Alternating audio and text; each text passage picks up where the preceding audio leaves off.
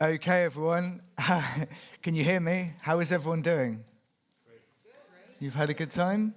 Good so far? Great. So, welcome to the second day. You should all have the conference program, which will be the same as from yesterday, but we're going into the conference section of the event. So I just want to start by thanking everyone so far, particularly those people for yesterday who were here and contributed. It was a really productive day. I've been getting all sorts of feedback and lots of comments about how the work could lead to future cooperations and collaborations. So please keep me informed about how that goes. So I'm going to just sort of start by the academic impacts workshop, looking at some of the central questions and really unpacking some of the themes that we looked at yesterday, and really starting to do a deep dive into this topic of the future of digital well-being. So just to click through. So that's the conference schedule, which you can see what's coming up for the next day. So this morning we'll go until 12. So we've got a 2-hour session. So we've got a really long kind of block of time now. There will be a chance to take a toilet break, but if you want to go out at any points, then please do. Just leave and come back in. Lunch is at 12. We have a speaker's lunch for the speakers. That's limited to the speakers. We've got a limited number of places. But if you've had a ticket or if you are a speaker, then join me in the atrium area and we'll walk over to the historical part of the building. If you're not, then we have lots of places that you can have lunch in this area of Amsterdam, so you shouldn't have a problem finding places to eat and to have sandwiches. After we come back, we're going to go straight into the industry panel with Iliana. Maybe you can just wave, Iliana, so people know who you are. We've got some really amazing guests, including Kenneth and Anastasia, who were with us yesterday, and Johnny Søraker, who wasn't there yesterday, but he will be here after lunch. Then we begin our first keynote with Mariek, Vanden, Abeele, who I'll introduce properly later this afternoon, and Brey, who some of you will have met yesterday and maybe had a chance to speak to. Okay, so without too much further ado, I'm going to sort of slowly go through. I want this to be very interactive, this session, so you can join in, you can contribute, you can interrupt whenever you want. That's absolutely fine. And the workshop is titled Reimaging Digital Wellbeing, because what I'm hoping the next few hours are going to be able to do is to help us think about what we currently conceive digital well-being as and how we might need to adjust and change and transform that concept in the future. So this reimagination process is really important, I think, and part of that is that when digital well-being is designed for, or when people design programs that are going to help individuals improve their digital well-being, then this redesigning and this reimagining process is necessary to think of it as a different sort of concept, to take our own preconceptions of what digital well-being is and think of it in a different way. So I'm going to start with some introductions. We've got some guests who are going to do some deep dives at certain points into what digital well-being is. That will be Lyanne Uhlhorn. And then Daan Annemans is going to talk about how we can think about applying these theoretical insights into a practical deployment when we're thinking about designing digital well-being technologies. And he's going to draw on some of the work that he's done in this area. Also going to have lots of spaces for open discussion. So if you didn't have a chance to ask a question yesterday, there'll be lots of opportunities to do so. Okay, so I'll start with the introductions. My name's Matthew Dennis. I am an assistant professor of ethics of technology at TU Eindhoven. I'm also a researcher on the Ethics of Socially Disruptive Technologies project. Brey is the principal investigator for that project, and he'll be talking for the final keynote about the Metaverse and well-being later. But one of the key topics that I've been working on over the last 4 years is how can we flourish with online technologies? This is the central question that's animated and driven all my research. And I'm going to share a little bit about my story of how I got into it, because I think some of the answers to the question of how we can reconceptualize and reimagine digital well-being, at least for me, started with that early work. Okay, so I want to talk a bit about the institutions that I'm a part of. I mentioned ESDIT, which really looks at this idea of conceptual and social disruption.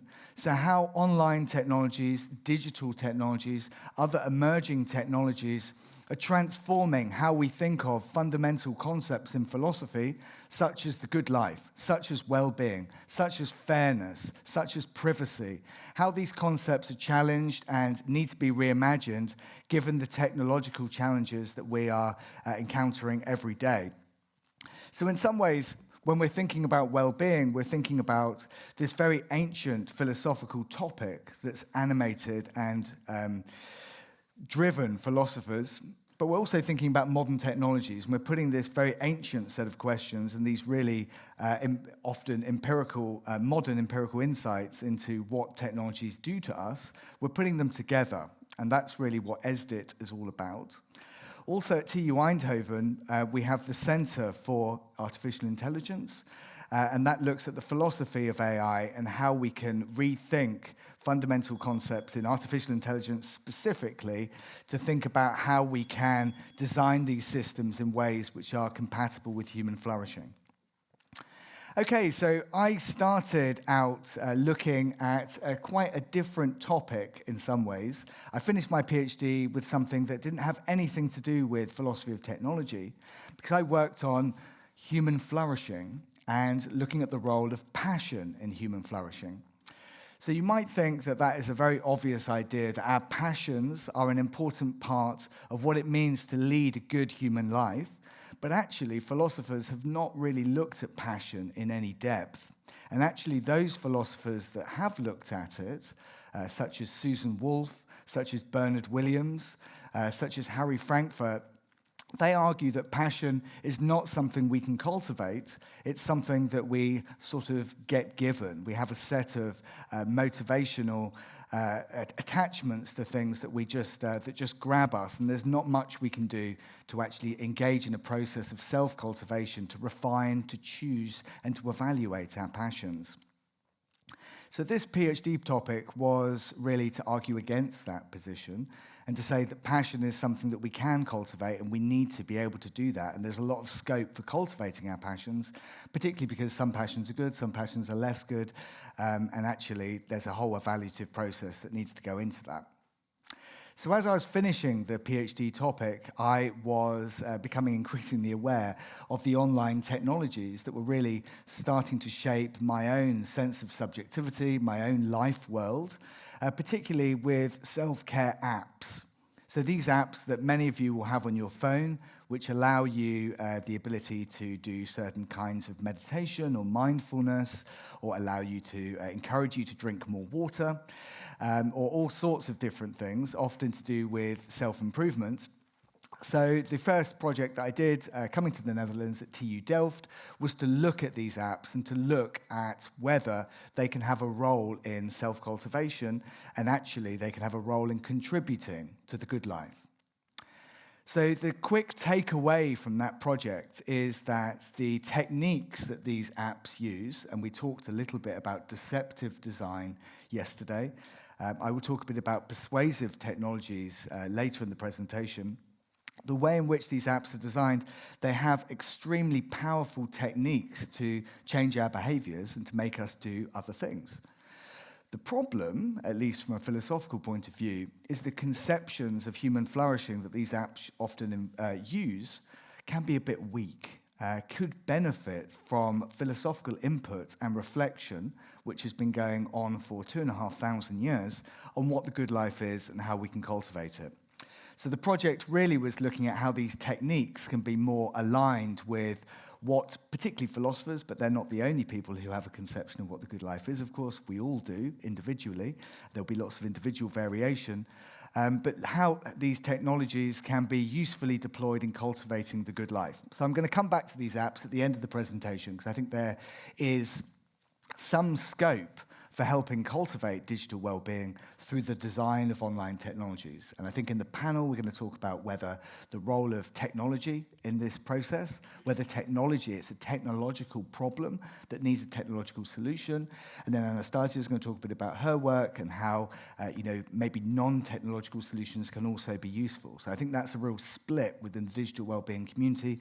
Some people think technology is the answer to the problems of technology.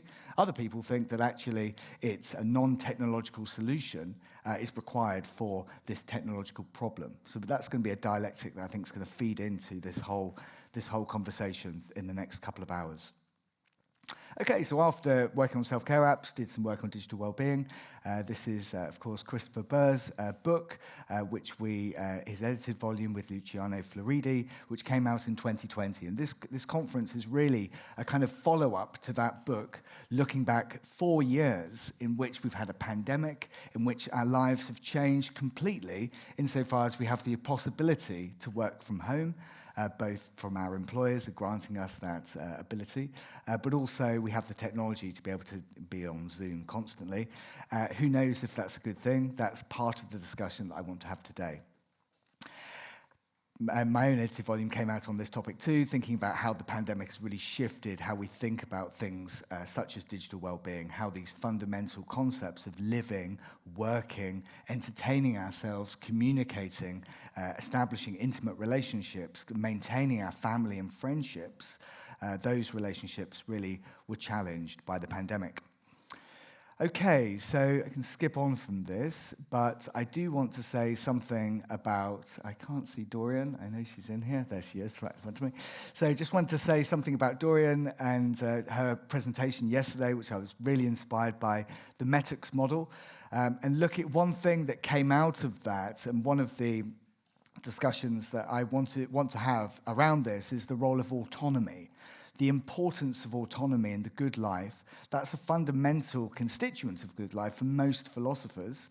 And the way in which we think of autonomy, and then its kind of counterpart, relatedness, which is in some ways not so, when we're related, we're not so autonomous because we're connected to other people. It's about being in some relationship to something great, something bigger than ourselves. That really came out with looking at intercultural philosophy, particularly Confucian philosophy, and looking at the Confucian tradition, particularly looking at how it has the ability to think about relationality in a very fine-tuned and highly nuanced way, thinking about how we should establish these relationships. I know Gunther has done a lot of work on this, and his event, which we'll talk about a little at the end of this conference, I think, will be happening next week, looking at Buddhist concepts, particularly, and how they have a lot of use in helping think about how we develop these online technologies in the future. Okay, so yeah, just a sort of brief takeaway of what this paper is all about. So it looks at, and some of you will recognize this classic Confucian distinction between how for self-cultivation and establishing relationships with others, rather than this kind of very messy, rhizomatic way in which social media connects us. So we can be friends with Mark Zuckerberg, we can also be friends with our parents on the same platform and receive messages at the same sort of level as both of them. The Confucians talk about how the self, the family, the community, the country, and then the entire world need to be connected in this sort of internested version.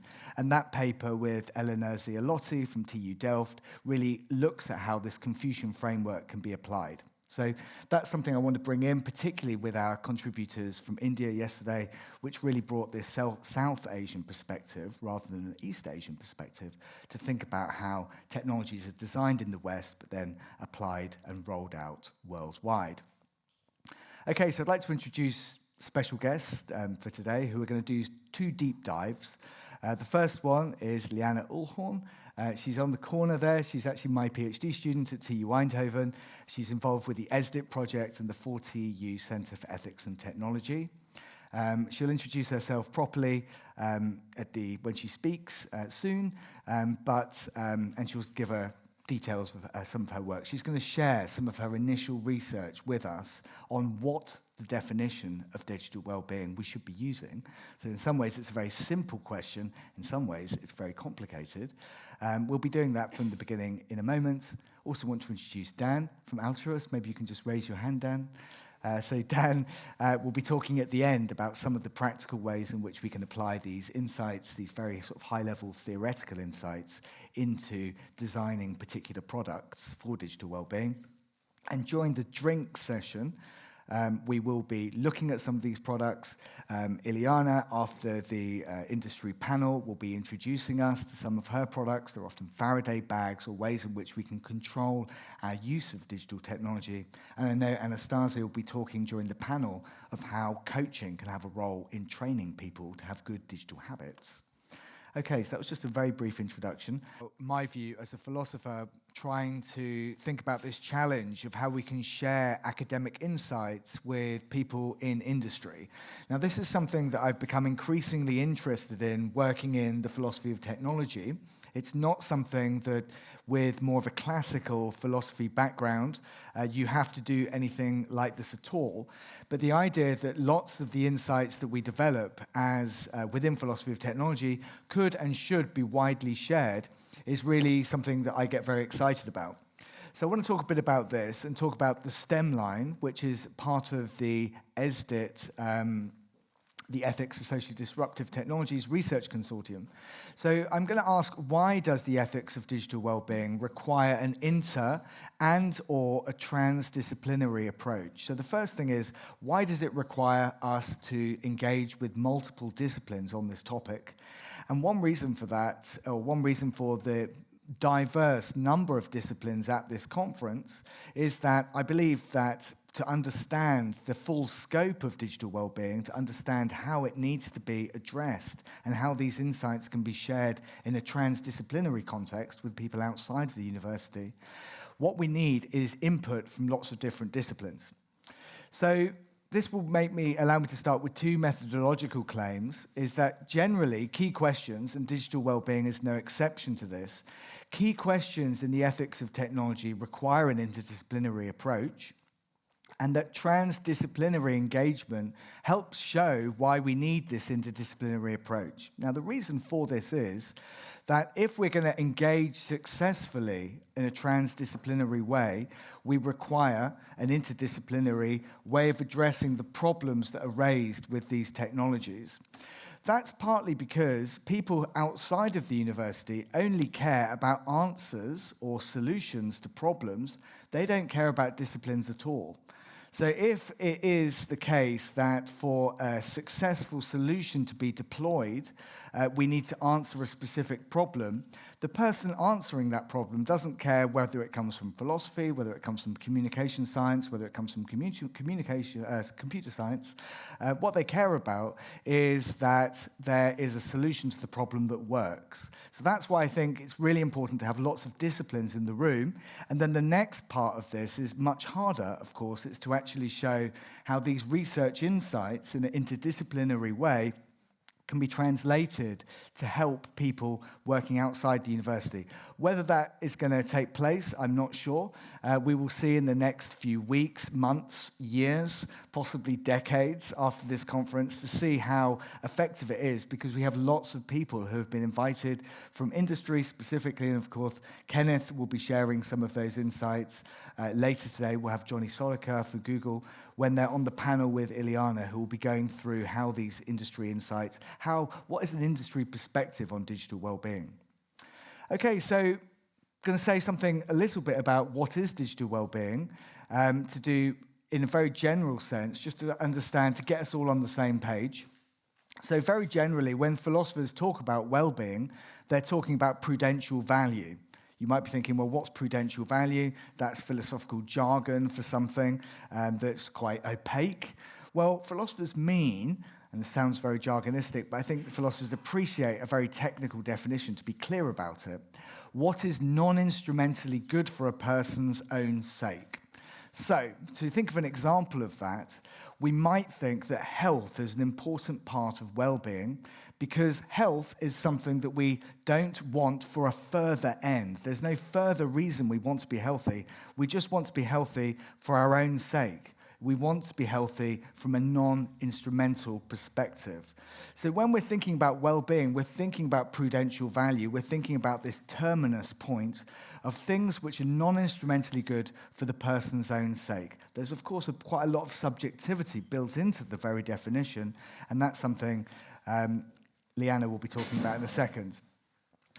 So just sort of to zoom out for a second and to talk about Roger Crisp, who is one of my favourite philosophers at Oxford. And Roger Crisp makes this point because he's worked on well-being a lot. He's quite famous for being a utilitarian, which is not very popular in philosophy these days. But Roger Crisp says that there's been lots of attention paid to this notion of moral normativity within philosophy, and much less to this notion of prudential normativity, so this question of well-being. Now, Roger Crisp wrote this in 2021, but starting, I think Christopher mentioned yesterday that papers in philosophy take a number of years to come out, but in recent years there has been a lot more attention paid to prudential normativity and this question of the ethics of well-being in general and digital well-being in particular. But as an example of something within philosophy of technology that Roger Crisp might have in mind, we could look at Jeroen van den Hoven and Dean Cocking's excellent book, Evil Online. But the clue is in the title with this book. It really does pay most attention to moral normativity. It's about the role in which or how technologies can create moral harms rather than what technologies do to ourselves. So when we think about digital well-being, we're often concerned with the effect of these online technologies on our own sense of well-being rather than how they can be used to facilitate all sorts of terrible things that people do on the internet. And of course, Evil Online, I will never forget reading the first chapter of that book and just realizing how many terrible things, when you catalogue them and condense them all into one short opening chapter, how terrible the internet can be, but also how much joy and creativity it can bring too. So, yeah.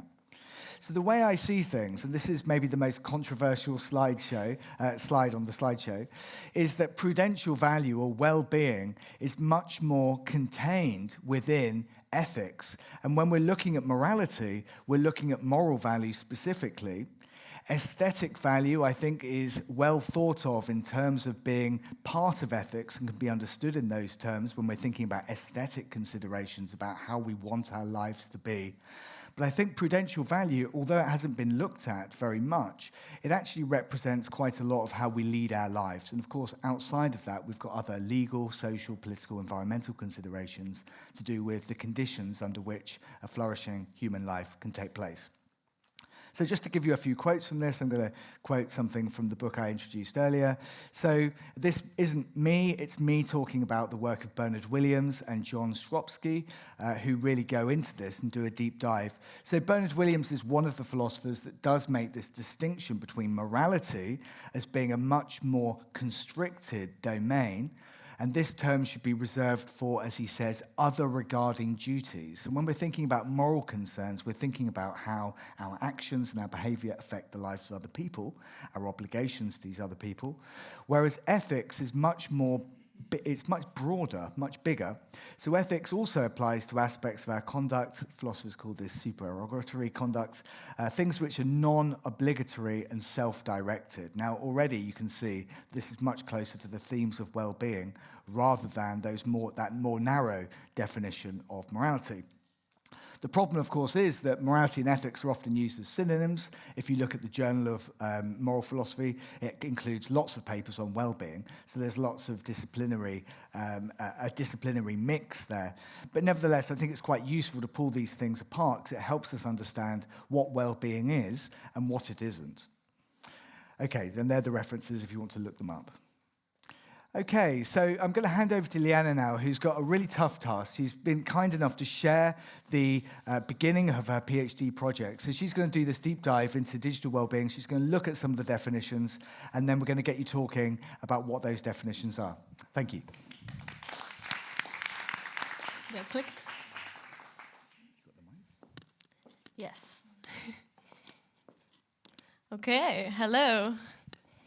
So I introduced myself twice, or Matthew introduced me as well, so we're going to skip that.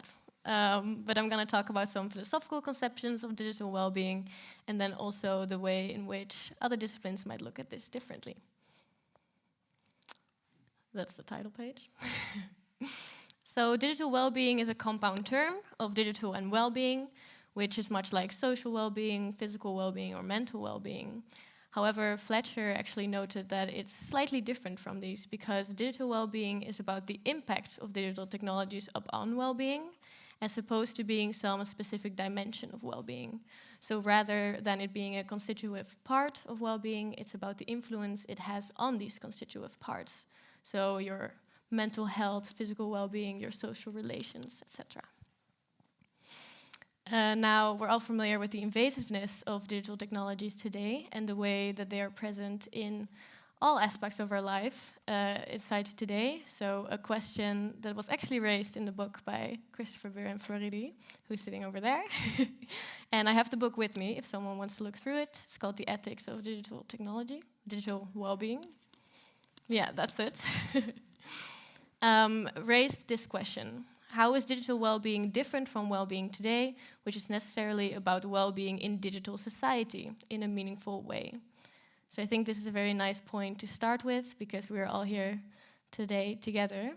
And I think digital well-being is mostly valuable because it allows us to talk interdisciplinary. So philosophers, communication scientists, psychologists, we all use this term, but then also transdisciplinary with the industry, which is very exciting to do today. And like Matthew said, probably the way to tackle the complexity of society today. However, it also comes with some complications because we all come from different viewpoints. So we all use this term in slightly different ways. So then the question, what is digital well-being? Here I called it a contested term because of the different focus points and viewpoints we come from. We all seem to have a feeling of what digital well-being is. However, what is it really? So important questions to ask when engaging in research in digital well-being is what we are actually measuring, and then also how these certain measurements can contribute to the collective goal we all have of promoting digital well-being, and also how it fits into the discourse that we're having and compares to other research. So we're going to start with the philosopher's answer. I'm going to be quite generalizing with the disciplines in this presentation. Of course, not all philosophers agree and not all computer scientists agree, etc. So this is also from the book we were just talking about by Beer and Floridi. And it says that digital well-being is the project of studying the impact that digital technologies such as social media, smartphones, and AI have had on our well-being and our self-understanding of what it means to live a life that is good for us in an increasingly digital society. So there are a few points I want to highlight in this definition. First, it starts with saying that it's a project of studying, which I think nicely encapsulates what we just talked about and how it enables us to all engage in the same project together. It's also about the impact on well-being, but not only on well-being, but also on our understanding of what a good life is in digital society. I just want to say there's no commitment to any specific theory of well-being in this definition, nor to the nature of the relation between digital technologies and well-being. So the next step to use this definition would be to say, then what is well-being? Matthew already explained prudential value in much detail as what is non-instrumentally, or how it was yesterday also said, fundamentally good for a person's own sake. And non-instrumentally, for example, if a philosopher thinks that the only thing with prudential value is pleasure, they could still agree with someone else that friendship is good for well-being, but the reason why is because it gives you pleasure. Now, there are many theories within philosophy for well-being. I put some of the most discussed, I think, on this slide, at least what I found, but this is also non-exhaustive, and I'm not going to go through all of them with you today, because that would be very intense. Luckily, Parfit actually made a distinction between hedonistic theories, desire fulfillment theories, and objective list theories. So I put the definition of all of them on here. First, hedonistic theories are what would be best for someone, or what would be best for someone is what would make their life the happiest. in terms of pleasure and pain. And then for desire fulfillment theories, what would be best for someone is what throughout their lives best fulfills their desires. And for objective list theories, they actually take a slightly different approach, which is not dependent on the subject, like desire fulfillment theories or hedonistic theories, which list certain goods, and these are independent of whether we want those goods or not.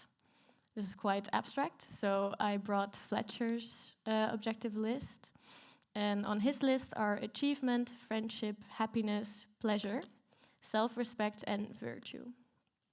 Now, there's no consensus on well-being either amongst philosophers. So the trends lately, from what I've seen, are more to say that we're all roughly right about something or some aspects of well-being and how to incorporate these. So different disciplines have taken quite different approaches, and within their definition of digital well-being, they often define or assume certain well-being theories. So I brought a quote from Abeele, who is also here. Mariek, hi, nice to meet you. And I'll read it to you. It says, digital well-being is an experiential state of optimal balance between connectivity and disconnectivity that is contingent upon a constellation of person, device, and context factors. This is a very influential quote that you have probably seen before. And if I look at this, what really stands out to me is that digital well-being is defined as an experiential state, which means that the theory of well-being that is assumed here is a subjective well-being theory, at least in the context of the digital. I brought another quote, also from communication science, which is from Bucci, which you might recognize, and it says, individuals' subjective well-being in a social environment where digital media are omnipresent. So again, this is on subjective well-being, and here it's even equal to happiness. So it also says happiness when digital media are omnipresent. Now, yesterday, during the conference, it became clear to me that maybe the reason why a lot of these are focused on subjective well-being is because results seem to be inconsistent outside of these factors when doing research into the causes and effects of digital technologies and well-being. I also brought more of a computer science view by Links, who defines digital well-being as an individual's competency to align use of digital technology with their personal long-term goals. So here we see that first it mentions individual's competency, which is quite a eudaimonic approach, I would say. But then if you read further, you see that the well-being assumption is actually based on personal long-term goals, which has desire fulfillment tendencies. Then this is also possible for objective lists. Now, Philip Brey is also in the room. I don't want to assume that he would say his theory is an objective list, but I know he's working on goods that promote digital well-being. And then yesterday as well, Doreen Peters had a talk on self-determination theory, and there she actually defined autonomy, competency, and relatedness as fundamental parts of digital well-being, which we could interpret as an objective list theory as well. Now, why do I think that this is important to look at? First of all, I think it's important for collaborations to understand which views of well-being are assumed in our research, to also understand the outcomes and the ways in which these can contribute and also be compared to each other so that we can build in a correct way upon the results that we're getting from our studies. I think it's also relevant for the tech industry because there are different assumptions that digital well-being interventions can make. So what are they really designing for? Which well-being theory are they adopting? They could be designing for an objective good like autonomy, but they could also be designing for to satisfying your desires or to give you pleasure. And these have very different outcomes. Then lastly, I think it's interesting that digital well-being definitions seem to incorporate their own views of well-being within them, because to me it seems like apparently well-being theories that we have are not adequate for our digital society or are missing some aspects. So this digital society is either introducing this complexity or maybe uncovering a complexity that was already there. And there are some new, I think, emphasis and focus points in the digital well-being literature that were not as prominent in the well-being literature. And I think these are good points to move forward on.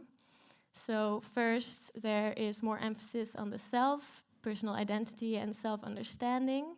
This is something that I'm personally very passionate about, and I hope to go further with this during my PhD project. And then the second point is relationality, codependence, and interconnectedness. And I don't mean this only socioculturally, which is also very important, but also the way in which all aspects of well-being are connected. Thank you. Well done.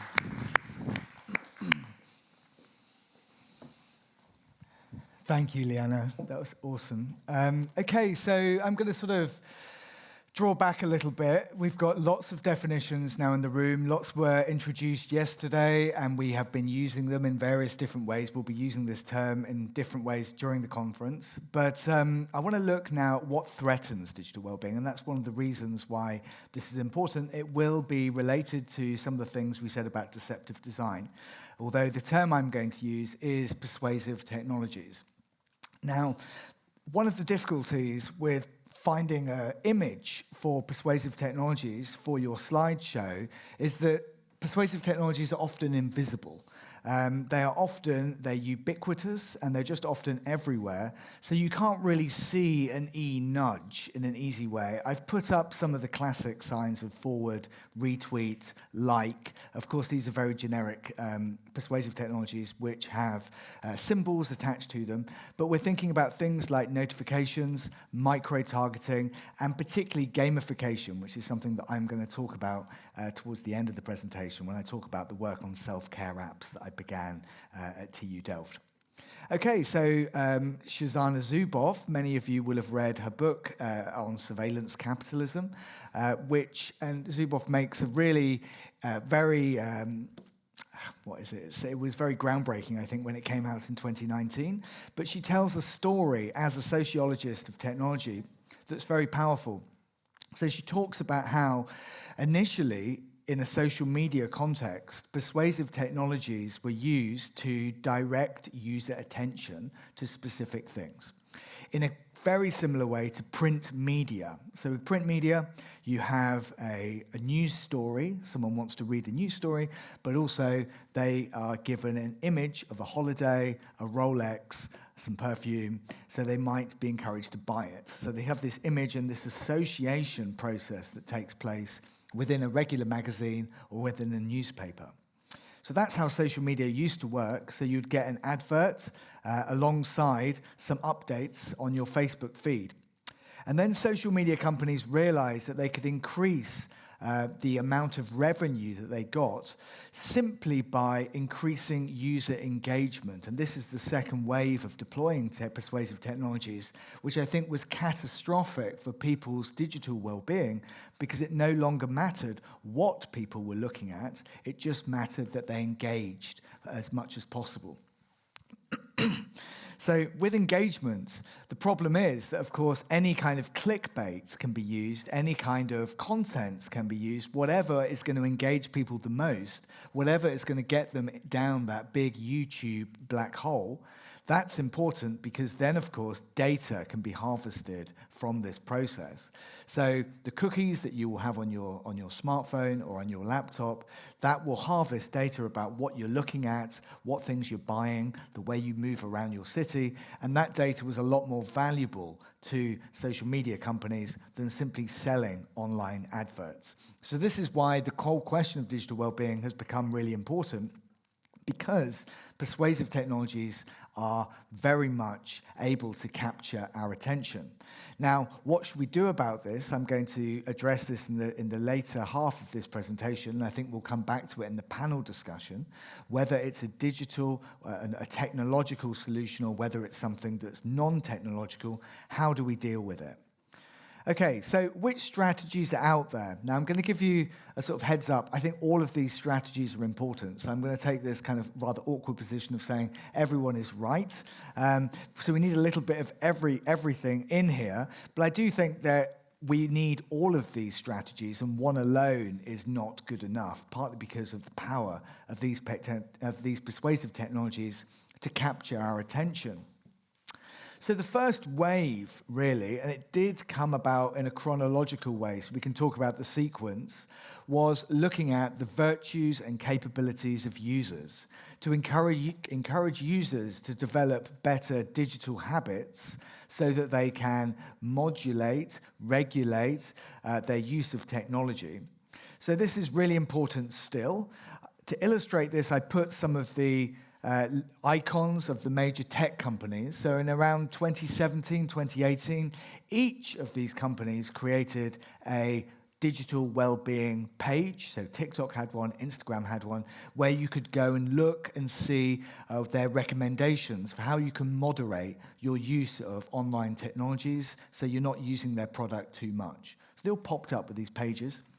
It was around the same time that self-care apps were the App Store's App of the Year. So it was a very interesting time to start working on this project.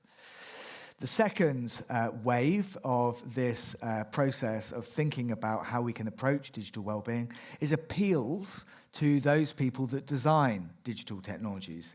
The Centre for Humane Technology, who I'll talk about in a moment, they've done a lot of work in this area, but actually the idea that we should appeal to designers to design in better ways so that they're using these online, so that they are deploying persuasive technologies in a socially responsible way, that was very important. I still think it's very important. Third wave, regulation of tech companies. So I'll say something about the recent regulation in China in a moment, and looking at how there may be arguably some case for regulating on the basis of policymakers to think about how we can improve digital well-being in that way. Okay, so user-based strategies. As I said, tech companies were very keen on these user-based strategies.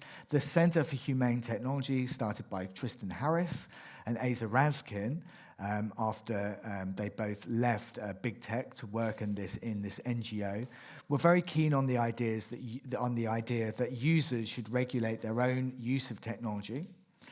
And those of you who have seen The Social Dilemma, can we have a show of hands, see who's read it, seen it? Yeah, oh goodness me, everyone. Wow, I've never seen that. So this was really one of the main drivers of that documentary. So in the documentary, one of the interviewees points out that in no other industry except the illegal drugs industry are customers called users. And this should be regarded as indicative of how persuasive and how addictive social media technologies can be, or how addictive social media can be when you incorporate persuasive technologies to keep people clicking, scrolling, and swiping. So the Centre for Humane Technology was very involved in that documentary, and I think it's a really interesting question that's going to really animate the panel to think about exactly what it is that users can do, how much we should hold users responsible. And I've worked on this topic myself in a 2021 paper looking at what I call the McDonald's model, where I track how big tech companies have adopted a very similar language to the legislation that was adopted for fast food in the 1990s, where companies like McDonald's argued that we can still sell our product, it doesn't need to be regulated, we don't need to reduce sugar, fat, salt in our product, as long as it's enjoyed as part of a healthy lifestyle. Okay, so this was their classic expression, as part of a healthy lifestyle. And in the paper, I track how social media companies have adopted precisely the same strategy. It's fine to use Facebook, it's fine to be on Instagram, but you need to use it in moderation.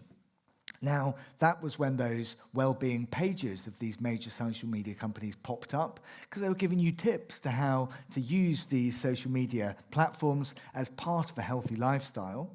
The problem, arguably with fast food too, it's not clear how addictive fast food is. I was thinking about using tobacco as an example.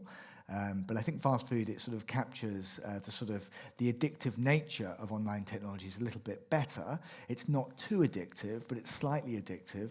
People find fast food extremely compulsive and do tend to overeat from it when it's freely available, when it's not regulated.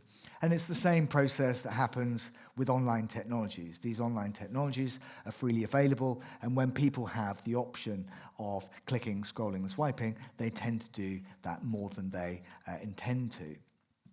Okay, so I think there's some hope from situationist debate. Now, those of you who are not philosophers may not know about this debate. It was a rather obscure debate in the 1990s between virtue ethicists, people who think that virtues, certain sorts of robust character traits, are explanatory of how we behave, our moral behaviors, and other people, taken often from empirical psychology, used a lot of their studies, people like John Doris and Harman, who looked at how, in certain situations, however virtuous somebody is, they can still be duped into behaving in a very unvirtuous way. And they use lots of hilarious studies to illustrate this point.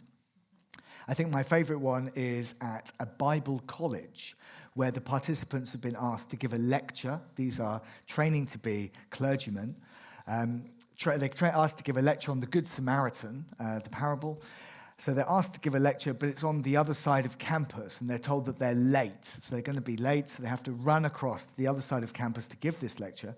And of course, you know what's coming next. They've staged a situation where someone is asking for help. They've broken their leg. They're lying on the floor. They're saying, "Oh, can you just help me?" And I think they had a sort of 95% of people would just run straight past them and say, "Oh, I'd love to help, but I'm actually late to give this lecture." So these sorts of situations that can be created show that actually, however virtuous, whatever character traits we think we have, they are often eroded by the technological or the environmental context in which we're around. And my view is that we need to have a similar sort of view about online technologies, that we need to be very conservative about the capacity of our own self-volition and our own capacity to moderate technologies. We can't emphasize that too much. Now, I think that's going to be something that we're going to come back to. Now, of course, virtue ethicists have responded to this and said that there is some role for virtue, and it's not just about our environment. I think that's very sensible. It's not that we need to throw away moderation entirely. There is a role for thinking about character traits, thinking about digital literacy, thinking about training ourselves in good digital habits, but that can't tell the whole story. Okay, so a big tick by first wave approaches, because I think we need first wave approaches, but I also think we need second wave approaches, these designer-based strategies. Now, I've put Mark Zuckerberg up here. He's perhaps not the best example of someone who is a responsible designer. Facebook is notorious for designing for engagement, as well as being very ethically dubious with relation to privacy, data security, those sorts of things, the deployment of persuasive technologies throughout their platform. But I put him alongside Frances Haugen, who some of you will know as the Instagram whistleblower, and of course Tristan Harris, who began his career in the tech industry. He actually worked for Google before starting the Center for Humane Technology. Many of you will know Frances Haugen, who in 2021, I think it was, blew the whistle and revealed that actually Facebook, or Meta now, has lots of information that shows that Instagram particularly is very bad for young women and girls regarding body image and self-harm. Information that only big tech companies have access to, because the data is stored on their servers. And I think we talked a little bit yesterday about how researchers would love to get some of this data, but they just don't have access to it because big tech have a monopoly on the data and, of course, don't let it out. So the question about designers is, we can do ethics education. We do a lot of that at TU Eindhoven, of course, the other technical universities in the Netherlands. We're really far ahead, I think, in showing how, if you're an engineer, you need to be taught about how to design in an ethically and a responsible manner.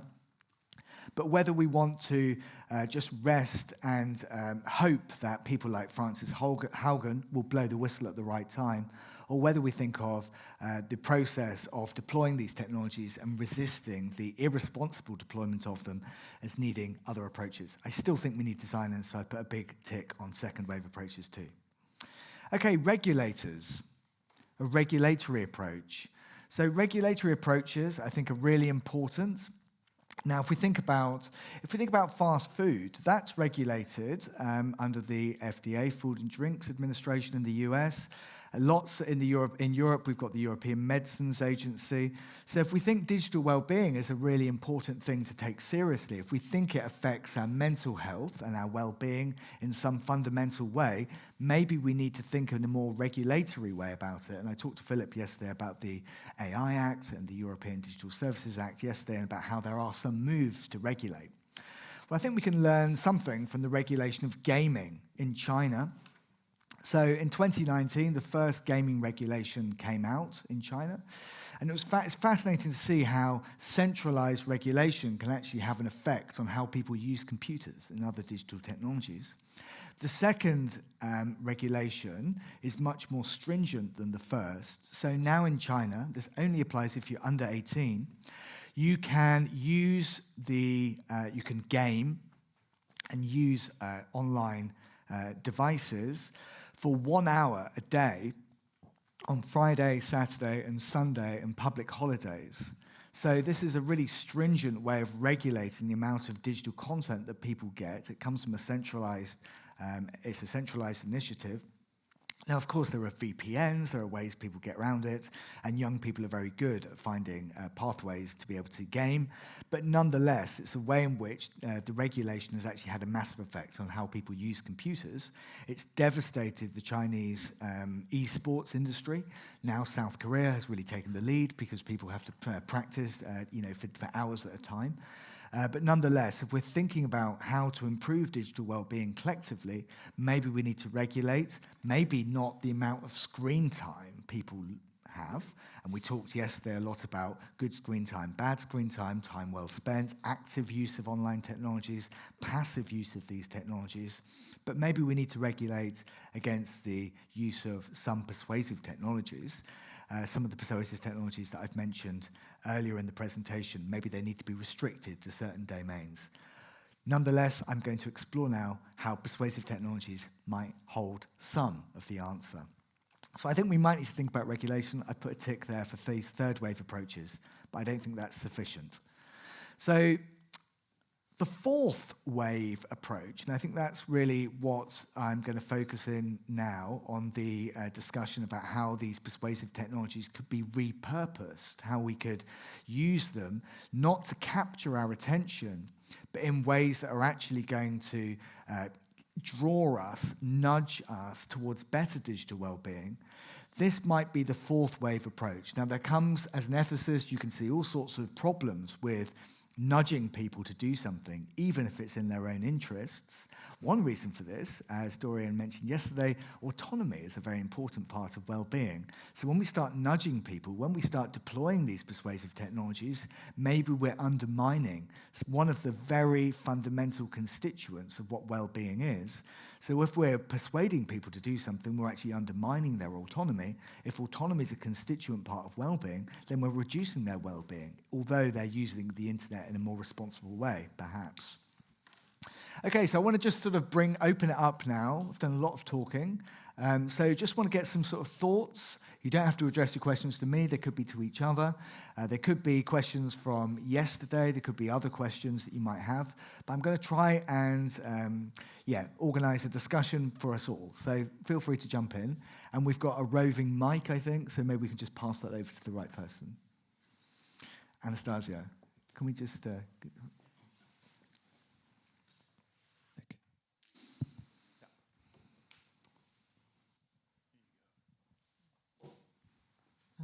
Thank you both. A very interesting presentation.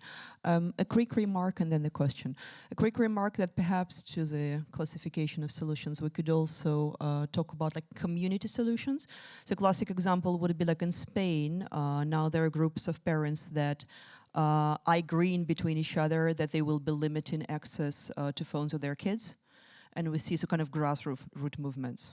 Yeah, and for example, kind of all tech is human also is trying to do that, but like on the tech side. And my intuition is saying this is where like we will see the most interesting things. Basically power to people, but they're not users themselves, so it's a little like that's like they're doing it for somebody else. And I would love to ask a question to both of you. In your research of digital well-being frameworks, did you find any definitions that were actually based on measuring something and kind of the practical aspect, or are these all kind of very abstract constructs? Yeah, you know what I mean? Thank you. Absolutely. So I think that this mic will be working now. So yeah, just hold the mic and we'll see what the questions are. So I want to just respond to the second question, if I may, to start with. Maybe Lyanne wants to come in at some point too. I think your mic will work as well. So about the definition. So, and it really came out, I think, yesterday a little bit. So I think as at least and I'm interested if maybe this is the wrong way to go, if there are other alternative ways to go, but my way of seeing things is that you need to be able to define what you're measuring before you start measuring it. So the project of measuring something before you define it, that seems circular.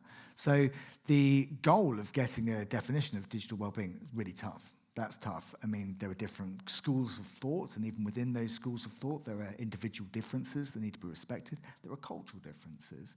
There are temporal, historical differences. There's a new technology that comes out. We now have generative AI. Then suddenly, the ability to live in a world of unlimited content, that sort of changes how we need to think about it. But I don't think we can measure something until we can define it. So to have at least a working definition, maybe it's a definition that we're constantly working on, that's fine. But to sort of understand what we're talking about before we begin measuring it, that seems to me important. That's my hunch. Yeah. I just want to add, because also the definitions that I showed you, many of them come with practical frameworks that you can use in order to measure the specific types of well-being, let's say, that they're talking about. But what are these practical frameworks based on? So, in other words, so somebody came up with this definition. Did they come then later into the real world and say, oh, yeah, now that makes sense, because this model actually applies? Because any model is just a model, and that is, by the way, the problem we have with the technical world, right? They're trying to describe the whole world with a model, and this is why, like, we're all doing that. Yeah, no, that's a good point. Yeah. That's good. So Christopher's got a point, so we could just pass the microphone around, or maybe Tobias, would you mind moving the microphone? That'd be awesome. Stand up. Quick stretch.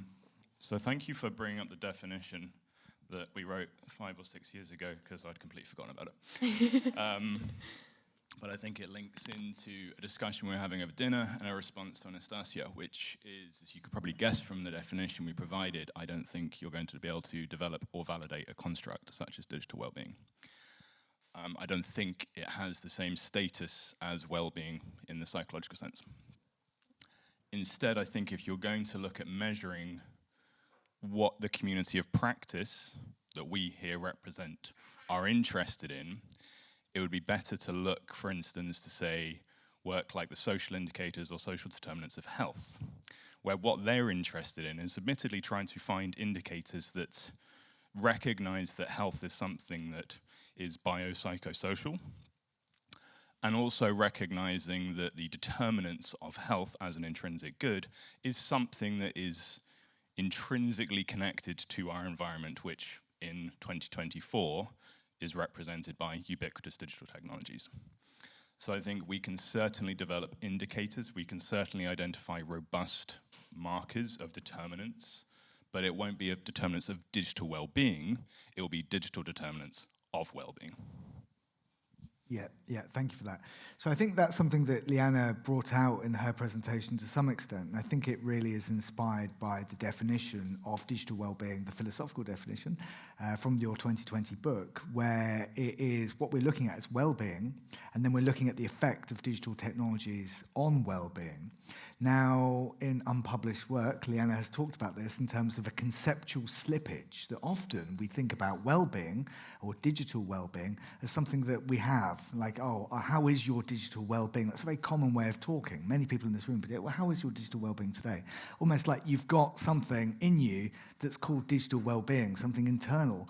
But that's not really how it is. It's how are digital technologies affecting your well-being. And I think that resolution of the conceptual slippage, or being very careful with your language, is really helpful because it sheds light on when you're trying to measure this concept of how digital technologies affect you. What ways do they affect you? Is it to do with connectivity? Is it to do with screen time? Is it to do with disconnection? What sort of process is at work here? So we've got a question here, a comment here, and then we've got one. Yeah.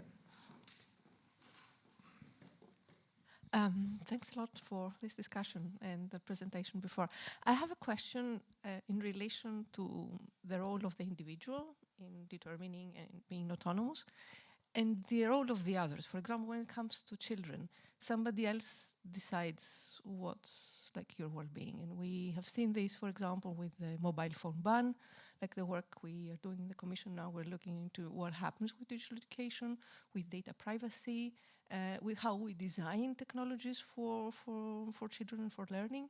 So yeah, I was wondering, like, okay, you might be thinking that the use you're doing now is like good and contributes to your well-being, but in essence, somebody else who knows better says that you should not be using technology this way. So I was wondering, like, how does this come into play in the definition? And good. Yeah, so I'm just to say also that I'm here as an independent researcher, but I work for the Commission, but today the presence is as an independent researcher. Thank you.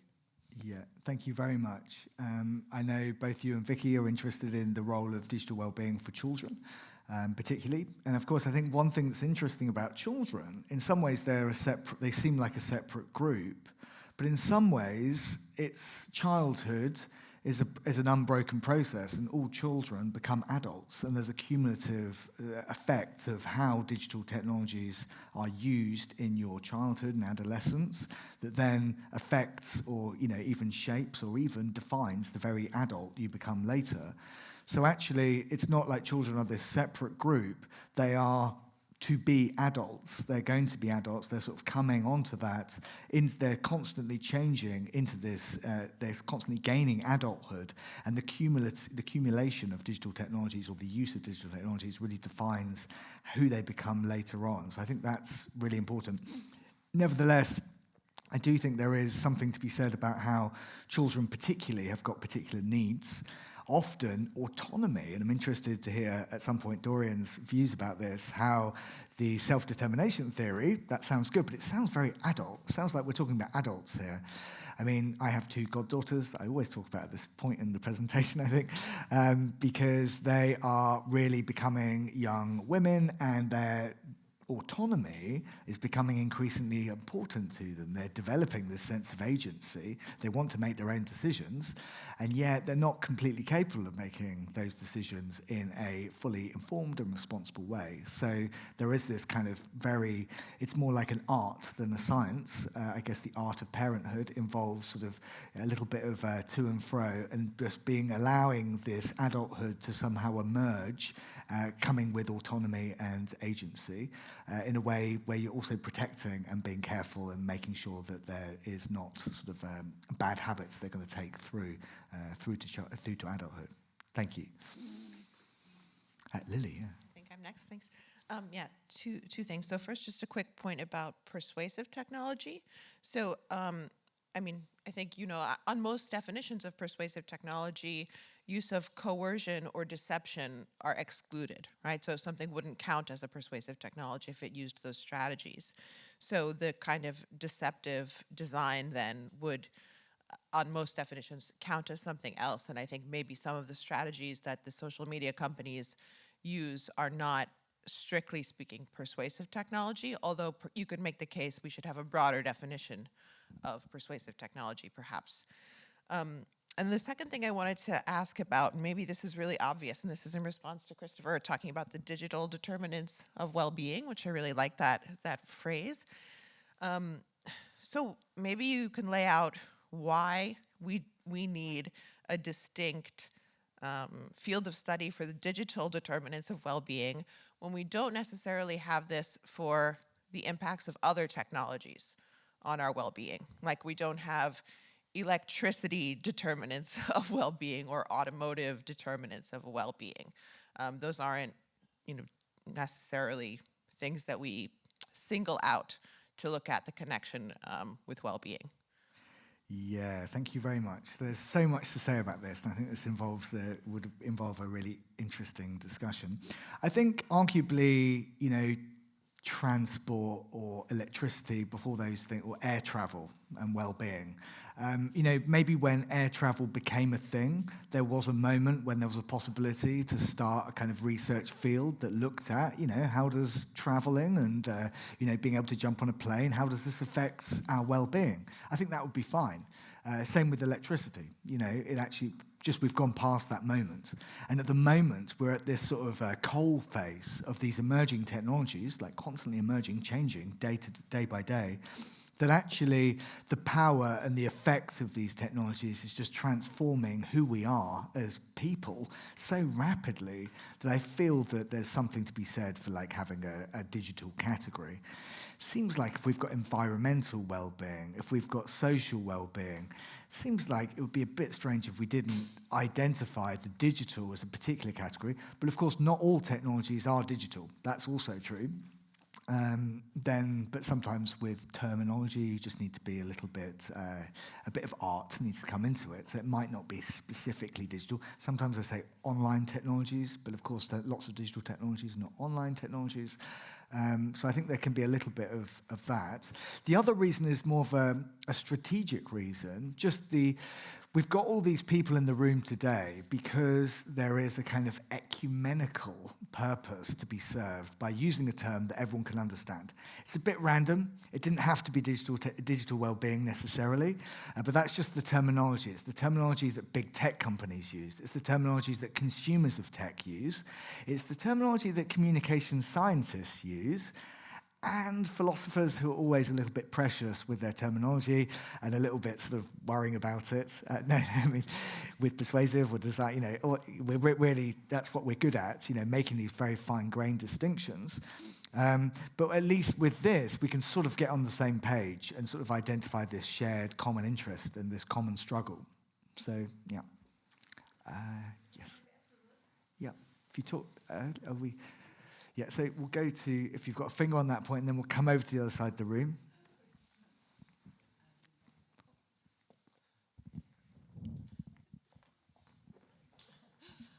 No, sorry, but I just thought maybe we're talking about it because for electricity and the automotive or like how we transportation actually, we see the purpose of it.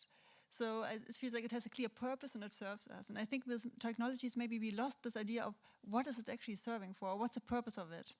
And then we are questioned, so does it actually help us? And in which respect then? So maybe it comes also from this. And I think that's more important now with technologies because they are coming up and we kind of like with the Metaverse. I think one of the ideas is that what's the purpose? How does it help us actually?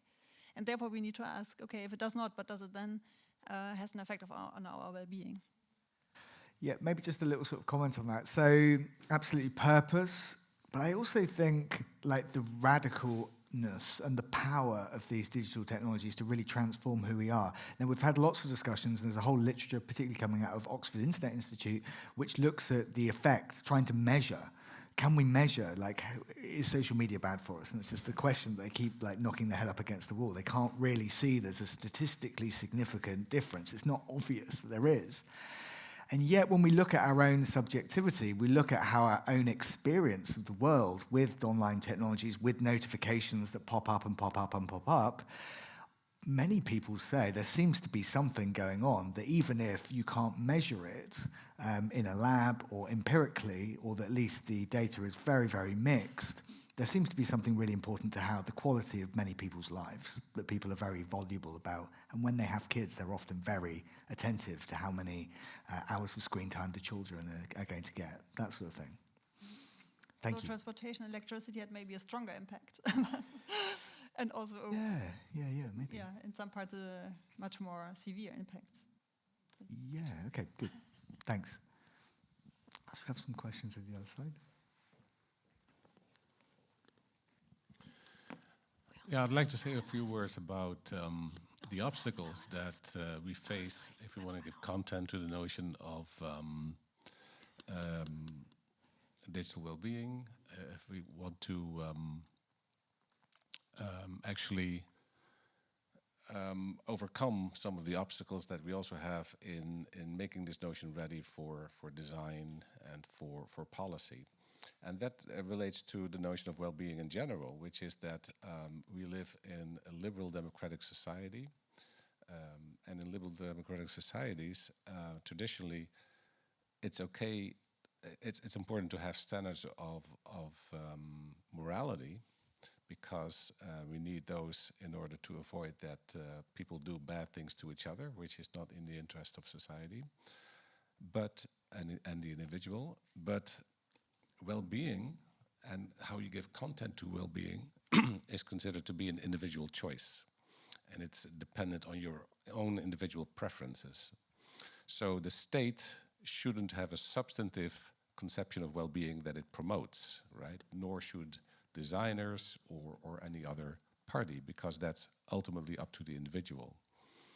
And that's a very strong assumption. And that has also correlates with the fact that to the extent that conceptions of well-being are being advocated in society, they're invariably desire satisfactionist. I mean, the whole economic system is more about individual desire, and whatever desires people want to have than any really substantive conception of well-being. So what's the problem with that? Well, the problem with that is that it in a way, it on the one hand leaves too much to the individual, so there's not enough support in society for you to give content to your notion of well-being. And at the same time, there are all kinds of implicit notions of well-being in the way the economy works, in how policies work, and how designs work. So it's not neutral to begin with. So we have to kind of face that. So that's why I'm advocating to really have this dialogue about well-being, and then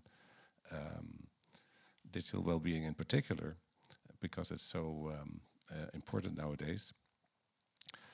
And so we need to some extent develop a more substantive conception of well-being for that, without taking away from the fact that at least partially what well-being is subjective and up to the individual. So what I've been trying to do is to develop, on the one hand, more objective markers, which are goods that people generally agree are good for them, right? So there's nobody who can have true well-being without any personal relationships, for example. And physical, mental health are important goods to have. Pleasurable sensations. So there's some of these goods that are quite universal. And then there are other matters where it's more of a matter of choice. And we have to kind of distinguish that. So we have to ensure that when we design or when we make policies, we both promote these shared goods we need for well-being, as well as leave room for subjective orientations as well. Thanks. Thank you very much. Yes, thank you. So I know that you'll be talking a bit about this at least, in your keynote later this afternoon. I just want to say a couple of things, and just say something which really has come out of discussions with Lyanne. And thinking about this transdisciplinary aspect of this whole conversation, we've got lots of people from industry here who are either designing for well-being or are concerned about it. So I think within industry, particularly within big tech, not if you're a digital well-being company, of course, but there is a conception of well-being which is either very desire satisfaction theory. It's just like, well, we're just giving people what they want. You hear that time and time in big tech. Oh, the people want it, we're just providing this service. Or it's kind of couched in terms of hedonistic qualities, like, oh, dopamine spikes and people seem to enjoy this. It's like entertainment. Now, that's quite different to philosophers' conception of an objective list. There are certain sort of fundamental goods. And I think one of the reasons why it's skewed in that direction is because this emphasis on subjectivity and the importance of individual choice. That seems to be really important. And even when we're talking about well-being, of course, we're not talking about these other-orientated obligations and duties. We're talking about what's in it for us. But that can still be objective, even though it's in talking about what's good for a particular individual. It might just be there's a list, an objective list of things which are good for a particular person to pursue their life doing. But that doesn't mean it's completely up to them. I think part of it might be up to them too, and that's why we have all these interesting individual differences, cultural differences, societal differences that are really important to capture. Good. We've got so many questions in 20 minutes. So Asha's got a question, and then Christopher, we can come back to Christopher, and then I'll just continue a little bit. Thanks. I'd like to offer a computational perspective on one of the points that have been made earlier about this ideal of first figuring out what we want to measure and only then measuring it. I agree this is a great ideal to follow, but it's not how typically things happen in computer science and in tech, because as those discussions show, it takes time to figure out what are the right things to measure, but technology develops often much more quickly. And something needs to be measured, right, to drive product development or to make business decisions. And part of it is this mindset of move fast and break things, and then we'll figure out how to fix things. And very often then things need to be undone. And so typically how we decide what to measure is very often driven by convenience. You know, this is the data that we have available, this is the interface that we have available, so let's figure out what we can do given what we have available, or what we have at hand. And so I think there are three important questions. So when this is the mode of operation, there are three important questions that maybe need to be asked. So first, once we start measuring, figuring out what it is that we are really measuring, so very often this retroactive analysis needs to be done. The second thing is acknowledging the limitations of what we are measuring, so figuring what it is that we are for sure not measuring, given what we have available. And the third thing, and this is especially, I think, critical in the context of big tech driving a lot of these discussions, is whose interests those measurements are serving and how those narratives are created and how those narratives impact what we do in research, but also, you know, how policy is shaped. Yes, thank you very much. I just want to respond to that briefly. So I think there's a really good analogy here with health. So not well-being, that's much more complicated, but health is much more simple. And in some ways, what you've got now, and this has been commented on many times in the literature, is that big tech companies, particularly Apple, smartwatch, it's very easy to develop sensors which measure pulse. But actually, and this has shifted our conception of health towards what's your pulse, you know, resting pulse, you know, when you go for a run, what's your pulse rate, how many steps, because it's easy to measure these things. Whereas actually, most doctors think that blood pressure is much more important, and it's actually very hard to measure that with a wearable compared to, so it's sort of shifted, given that we can measure these things, it's shifted what we think of as health. And I think there's dangers there with well-being too, just because we can measure something, it somehow informs and distorts what our account of well-being is to start with. Thank you. Okay, so there's a pause in the questions, I think, so I'm going to keep going and, sure, go on. Your point's a very good one, and the difference between what we should measure and what we can measure is definitely well taken. I think given that we are at the academic impact workshop right now, I would just like to put forward something that at the Turing we've had to think quite carefully about in relation to research infrastructure roles, because traditionally academic researchers don't necessarily have the skills or training to form the sorts of partnerships or basically forms of infrastructure to actually enable them to get access to that data. My team actually comprise, although I do have a postdoc, a research application manager, a community manager, we have partnerships teams, and all of these play a really important role supplementing the traditional research intensive roles that traditional universities have. And I think if we are going to take seriously the idea that as academics we are going to have bridges to to industry, to the public sector. We also need to think a bit more about the diversity of roles that we have within our teams. Obviously, interdisciplinarity, transdisciplinarity is important, but so is the professionalization of skills that we actually need to go from what we can measure to what we should be measuring. Thank you very much. Yeah, I think those are points well taken. Okay, so let's just continue now. So I want to talk a little bit about, so I want to give a good lead-in to Daan's presentation about what is cutting edge and how industry has started to adapt and form this kind of really interesting ecosystem of different companies that have created lots of different digital wellbeing products, some of which we'll see today in the break. So what might repurposing look like? So everyone heard of Forest? Okay, so I'm going to go through Forest. I think most people in this room, which is not surprising given it's the Digital Wellbeing Conference, but I think it's a good example of best practice. So it's an example of how, and maybe Dorian will disagree insofar as this might undermine autonomy to some extent, it's an app which uses gamification, and I just like the design of it, I guess. I don't know, maybe that's just a personal preference. Maybe it's to do with trees. I like trees. So Forest is all about creating better digital well-being for individual users on their smartphone. How does it work? Well, it's very simple.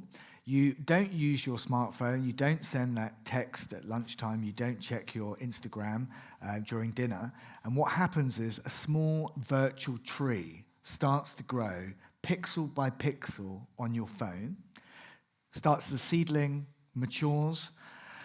But sadly, if you check your phone, if you send that cheeky tweet, or if you update your social media, the tree dies. Now, this has an inordinate effect on the user's ability to do that. They find that actually there's something very powerful about watching this tree die that means users don't really do it. So it's a very good process. So it's highly gamified insofar as you can create a forest which is populated by the trees start to flower, then birds land, they have babies, and then if you send that tweet or text, then the whole thing dies. So it's been shown to be extremely effective way of actually using gamification to nudge people towards a better digital life. Now, I think there are problems with Forest. I don't work for Forest, but mainly to do with the fact that it's very hard to scale this up to the level of an operating system, to the level of a search engine. But as an example of a small digital intervention that seems to be extremely effective, and it's generally quite popular, affects how people use their phones, it seems to be a good point of comparison. Okay, so these technologies of self-persuasion, such as Forest, where we choose to regulate our own use of digital technologies, and we opt to create an infrastructure that's going to gently nudge us towards a better digital life. I think this is one point that could be developed in the 3 strategies that I looked at before. This is a repurposing of persuasive technologies. I've put some other examples on the slideshow. And ironically, of course, they all have names like freedom and self-control because they're for people that don't have the self-control or the freedom to regulate their own use of technologies. But I think this is one way to go. So I want to give Daan enough time, so I won't go through the philosophical reasons too deeply. But I think in some cases, when we're thinking about persuading people, we certainly talk about agential exception. So certain times an agent is able to be persuaded legitimately. So when we're thinking back to this quote about users, so that we're with digital technologies, we're users. We are very passive in this process. Sometimes, in other contexts, due to our age, if we're children, for example, if we're inexperienced or if we're infirm, maybe we're at the end of our lives, sometimes it's legitimate to persuade us. And I think if these online technologies are as addictive, as compulsive, as persuasive as I think there is some reason to think they are, then maybe there are some reasons to think that actually we can find ways to self-persuade ourselves to nudge ourselves towards better digital well-being.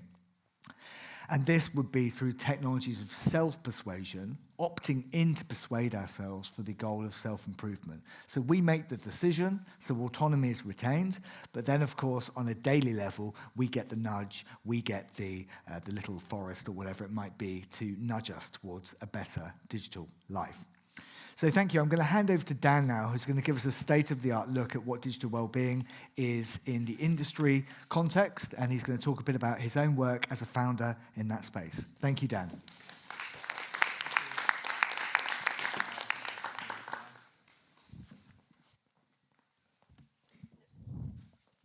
All right, thank you, Matthew. Go to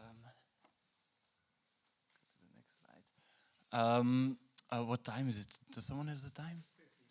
Oh yeah, okay, 15 minutes, perfect. Should be done in 15 minutes. I have a lot of slides, but I'll go through it quite quickly. Yeah, we'll see where it goes. So I'm the founder of Altrüis. My name is Daan Annemans. I studied design, specifically digital design, focused on web design, user experience design, and motion design. I graduated in 2015 as a designer and then went on to study a master's in philosophy. Took a few years, but then graduated in 2019 with a master's in philosophy and then founded Altrüis in 2020, trying to combine things I learned in both educations. So the first question that we started with was, how can we design online experiences to support digital well-being? So placing it on the strategies for digital well-being that Matthew just covered, we started with the design-based strategies. I put this slide on because throughout the years, we started looking at different strategies that we can work on, constantly pivoting and constantly trying to have more impact. We did some research and looked at some theory, and you have these principles, UX principles from Google. Did anyone see these principles yet?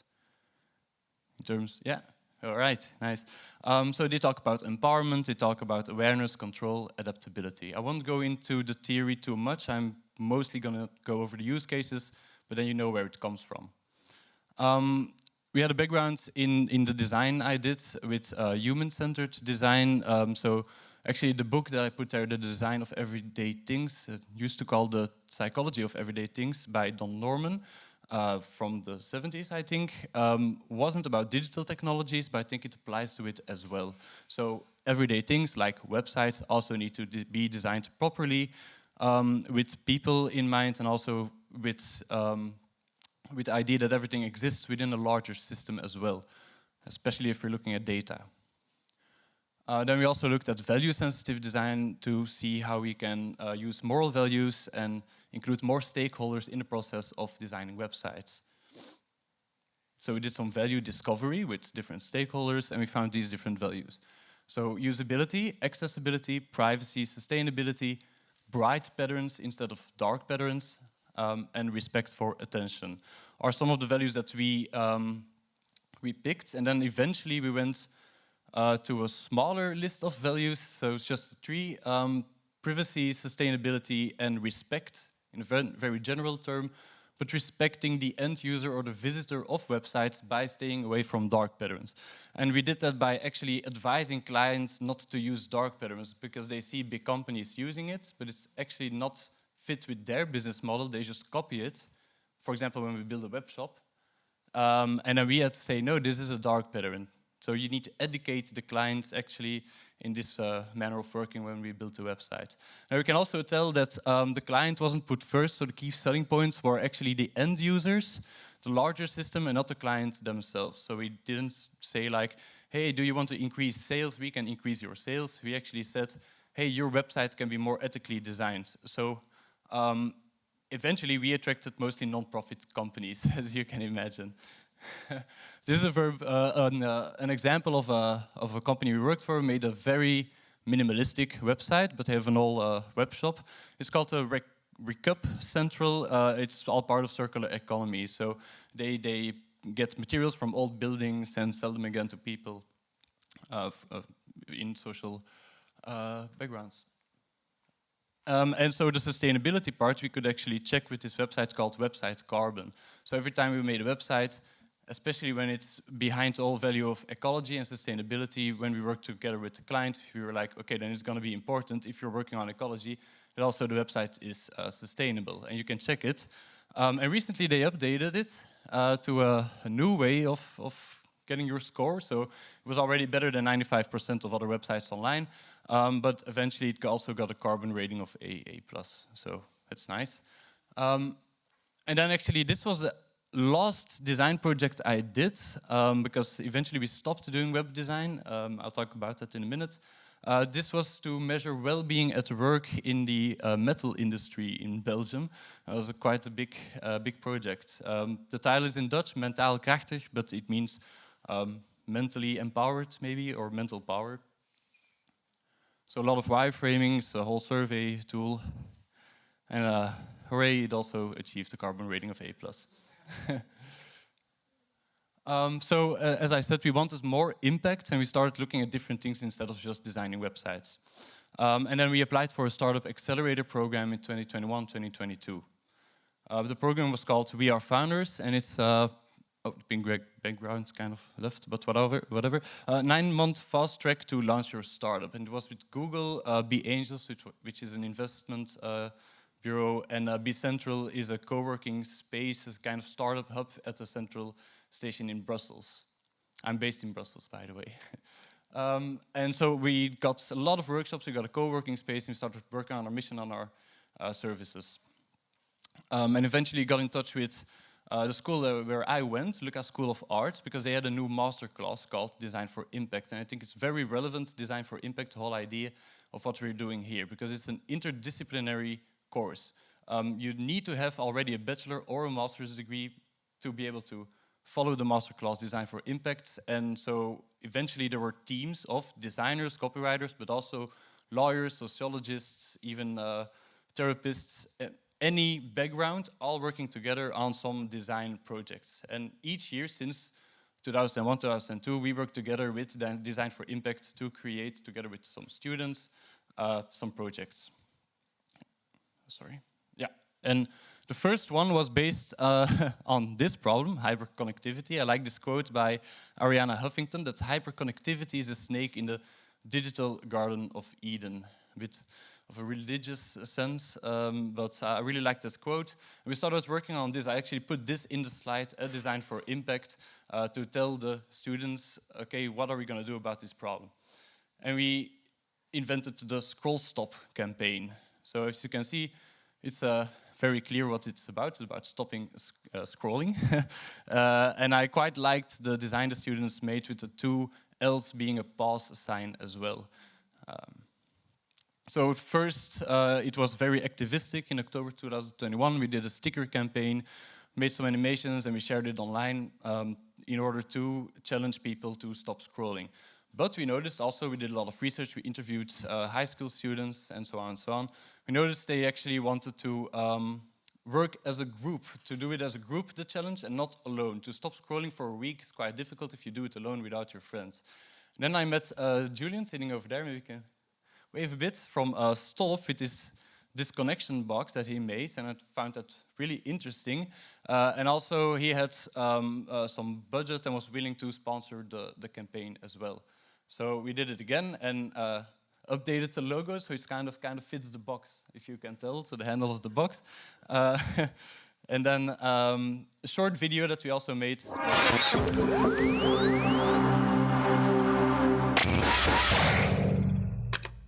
So the second time was in the first week of June in 2022. And then we made flyers instead of stickers, and we also put like the different apps on the front. I don't have a picture of the open flyer, but if you open it, the apps change into, instead of Snapchat, go to a bar, instead of Instagram, go do something else. And at the back of the flyer, they had these stickers that you could take off and then put a sticker on your smartphone to let each other know that you're joining the challenge. And you see over here Julian going to an Antwerp school and actually going to talk with the kids. I'm more of a behind-the-scenes guy myself, but he loves doing that. And as you can see, we also work together with M&M Radio. And M&M Radio is kind of a big radio for young people in Belgium. So we went on the radio, or Julian went on the radio to explain the campaign. And this influencer over here, Kautar, the girl on the left, also joined the challenge. But because it's media, they changed the challenge a bit. Instead of stopping scrolling, she actually gave her Instagram account to the other guy to babysit for her. Because she didn't want to stop posting and stuff like that, right? So, pretty funny. But anyways, we wanted to have even more impact. So we still teach ethics as well in design research at Lucas School of Arts, not only in design for impact, but also in the Bachelor of Visual Design that I followed myself. I'm teaching ethics, and I think there are some interesting insights in Matthew Dennis's work that I can learn from, because I taught ethics in a very traditional way, but not in the way, as Matthew said, of a moral exemplar that could help to teach ethics, because often I also found it very difficult to teach designers ethics. Sometimes it remains too abstract. And each year we do a project, and I'll go through some other projects. So this was the next one. This was in the end of last year, in June, I think. Yeah, and it was a VR project. So the idea was, mind your phone, and we made this, well, very small-scale prototype. The students made it, all working together. So it was this box, mind your phone on it, and you could go sit inside the box. There was also a stop, disconnection box. The idea was put your phone inside. There was a little flyer with some explanations. And then there was a VR experience. So there were VR glasses that you could put on. I don't have the video of the VR right now, but it was basically a white space that you enter, and you're being bombarded with notifications, like very chaotically. Ting, ting, ting, ting, ting. It just keeps going at you. People actually like threw the glasses off because it was too much, right? But then after all of the bombardment of the notifications, we did an ambient light kind of meditation with like soft sounds afterwards. And then they really noticed the difference of being very stressed with all the notifications and then having a calm space in this virtual reality space.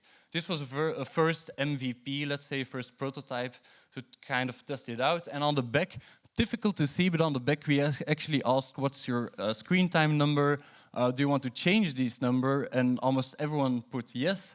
And this picture was in the beginning, but we got some more data over there. And then almost everyone was afterwards, after the experience, saying like, okay, I kind of need to change my screen time. But here also shows that screen time is not the only problem. So yeah, we wanted, again, more impact, do something else. So we also start looking at other strategies for digital well-being, instead of just design-based strategies. Now, so we start looking at user-based or character-based strategies as well. So I followed the Consciously Digital course with Anastasia from 2022 to 2023 to re-educate myself to become a coach and to organize workshops to have more impact and really work with people instead of the instrumental approach of designing technology better, the websites we started with. Okay, we have campaigns to bring awareness, and we have the VR project to bring awareness, but I also really want to work with people one-on-one on the deeper values and vision that they have for their own well-being, because it's obviously a subjective experience. Well, that's up to discussion, maybe. Maybe it's intersubjective. So we looked at some also techno-moral virtues, put that slide on there, because kind of work with cultivating these virtues, in coaching or in workshops, programs. And then I actually really liked this paper. I think Mariek is going to talk about it in the afternoon, about the different metaphors on digital well-being. And just show the paper, we're working further on the diet metaphor. So we picked the diet metaphor to work on this, and we asked the question, how can we use a diet metaphor to help with digital well-being? And then we actually saw, like, what are they doing with the diet right now, out of policy, what are they doing in Flanders? And they have these different triangles. So they literally have a happiness triangle, they call it, so quite close to well-being in general, but they use this. They have a movement triangle, so kind of the exercise we did in the beginning. And they have a food triangle. So they have a food triangle, and all above it's like vegetables, what you need more, and down below is what you need less. And then there's this sphere of what you shouldn't eat, or what's unhealthy for you. So this one. So we tried to do the same thing, but actually create a template to use with clients in a one-on-one coaching session to see, okay, what do you want to do more and what do you want to do less? And we called it the digital health triangle. Maybe some of you won't like it because it's about digital well-being here, but it's a simpler term, and also because we plan to work together with the Flemish Institute of Healthy Living, and we had some calls with them. They were like, no, we are going to call it digital health, because we call everything health, not well-being. So okay, we call it the digital health triangle. So that's an example of how you need to change theory into practice and work together with a company and find the same language in order to communicate. But actually, as you can tell, we kept it empty. So we work with clients to fill it in for themselves because we thought it's a very subjective experience. Everyone is different. Everyone fills this in differently.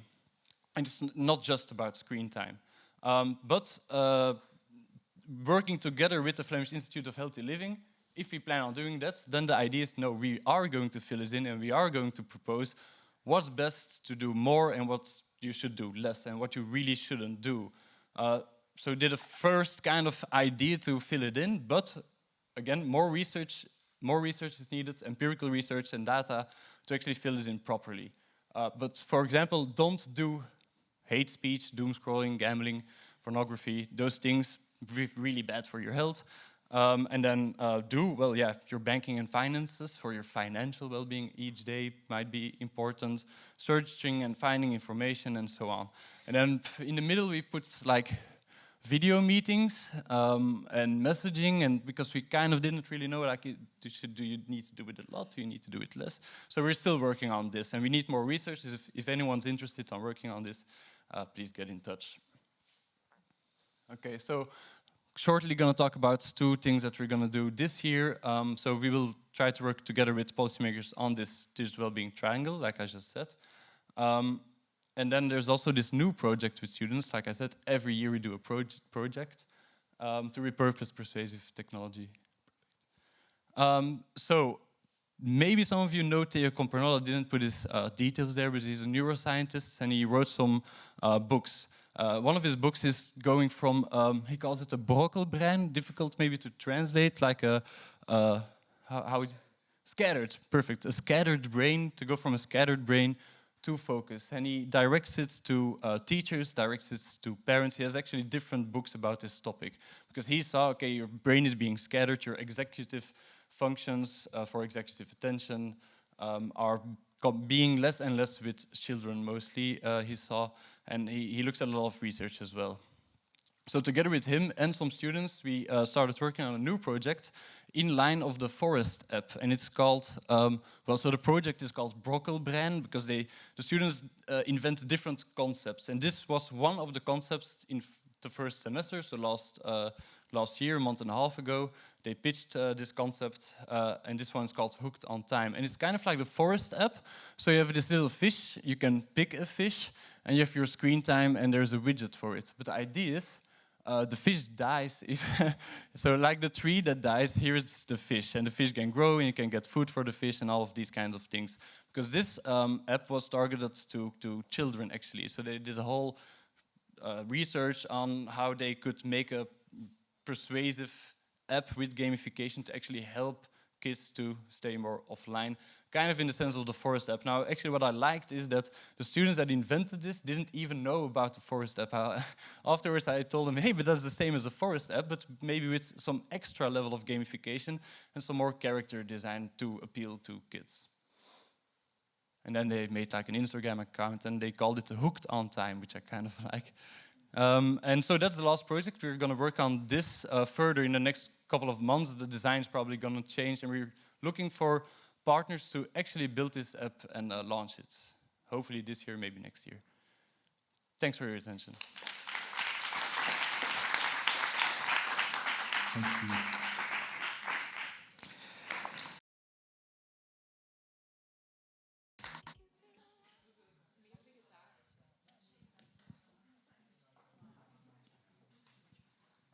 Hello everyone, welcome back. We're moving now into our live stream section, where we're going to share some of the results that we have been breaking into over the last couple of days with our online audience. We're going to begin with a panel which Iliana Grosse-Buening has put together. She is going to be moderating this session, so I'll leave her to introduce herself. She is the founder of Quiet Social Club, and she'll be talking a little bit about that later in the session. So I'll hand over to Iliana and enjoy the panel. Thank you very much, Matthew. Hello, everyone, and welcome back to the second part of today. This is the first moment of the conference that we're being joined by an online audience. So welcome to those of you who are joining us from their homes in a hybrid setting. I think this is also a good reminder of what technology enables us to do, to enable everyone to participate from wherever they might be in the world. As Matthew already mentioned, my name is Iliana Grosse-Buening, and I'm founder of a platform called Quiet Social Club. In line with SDGs number 3 and 4, our mission is to enable everyone with the tools and techniques to enhance their quality of life and work in a digital world. And we do that through workshops, some products, which you will see later, and events and experiences. I am very excited to be here today. I think we can all agree that this conference or this get-together of academia and industry was very I don't want to say overdue. This is the right time for it. So thank you so much, Matthew, for initiating this. Thank you to everyone who helped organizing it, Lyanne, for your contribution, the Kenneth for hosting and sponsoring a great majority of this event, as did for their research expertise, and obviously TU Eindhoven for their support. We've already got 1.5 days of incredible talks and workshops behind us. And now I am thrilled to welcome 3 panelists as part of the industry panel, who these 3 people could not be more different in their paths that brought them here today. And I think that will make for a very interesting conversation.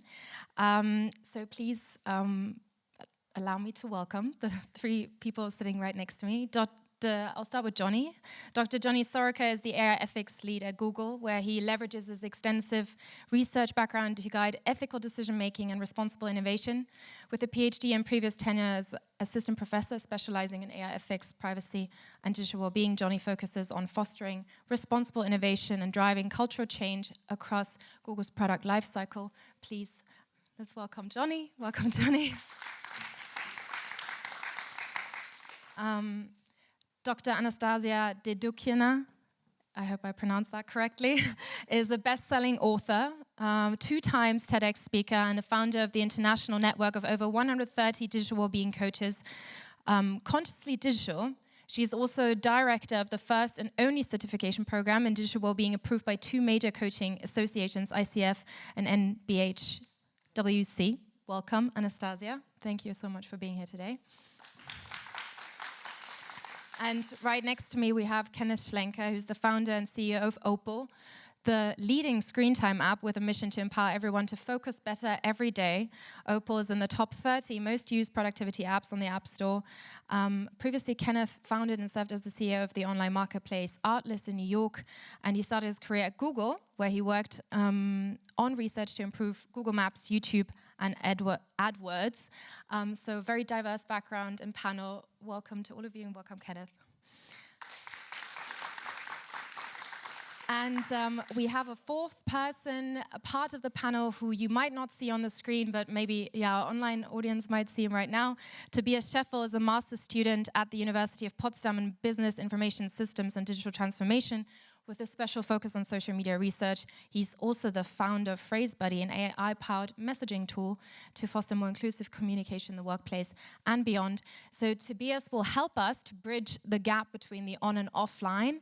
And after this panel, we'll be taking questions from the audience in this room, but also from the audience online. So if you are joining us from your computer, from home, please put your questions into the chat, and Tobias will make sure that we address all of them towards the end of this panel.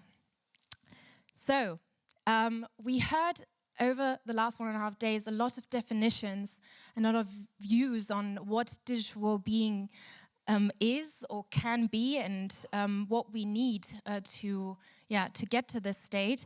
Now, I thought that, since we have a hybrid audience, we could maybe start with a little bit of an icebreaker.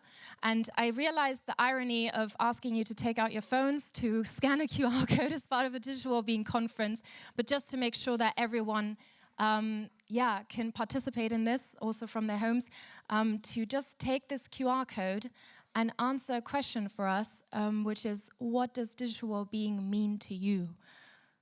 So we will have, once you've all scanned this QR code, everyone can answer this question for us. So we'll have a look at who is in the room and what their views are. And just wait a few minutes. We have balance, control, intentionality, flourishing. Wow. Value alignment, meaning, happiness, peace of mind, freedom. Yeah, Matthew, you get to keep this one. Can put that on as a wallpaper. Wow, beautiful. Well, we have a lot of answers for this. Yeah, and I thought we'd kick things off in this way, actually, also with our panelists. Actually, if each and every one of you wants to maybe define what digital well-being means to you, and how does that influence the work that you do, respectively? Thank you, Lyanne. And this is fascinating to see. Well, I'm actually here to answer that question. That's why I'm in listening mode throughout this conference. But if I were to sum it up, I would say, to me, it's about control. It's about controlling the machine and not the other way around. Whether it's a feeling or a fact is another question. But that digital well-being is very important to what we do at Opal, and I'm looking for a way to define it better and a way to measure it better in order to optimize the product and build a product around optimizing for digital well-being. You said yesterday, very briefly, that yesterday already changed your definition a little bit. What definition do you think you came with versus where you are now? I think a lot of what we put in the product is based on, of course, what we've read, but also intuition. And customer feedback. So what was very helpful with this conference so far is to see all the frameworks that already exist around defining what digital well-being and well-being is. So yeah, it's been very inspiring to get different points of view. Thank you, Kenneth. Anastasia? For me, digital well-being is about the right and the possibility to remain human in the increasingly digital world. And what I mean by that is, if you look at the digital evolution, we are outsourcing more and more of our human capabilities. So we outsource memory, now we use Google Maps or Apple Maps. We now have smartwatch that tells us when to drink, how much to walk, so kind of we're losing this sense of interoception. And for me, it's very much about, like, we already have everything inside as humans, so how can we make sure we thrive on what we have rather than replacing it with digital. Thank you, Anastasia. Tony? Yeah, all the good answers are taken already, of course. I also feel like control is one of the key words here, and self-control in particular. I think it was Daniel Dennett who once said that the best example of free will is the werewolf who locks himself in the basement when there's a full moon. Like, we have really limited willpower. Willpower is a resource that's very quickly depleted. I also see on the screen there, not wasting my time, which is a fascinating thing as well. It's like me wasting my time against my own will. So what I think it's all about is, like, when you're in a clear moment, setting rules for yourself, and then have technology help you live by those rules so that you don't sort of succumb to temptation and sort of doom scroll for an hour and things like that. Thank you, Johnny. Yeah, we, as I said previously, we listened to a lot of different definitions of what digital well-being is, and what we came to the conclusion that it's very important to understand that sometimes we have a different definition of it, and to have that conversation before we then start talking about intervention is quite important. Now, speaking of interventions, and for those of you who are online, you missed this, but Matthew has been nudging a few times about the conversation between technical and non-technical solutions for digital well-being. We have a lot of people here today who are coming with very different digital well-being solutions, whether it is an app, whether it is a coaching company, or we have Stolp here as well with a physical product, and also Tim Smits from Unplug with a physical product and app. I'm going to just start with Anastasia for this one. How come you chose to create a coaching company to solve for digital well-being, and what do you think, what is the solution we need? So when I was creating this, there was no such thing as digital well-being. It was my personal problem. I was working in digital marketing back to London as a client director for a big tech brand. And I was overwhelmed with my smartphone, so I was checking it at night, as it happens with people who work in this area. And just although I was paid to do creative work and strategic work, I was just caught up in this endless cycle of answering stupid emails 24/7. Which didn't serve anyone. So I took a break. I took a break from the career, and I took a break from my smartphone to actually just create some thinking space. And I was qualified as a coach. By the way, just for the sake of it, coaching is not a profession, it's a methodology. That's a very important distinction. It's a way to make people think about something. Yeah, not tell them what to do, but help them come to a specific solution. So I was doing this coaching course, and people around me started asking, "Oh, do you coach others on how to get rid of their smartphones?" I was like, "No." And they kept asking, so I thought, well, maybe there is a niche, maybe there is a problem, maybe I'm not the only one with this problem. So long story short, started researching it, wrote a book, did a TED Talk, then started getting some work, needed somebody to refer this work to because there was too much work, so I ended up doing the first course, just literally wrote like on a Facebook group, "Hey, who wants to come with me and I'll tell you everything I know?" And there were 10 people who showed up first time, and then I thought, okay, there is a problem there. So that's how the certification was born. Now we're doing our intake 12. It evolved from something from 3 months to now it's 9 months, and we're going through all the aspects of how technology is changing us. Is this a solution to the problem? I think it's more like of an awareness thing. Yeah, it's just like giving people understanding of, hey, this is how it's changing, this is how your job is changing, this is how your body is changing, this is how you interact with people is changing. What are you going to do about it? Yeah, and I don't have the solution because, Iliana, you would, like for you it would be something different, and that's my job as a coach, or using the coaching methodology, is to understand how Iliana's solution would be different from somebody else's solution. I think the biggest difference between like coaching and something else, we don't have a standardized approach. You cannot standardize coaching. I mean, you can like, there is certain methodology there, but like everyone is different. So that's, I think, to answer your question, the solution is trying to find an individual approach and what would work for people. And what are some of the developments you've seen over the last couple of years? Because you work with a lot of companies as well, kind of especially over the pandemic. What do you think were some of the insights or some of the surprising findings over the last couple of years for you? Do you mean developments in people, in companies, in... Well, I guess how the topic has been received by people. People always love it. Everyone talks about it, just the question is, are changes happening? Look, there is nothing easier than selling 1-hour webinar about digital well-being, okay? Anyone can do that, and you'll get paid like 500,000, like, well, if you're lucky, 5,000 if you have a public profile. That doesn't solve the problem.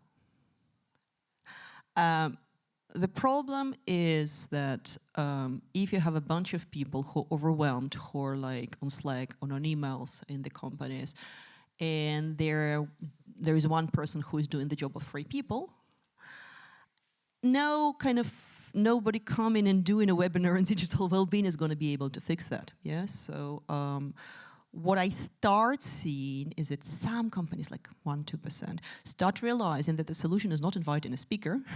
It's the solution is like to start restructuring and looking at the processes, now at the team level still. And that actually comes with AI, interestingly enough. But I think 98% are still stuck with this idea, sadly, that if you're going to have somebody come in and speaking about the topic, this is going to solve it. And I'm really trying hard to break through this idea by introducing measurements, by showing them, look, like this is before and this is after, and there are all these things that you can do. I'm glad you bring up measurement, because actually that brings us to Kenneth, because I know Kenneth brought us a few slides as well. We would love to learn a bit more about how you came to create Opal, and also I know that you just published a screen time report that gives a little bit more insight, and also how maybe measurement can help to bridge the gap between awareness and action. Do you want to share those? I'll pass this on to you. Yeah, sure. thank you for that. I mean, just before I do, I think it's about the offline versus online solutions. I think we talked a lot about this in previous conversations also today, but I think it's a very wide-ranging issue that touches the human experience on so many different levels. You know, people around this room and around the world basically spend 2/3 of their time awake in front of a screen. And I don't say that lightly. We do have some data about this. And this is how we communicate, this is how we work, this is how we entertain ourselves, this is how we, date and many other things. So it's a very pervasive, wide-ranging issue, and so there's not a single solution. So what we do, with an app is just a small part of it. Coaching is also very important, and there are physical devices, and there's many other things. And I think what we need to do is come together as an ecosystem, which is why I'm very excited to be here today, to build different solutions for different people. But that said, about the solution we've built, so I am the founder of a company called Opal. We've built a mobile application, which we started in 2020. Basically spent 2 years trying to convince Apple to work with us and build an API to be able to do this. And in 2022, October, we were able to introduce the first app that uses Screen Time API on the iPhone. And it's an application which is today used by millions of people. It's as you mentioned, it's in the top 30 most used apps on the App Store today. And what we do is we help people focus better. And I use the term focus. I don't think we've used it a lot in this conference so far, but digital well-being, yes, but also specifically being able to focus on something at a given point of time. And there's two parts to it. We help people with insights, better understanding how they spend their time, especially on smartphones, and then interventions. So being able to intervene and change their behavior. So I'm just going to show you this small illustration I made actually earlier on my notebook right here. But the way I see digital well-being is this: we try to empower this virtuous cycle between awareness. So it starts with just being aware of where you are today, how much time you spend, what's your level of satisfaction with digital device. Then taking people through interventions which are customized to what they need. So the most common one, for example, for us is work hours, 9 to 5, Monday to Friday. You're going to try not to go on social media or video apps or news. And we basically block these apps with different levels, different settings. And then the third part, which is measurements, showing progress, and keeping you in the long run, is basically working towards your goals. And I put a little star here because this is where I think, from industry, at least for us, what we need most from the academic world is being able to build this measurements. Like, what's the Celsius or Fahrenheit standard for measuring digital well-being that we can agree on, so we can measure against it and then basically build this. And then it goes back into awareness, improving the interventions in this cycle where you are constantly improving your setup so that you can go where you want to go. But yeah, we have some data. I'm just going to go very quickly on this, but the issue with a lot of screen time data today is that it's based on self-reported data. All of it that you've seen in every media publication is based on self-reported data. And through this app, we have a passive measurement, which is anonymized. And we just published a report that you can check out on screentimereport.org that has a lot more data than this, but I'm just going to show you some of the highlights. So it's based on a panel of 290,000 people, and it's active. So it's actually passive measurements of daily screen time. So based on 290,000 people, the actual screen time is 5 hours and 8 minutes per day. That's the average on iPhone. I don't know if that's surprising to any of you, but the self-reported data, it tends to be a little lower than this. There's one study that basically asked people what's your screen time, and then actually went and checked. And the discrepancy between the two was 40%. So people underreport their screen time by 40%. This one study showed. And so this is actually based on reported data. I'll just go quickly into this, but the one thing we do measure is how much time we save people actually from the point that they actually start using the app to the subsequent weeks after they start doing the interventions. And there's stuff that we can do to segment this data in different ways. So, for example, what's the screen time in the US of New York City versus Denver, Salt Lake City? You see, like the more there's mountains and nature, people spend less time on their phone. And then also this European level data, which we can basically split up. So, for example, Italy has higher screen time than the Netherlands. So that's just one of the things we can do, but also looking at age and profession, time of day. Do people spend more time on Monday than Sunday? Those kind of things. And yeah, just to conclude on this, we do have this data, and we'd love to partner with academics on figuring out how to use it better, and recruit panels, for example, and do some of the work that I think I've seen in the last 2 days to work out causality and like how do you actually build interventions that actually do work to improve digital well-being with screen time, but also with other measurements that we could come up with. Thank you, Kenneth. I'm assuming since this is a digital well-being app, your KPI is not time spent on the app. How do you measure your success? Yeah, we talked about, I think, Asia's talk yesterday about what kind of metrics to build. Most tech companies have engagements. We actually have our own definition of engagement, which is if you have an intervention set up on your device, you don't even need to open the Opal app. So, for example, let's say from 9 to 5, you're going to block Instagram to just pick one up. Even if you don't use the Opal app, you don't open the Opal app, and this is happening in the background, we consider you as active. So the goal is to keep you improving your focus, basically, in the long run, but you don't need to open the app or engage with our app. I think this is actually a question I would love maybe all of our panelists to join the conversation or join in on the conversation. Is we started actually the conference yesterday with Asha Biega talking about measuring digital well-being. So I'd be very interested, maybe we can start with Johnny. What would you hope to see in the future of how we measure? I mean, Kenneth was just giving one example. How can we improve maybe the way we measure the success of apps or platforms to allow for more digital well-being? It's a really good question. I think one of the most important things is to always try to look behind metrics and have psychological expertise when you are interpreting metrics. So what a lot of companies do, including Google and most big companies, is that we launch a slightly different version of an algorithm for like 0.1% of people, and then we see how does that affect our behavior, how does that change the time spent, does that change, and one of the key metrics there is user engagement. But if you look at user engagement blindly, you don't actually know what's going on. Like you see that people use this app more, but is it because they suddenly find it much better and they get a lot of enjoyment out of it? Or is it because they're like caught in a rabbit hole and just spiraling and just doom scrolling? So if you only look at user engagement metrics in isolation, it's not going to tell you whether you are improving well-being or not. And that's why when you're in a room analyzing this slight intervention, how does that change behavior? You can't only have sort of hardcore data scientists in that room. Like you need psychologists there as well. You need people with an understanding of human behavior. So that's my key recommendation, is to try to look behind the metrics always. Like why did user engagement go up? Not just that user engagement went up. Thank you, Johnny. Anastasia, would you like to add something? I'm not in the app world, so.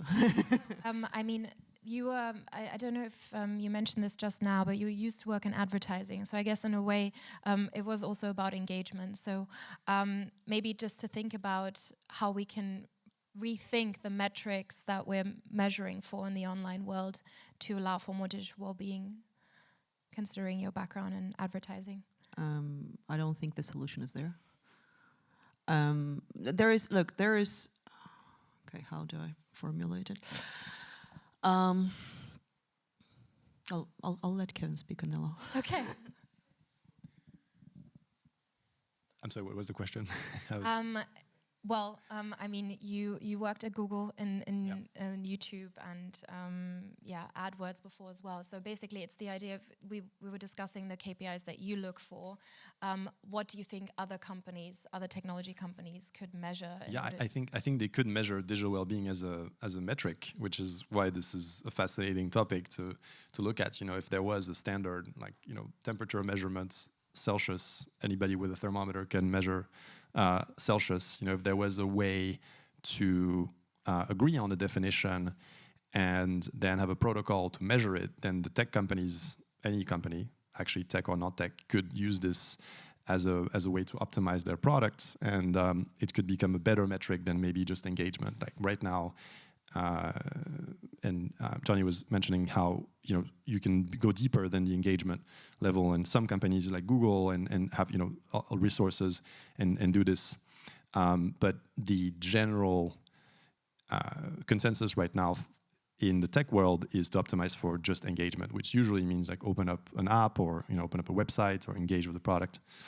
And there could be a change in this. It's not a static thing. It just happens to be that way. But if there was a definition of digital well-being you could track and optimize for, and that people really understand, and they can see, I started using this product and I was at 9 out of 10, or I was at 3 out of 10, and then 3 weeks later I'm at 6 out of 10. Then I'm going to keep using this product, and it's going to be aligned with my goals. And if they felt that was the right metric, that could be very powerful. I came up with a smart thought. No, it's because there are lots of things you can measure, right? Like, so we created the digital well-being measurement scale for our coaches. That's one thing. I'm not going to talk about it now.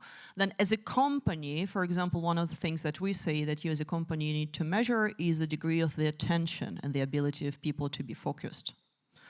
And, like how much thinking time do I have? How much deep work time do I have? And by the way, I think that managers should be assessed based on that, how much thinking time they allow to their employees. In terms of the apps, I'm not I'm not a creator, but as a coach, a coaching professional, what I look at are the values of the app matched with the values of my client? And that's the first exercise. That's what I'm going to do. And if I take the example of a dating app, for instance, I think it was data from Hinge a few years back that only 7% of matches on dating swiping apps actually end up having a conversation. Conversation, not even meeting. So the question is, okay, so what are your intentions and what's the intention of the dating app? But then, we are getting back to the discussion of the business model, and so again, for me, it's not a solution, but yeah, an opportunity. Do you think there's a way, because we had this comment a few times yesterday, do you think there's a way to digital well-being without, can we find a compromise between commercial interests and digital well-being? Who we? Me and Facebook not. Oh no, impossible. Maybe Johnny has an answer, or maybe Johnny wants to pitch in. I think there are many ways to try to do that. Maybe the simplest way, which I think applies to every company, is anything having to do with brand reputation. That's often a good thing to lean into. Like if you are perceived increasingly as a company that just wants to leech off of people and keep people stuck in this rabbit hole for as long as possible, and ultimately that starts affecting brand reputation and things like that. I think another really important thing for all companies, like I was part of a research project a while ago where we tried to identify values in companies and what makes companies do the right thing, basically. And one of the key things, to our surprise, that stood out was companies making public statements. And we sort of see this in the tech industry as well, is that if somebody wants to do something and you say, hey, this goes against the public statement we made that we wouldn't do this kind of thing, this goes against our values, like that is the best. Like you have to put your money where your mouth is, or the other way around. And that's a good way of sort of forcing leadership to do the right thing. And beyond that, I think one sort of underestimated thing is that certainly sort of the millennial generation basically consists of a lot of people who ultimately want to do the right thing. Like you want to make the world a better place. And often that's very naive and it's without thinking about unintended consequences and things like that. But these are some of the best people in the world, some of the most motivated people in the world. And if you're a company with a reputation for taking digital well-being seriously, you're going to attract those people as employees as well, and it's going to reduce attrition. Like, there's a lot of research that strongly indicates that doing the right thing makes business sense as well. And I think that's a message that needs to get out there much more. Could you give us some examples, because we spoke very briefly about your approach to responsible innovation at Google, and you mentioned positive psychology and how that has influenced your approach. Do you want to share some examples of how you put that into practice? Yeah, so this basically runs through everything we do. So our first AR principle for the philosophers in the audience is like purely utilitarian. Like we are not entirely utilitarian, it's a long story, but we start out with a utilitarian approach, which is basically trying to get a sense of what are the potential benefits coming out of this, what is the potential well-being coming out of this, and then we sort of compare that against what are the potential risks that could come from this. And our job is to basically increase the well-being column and push down the risk column as much as we can. And that requires at least some intuitive notion of what well-being is, and that runs through everything. And it's partly subjective, but it's partly also in some cases maybe the easiest, where you look into sort of primary goods, like the things that really empower people at a foundational level. I think one good example of this is that we have an app that allows you to basically hold up your phone to any kind of text in any kind of language, and your phone will basically read out what it says. There are different ways of going with this. You could optimize this for rich, privileged people, so that when you're on a fancy vacation in an exotic location, you go to an obscure restaurant outside the city center, and oh no, the menu is not in a language I understand, and then you can use your phone to read the menu. Isn't that a fantastic well-being? Well, maybe for rich people who go to exotic locations, but if you look into where the real well-being potential lies, it lies with empowering illiterate people, people who cannot read. And then you have to start thinking, well, we can't design this for high-end phones now. We have to design this for low-end mobile phones that exist in poorer countries. You have to design it for places where data connection is spotty, where maybe you don't have Wi-Fi. You have to design it for families where maybe there's one device shared among all the family members. So just thinking about how to optimize for that well-being rather than the rich person well-being means that you have to change product design entirely in a very concrete ways. So this really informs a lot of what we do. So well-being runs through everything from digital well-being, but also to primary goods and also to more comprehensive notions of well-being. Thank you.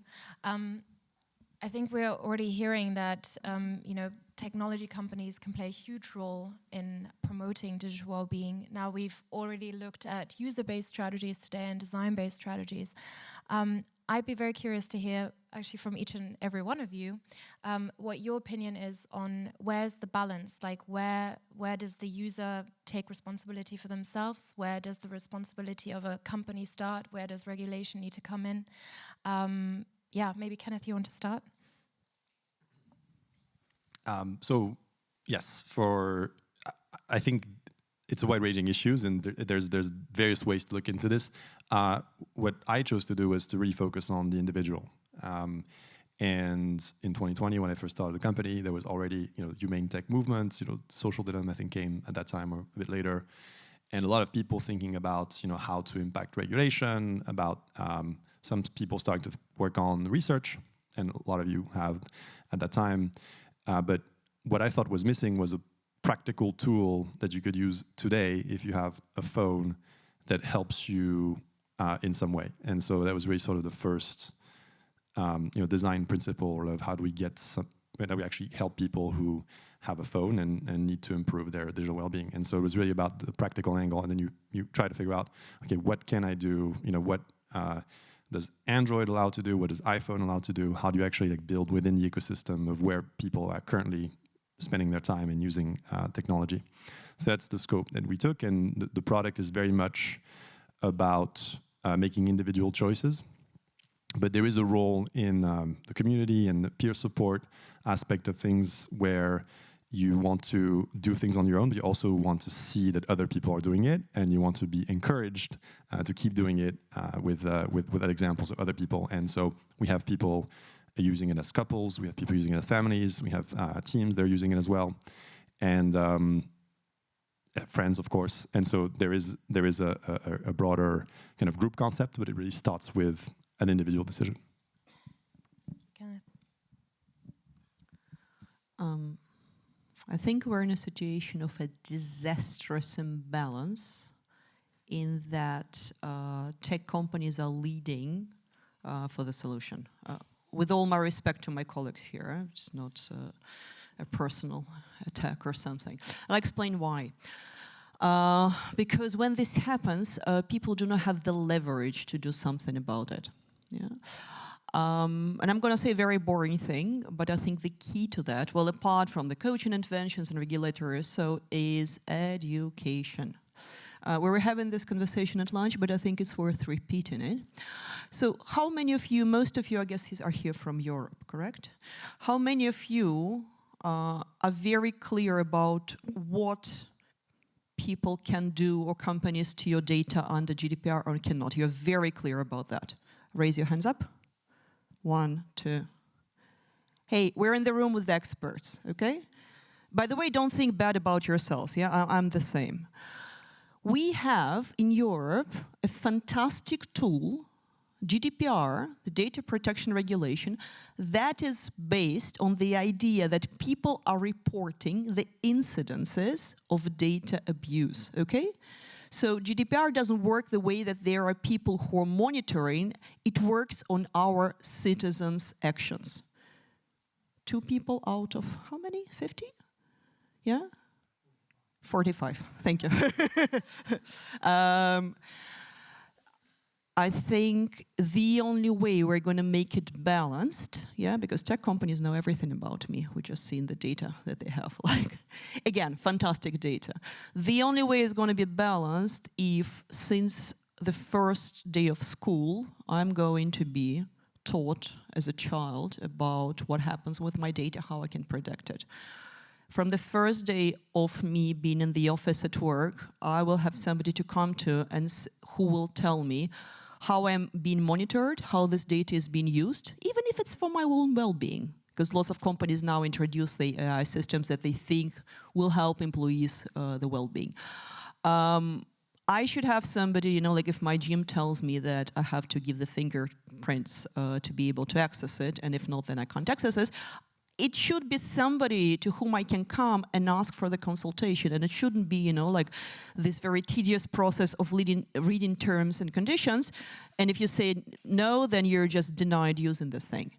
I think we have a major gap here, and it's the only way to bring us somehow to that level. Oh, there's so much I want to say about this. There's an absolute baseline of like things you never ever should do, and I think the key thing there is sort of don't tap into our reptile brains. Like, as anybody with some psychology background knows, like variable ratio conditioning, the kind of stuff you get in slot machine and gambling and things like that, like is a recipe for obsessive behavior. And it's very easy for game companies, for instance, especially if you only look at user engagement metric blindly, to basically get people hooked in this sort of this hamster wheel, and just you start looking for patterns in what you're doing. You start seeking that rush for when randomly you get a reward, and it's driven pigeons crazy back in the 60s with behavioral psychologists, and it's driving people crazy now. So don't tap into those, and that's, I think it's difficult when a company is only profit maximizing, but it's absolutely essential. Another key thing, and I think that is what goes into a lot of the words on the screen now, is informing people. Like, don't hide people's own behavior. And I assume many of you have looked at like how much time you spent in different apps. And when you look at it, like there's a game I've been playing for 12 years, and we're not talking how many hours I spent on this game. We're talking how many months I spent on this game. And just seeing that sort of forces me to at least reflect a little bit, like, is this what I want to spend my time on? So showing people the metrics, like that is absolutely key as well. And then ultimately giving them the option. So that in a lucid moment, you realize I spend way too much time on this. What can I easily do to stop my time? And then just having apps like this to just block your usage, I think is the key thing. So yeah, don't be tempted to bring people into obsession, inform people, and give them options for self-control, I think are the key things. Thank you, Johnny. I think one thing is becoming clear, which is that this is a team effort. So we have the users, we have regulation, we have education, we have design. Now, we have a room of a team effort here as well. from your perspective, and also, I mean, I know a few of you actually, well, Anastasia and Johnny also come from academia, or have an academic background, PhD. Where do you see the biggest opportunities for collaboration between academia and industry in the future? And how do you think we can help each other? Johnny, would you like to start, or Kenneth? Yeah, sure. I will answer. I just want to say one thing about the previous topic. I think the one way, as you know, individual agency being very important, and we talked about this in length at this conference, one way you can tell whether you're being used or whether you're using the product is just to ask yourself the question, who's paying? It's a very simple way. And if you're not paying, then you are the product. Of course, I'm not the first to say this, and many, we talked about humane tech movement and that kind of thing. But I think just tech companies in general, it's fun to say, but it's not really what the reality behind it is. What's the business model? And if for example, for an app like ours, you'll see a paywall when you download the app, and there is a free version, but there is a subscription. And that's our business model. What that does is that it means that everybody in the company will work to optimize, getting people to pay for the product, and we need to keep people happy. If you use a free product, we all use very free products, right? Like what you're saying is you're basically paying with your data and your attention. So I think that's one individual way to bring back some agency in decisions of like whether you should use a tech product or any product, by the way, for that matter. It's just very useful to know as a framework. About academia, I mean, I would love to partner with teams that are looking to build a measurement standard for digital well-being. I think that'd be very interesting. And second, some pre-post interventions studies. We saw a few of them yesterday. What interventions work, what don't work, what doesn't work, testing various scenarios. We saw, I think yesterday, does turning your phone black and white actually like help you experience better digital well-being? Does removing social networks? There's all sorts of things that you can test, and I think that's very very interesting to build again like a practical solution that is needed today by billions of people around the world who are experiencing the pain of some of the things we're talking. Because I think also it's important to have this sense of urgency of, and I agree, education is very important and all these things are very important, but today there are millions of people who are looking for better ways to experience technology, and so the faster we can get there, the better. Thank you, Kenneth. Anastasia? Oh, Johnny, please. Yeah, it's not a very good question. I would sort of say give us ammunition. Like there are a lot of companies that have sort of ethics departments and responsible innovation departments, and our job is often to convince the decision makers that, hey, we shouldn't be doing this, or we shouldn't be doing it this way, because this can actually cause harm to users. And if you try to convince somebody, especially if you're talking like a multi-million-dollar deal or something, and especially perhaps for a startup at the brink of bankruptcy perhaps, and you have to convince somebody, we shouldn't launch this because I kind of feel icky about it, or I think it's unethical, or I think it's inconsistent with Aristotle's notion of eudaimonia. Like those arguments are not going to win the day. So what you either need is empirical data to support that, hey, this actually harms users. It can also be sort of more sort of social anthropological data, like hey, read this story about this community that got ravaged by this technology, and then make it real for people. And like I said, it shouldn't be sort of Aristotle's notion of eudaimonia tells us we shouldn't do it, but I still think philosophical arguments are important in the sense that if you can give me a compelling argument for why this undermines autonomy, or this is inconsistent with basic human rights, or something like that, that can also be arsenal. And like I said, for companies where I work, like it's sort of our job to raise those concerns, and if we have the more ammunition we have, the better case we can put together. But I also think in smaller companies where you maybe not have ethics departments or anything like that, but you still have conscientious individuals, like people who feel like, should we be doing this? And for those courageous individuals going to the CEO saying, I have reservations against us building this, give them arguments, give them ammunition to make that case. I think that's one of the most important things academia can do. Thank you, Johnny. So we did use help of academia to develop our digital well-being measurement scale. That was great. From the business person perspective, it's an interesting process because as a business person, you want results, and academics are interested in other things. So like you have to balance these things, but I think honestly, Lyanne, this collaboration is happening a lot. So I don't think it needs to be strengthened.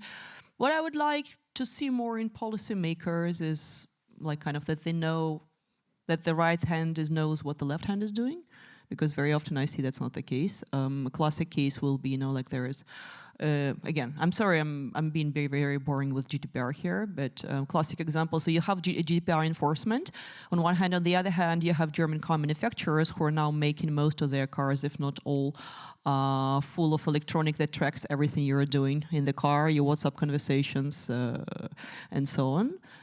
And somehow, like, these two things are being pushed. So, like, wait, are we for GDPR or are we for tracking? So can we please decide? So that will be, and I don't honestly know like whose role is there. Probably academics, media. We didn't talk about media. Oh, can I a bit do some ranting about media? Yes. Okay, academics, please talk to media, explain to them that there is a difference between addiction and problematic internet behavior, okay? I can't read anymore the articles that start with "we're addicted to our smartphones," please. Rant over. Well, that was a short one. This is obviously also, thank you first of all for your answers. This is obviously also an invitation to our audience when we get to the questions. If we have policy or academia that want to ask some questions this way, please do so. Before we move into the questions and kind of like engagement with the audience, I wanted to shift gears a little bit and actually ask you, what is your own digital well-being practice? How do you try to facilitate a better balance with technology in your own life? This goes to every one of you. All right. So a list of things. I'm going to be as practical as possible. Number one, no phones in the bedroom or no screens in the bedroom is something that is very hard. 75% of Americans sleep with their phone next to them. A lot of them have their phone on, use it as an alarm. I personally, for me, think that it's the separation. There's some evidence around this, but the physical separation with your device is very important at certain moments of the day, even if it's off, especially for sleep. So that's one. Another one, I think there's a precious moment in the morning, in particular when you wake up. Oftentimes, picking up the phone is the first thing you do. So I try to not do that, and I've actually I use my app to avoid this, especially so I can actually check text, for example, which can be helpful, or use maps, but I try to avoid going on high dopamine social media or work in the first hours of the morning. That I think tends to be quite helpful. And then just generally, I liked what you said, Anastasia, about time to think. I think it's very important. It's not directly digital well-being, but I think most people, including myself, we can be really overwhelmed with the amount of information we receive and how much we are. We consume more information today than ever throughout history, by an order of magnitude, and we're not equipped to deal with so much information. So being able to balance out, find times in the day where there is no information consumption and there is just being able to think or walk. I liked also the movement approach that we've talked about before, is very important. So being able to shelter specific times of day to walk and not be working, not consuming information. I think it would be the 3 suggestions and things I try to apply to my daily life. Thank you, Kenneth. When parents come to you, the most frequent question they ask, how much screen time is too much? And my response to them is always, it's not about how much screen time, it's what is screen time replacing? So that's the answer to your question. It's not about doing something with my tech. It's about doing something with my humanity. So I prioritize what I do with my humanity. Yeah, how much time I do physical exercise, how many hours a day I'm outside walking. When I'm with somebody, can I be really with somebody rather than like being distracted? when you do that, then the screen time's out of question. And then, so again, like it gets me back to this idea that digital well-being is not about limiting the screen time. It's about how much humanity are you still preserving to yourself versus the devices are doing this for you. So I'm trying to limit that and do more things for who I am as human. As a human, what can I say? I dance 4 times a week. I walk every day 1 to 2 hours minimum. What else? Morning routines, like no screen times. And by the way, it's very good for everyone, no screen time in the morning, first hour. But regular things, you know, you can look them up. But they don't come from somebody telling you to do that. They come from you rebuilding your internal connection with yourself. And this is why it's so difficult. This is why it takes months and months. But one life hack for everyone. Working on relaxation. So relaxation, we're all in the modern world super stressed. And our nervous system is, like, you know, sympathetic, parasympathetic nervous system. Most of the time we're like in yellow or red zone, which means like and we are used to acting out of like, so one of the first things that I started reteaching people who are going for the training, and I teach them, is like relax and act out of relaxation. And that's most of the things that help me, because when you're relaxed and you have a notification, you don't do that. So this automatic gap that happens, you know, somebody was saying they use the 1 second app, 1 second app. You don't need this because you have it installed then inside you. Your nervous system, when you're in a relaxed state, it actually automatically pauses you. And that's why we're speaking, last thing I just want to say. And for me, it's very important to develop it internally rather than outsource it to the technology. Yeah, because otherwise, you know, like if I'm constantly outsourcing the function of my parasympathetic nervous system to the app, like who the hell am I? I'm not the human anymore, right? I'm just like the frantic pusher of the buttons. Thank you. Thank you, Anastasia. First, I really want to echo what you said about it depends what it's replacing. My PhD was about whether sort of virtual versions of what's good in life are necessarily inferior. So are virtual friendship necessarily inferior to real friendship, whatever that is? And sort of one of my main conclusions is that it really depends on your life situation, and it really depends on what you are replacing. For some people, it really enhances their life. For other people, it replaces core dimensions of their primary goods.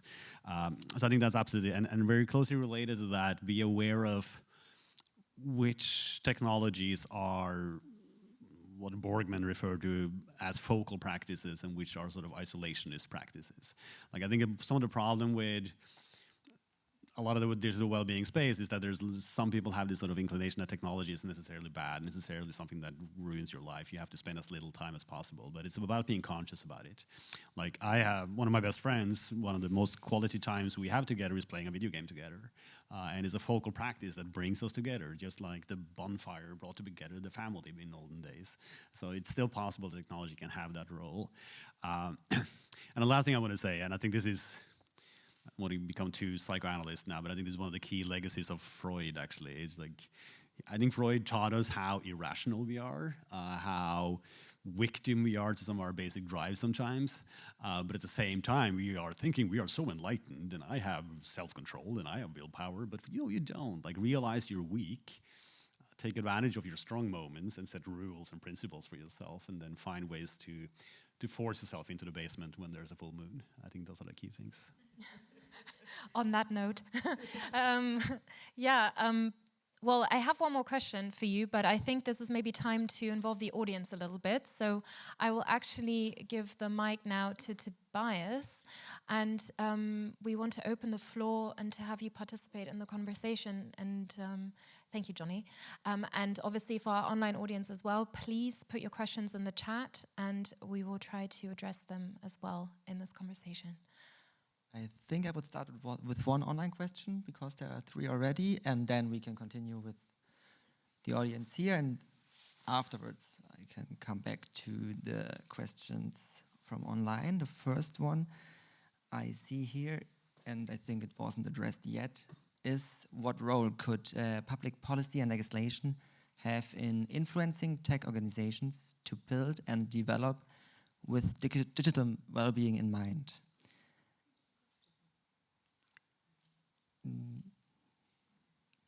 and in quotation marks, given the capitalists, organizations probably won't do it themselves. I think regulation has a role to play, as it always has in new disruptive technologies that have both positive and sometimes negative consequences.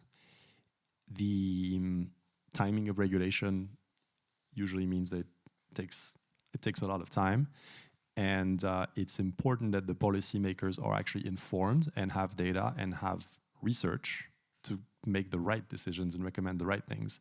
And I think the challenge that we have today is that the problem is so big in certain areas. I don't know if you saw the Senate hearing in the US a few days ago, what's going on in Europe. We're looking into this, and in terms of, especially for children, the consensus there is something that needs to be done. So there's a lot of pressure for politicians to act and to regulate, but there's no data or research to back it up. So that's a very potentially dangerous situation where regulation might come into place where it just completely hits the mark, it misses the mark. And so that's partly why we went for the effort of publishing screen time data, is that there's, for example, in France, a policy that is being built right now on regulating children's screen time, and they don't have access to children's screen time. So they don't know how much time at all is being spent. It's only decorated data, and that's very unreliable. So there is a need to bridge that gap in terms of data and in terms of research, which is why everybody here has, I think, a really important role to play. Again, like Johnny was saying, give us ammunition, but I think also for the regulators, I think it's important to show what works and with a real scientific backing. Otherwise, we run the risk of having regulation that is not based on the right data and can miss the mark.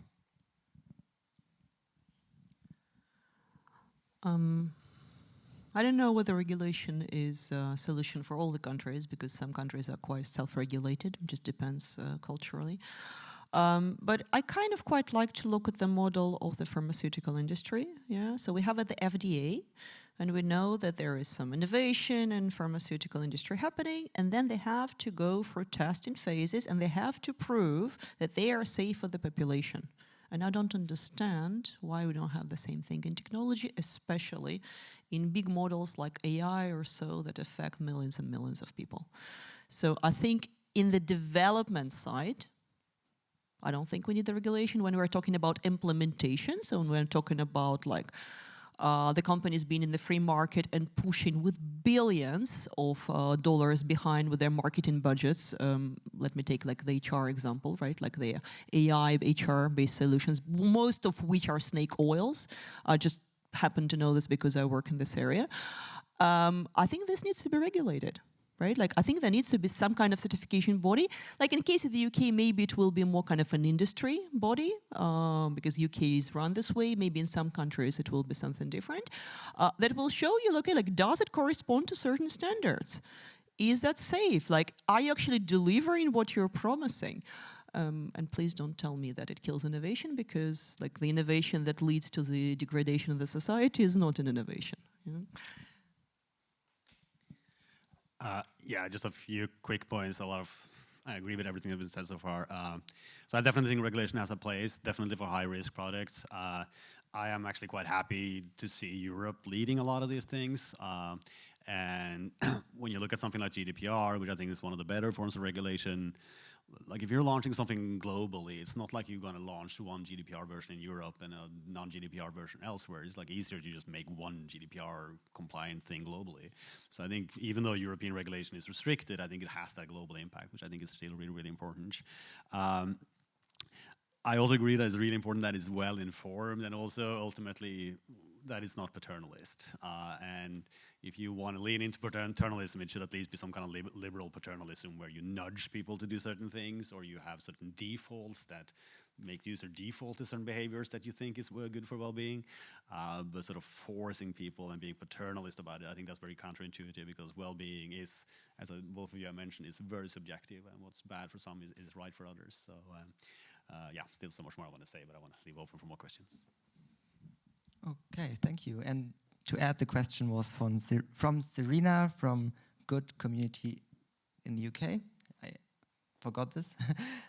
Okay, so thank you for this answers, and we want to continue, I think.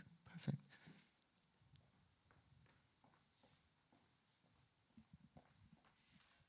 Hi.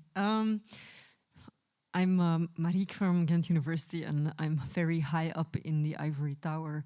And I think this is one of the key problems that as researchers, we oftentimes lag behind a little bit on what is happening in the real world. And for that reason, I guess, Anastasia, I'm very curious, because you are with your feet and your hands in the ground, what you see happening with generative AI, and if I guess I'm kind of ideating theoretically what the linkages are between digital well-being and generative AI, and I'm struggling to get a grip on it. So I was hoping maybe you might already have some observations, or your colleagues.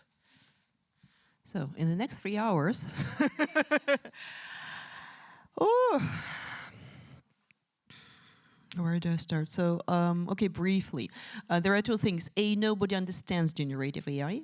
Even the creators don't, but people who are buying it don't understand it completely, okay? So somebody came and told them that this is the thing, and they will be innovative and they buy it. So that's a problem, because when they're implementing it, they don't know what's good, what's not, what are the limitations, how this sits. Yeah, and I'm specifically looking. There is lots of AI systems now that are being sold for well-being, to monitor well-being. I can't tell you the level of abuse of the data that's going on there. Because people who are supposed to make decisions based on that, they are not trained. Yeah, so they're just being sold this software, and that's it, and that's left. So we're going to have a series of court hearings in the coming years with that, and it's and like on top of everything, that's not helping. So that's like on the bad side. I think, another interesting thing, very interesting, we're just starting to dig into that. What is the impact of, I'm specifically talking about workplace, loneliness in the workplace and generative AI. What we already start seeing a little bit, that people, instead of having these casual conversations with work colleagues, they end up asking ChatGPT. And actually, weak ties are very important. Yeah, so we say like real friends are important, but weak ties, like when I come to you and say, "Hey, how was your weekend?" or so, and that is going away. So that's very interesting. Maybe it will stay, maybe not. But I'm trying to think on the bright side of that. I think it's. At least like in coaching, okay, not the work we do, but I think what's very interesting in coaching is this kind of idea of integrating all the data in one, and then the coach is able to sit down with the client and see what it is, yeah, and then like maybe, and it can be like AI systems, or like some of the trackers that are monitoring your health is not.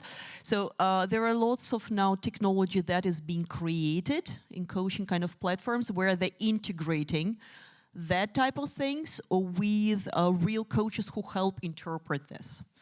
So that's probably will happen in 3-5 years, but I already see some of these things happening, and it's already affordable like to people like with high income in the US, for example. So kind of biohacking thing. I don't know if this answers your question.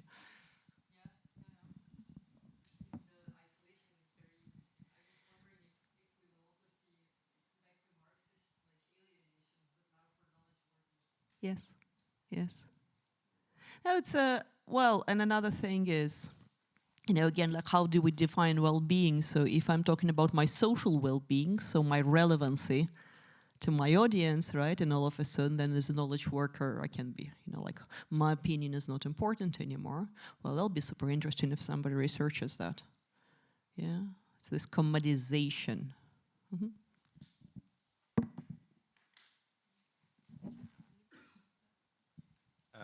Yeah, I mean, I think just briefly on Gen AI, to talk about risks and also opportunities, I think on the opportunity side, to be optimistic, it's important. I see some interesting developments where the form factor of technology, like the phone that you have around the clock, it could change to something where there's no screens. There's several projects like Humane and others that are working on that. You can interact with voice with basically this supercomputer. You can walk around anywhere. It gives you instant access, personalized access to whatever information you want or to do whatever you want. That can have some positive aspects to movement, for example. You could walk around and instead of being crouched on a computer. And also access. We talked about this in the conference as well, but if you don't read or write, these Gen AI systems are really good at being able to understand what you say and talk back. For instance, it's incredible if you use the ChatGPT app, just to name one, and you talk to it.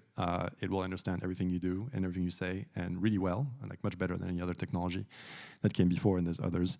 On the risk side, the main risk is we talked a lot about social media and about persuasive technology and how some companies are, the business model is to maximize attention and maximize engagement.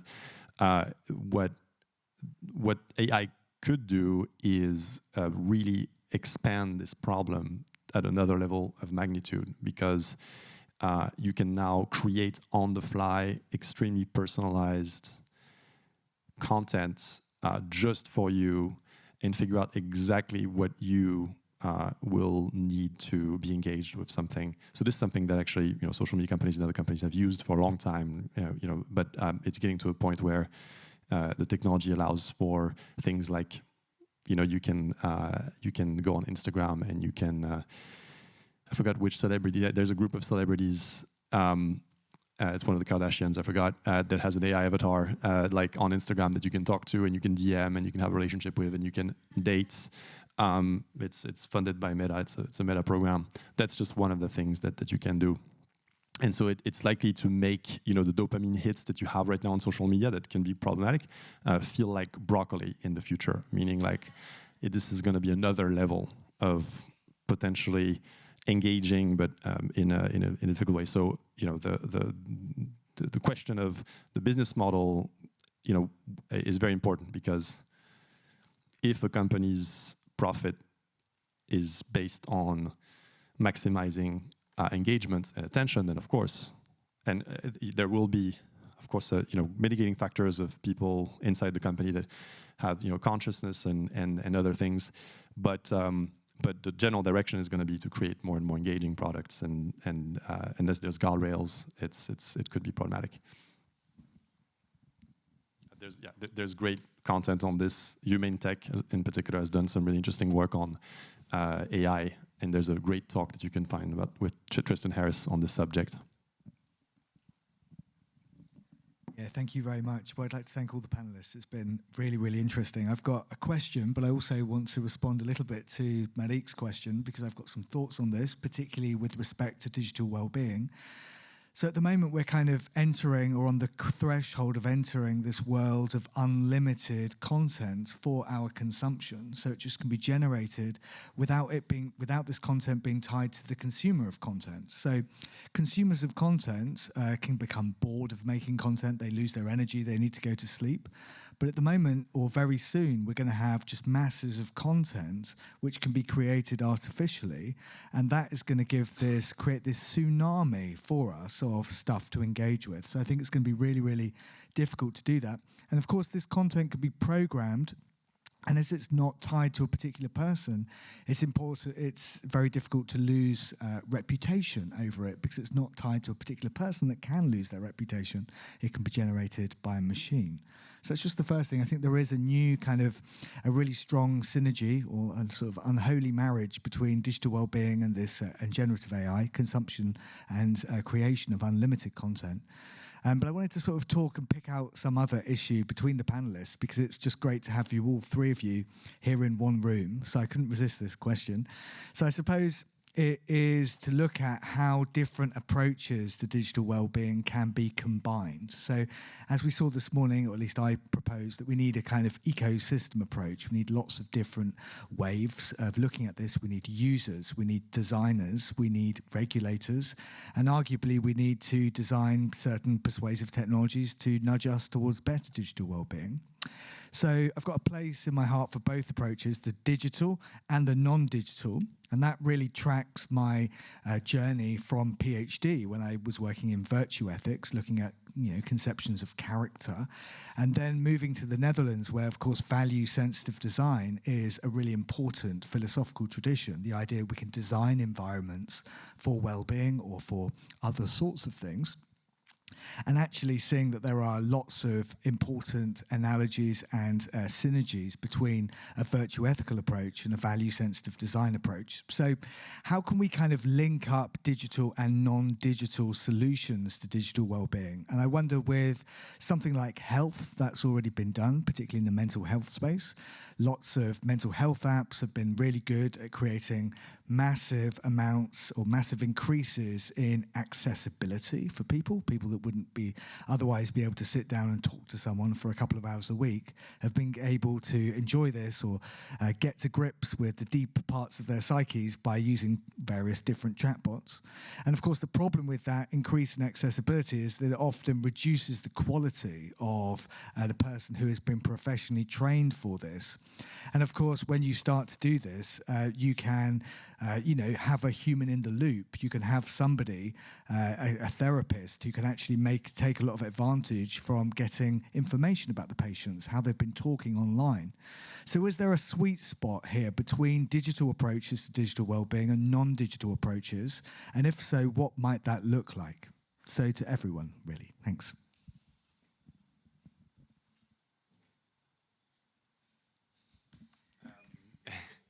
Yeah, I'll try to answer this one. So we're figuring it out. It would be, on my side, I would love to know what's the right way to work with different people in the ecosystem. And we, on the clinical side, there was some content about this.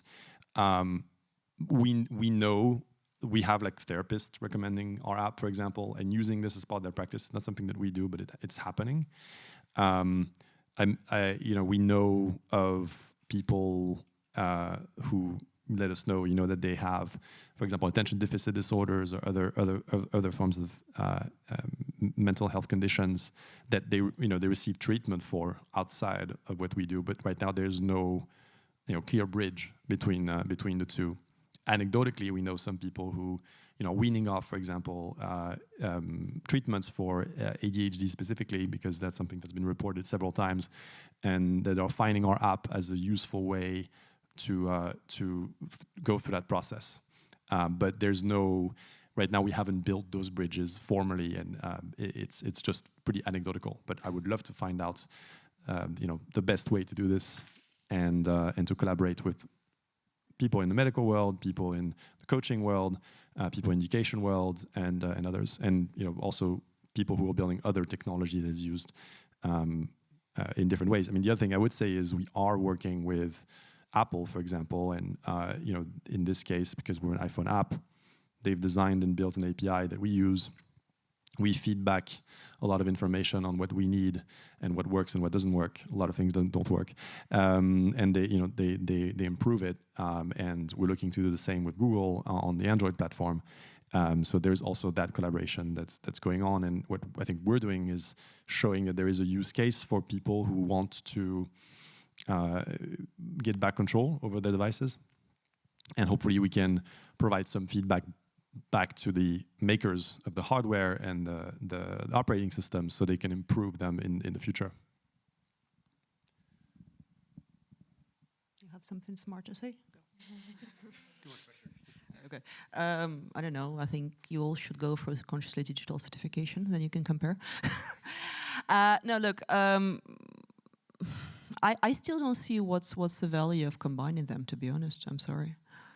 I mean, I think everyone needs to do the work in the best way they can, right? Like, I will never become a good UX designer unless, like, I spend the next 10 years doing that. If I can meet Kevin and we can have a drink and discuss, so what each of us brings to the table, it feeds something to me, it feeds something to him. Whether, like...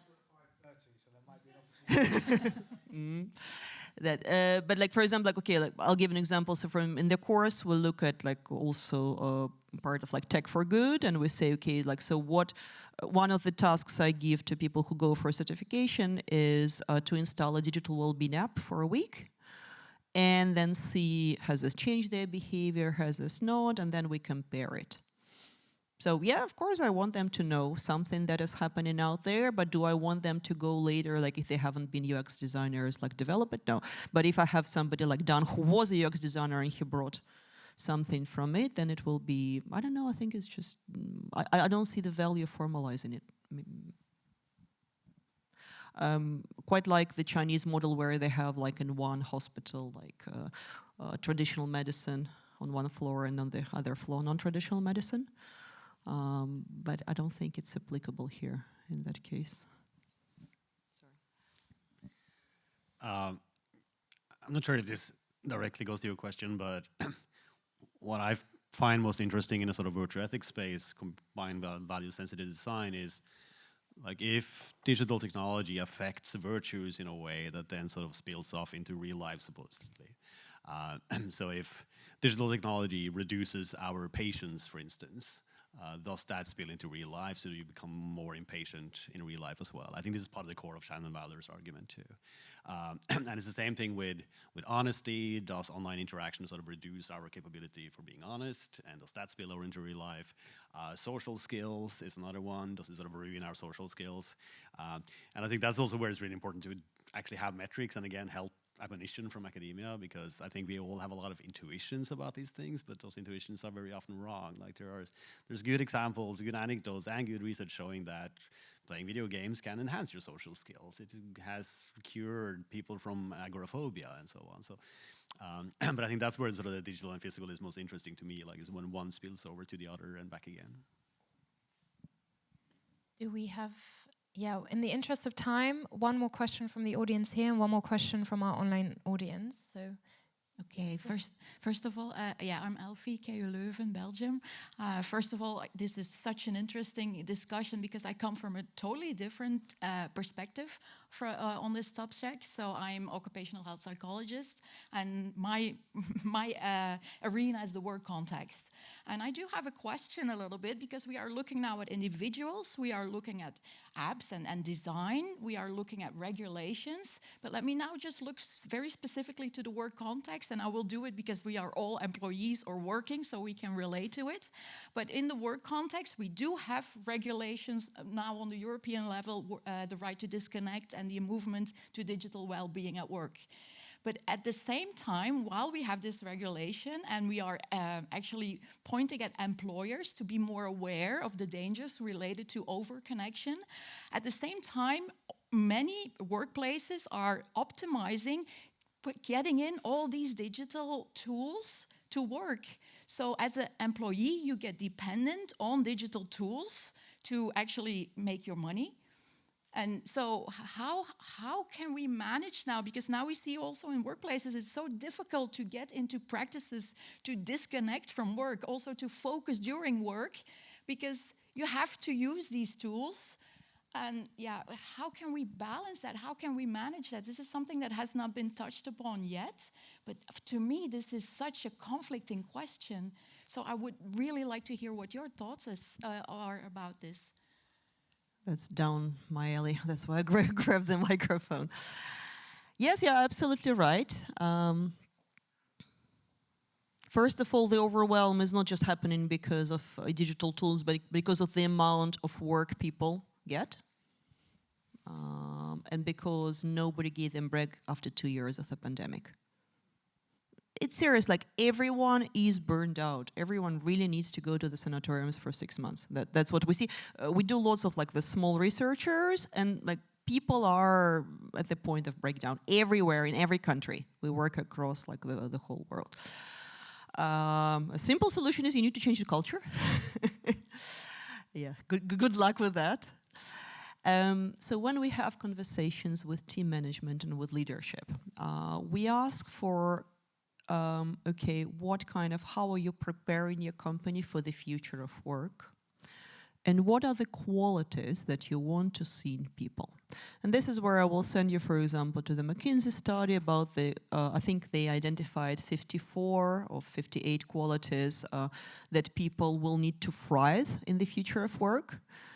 Most of them have nothing to do with digital. Most of them have to do with resilience, with the ability to set the goals and fulfill them, with the ability to self-regulate. And then we sit down with them and say, okay, so you want to be the leader in the future of work. How are you helping your people?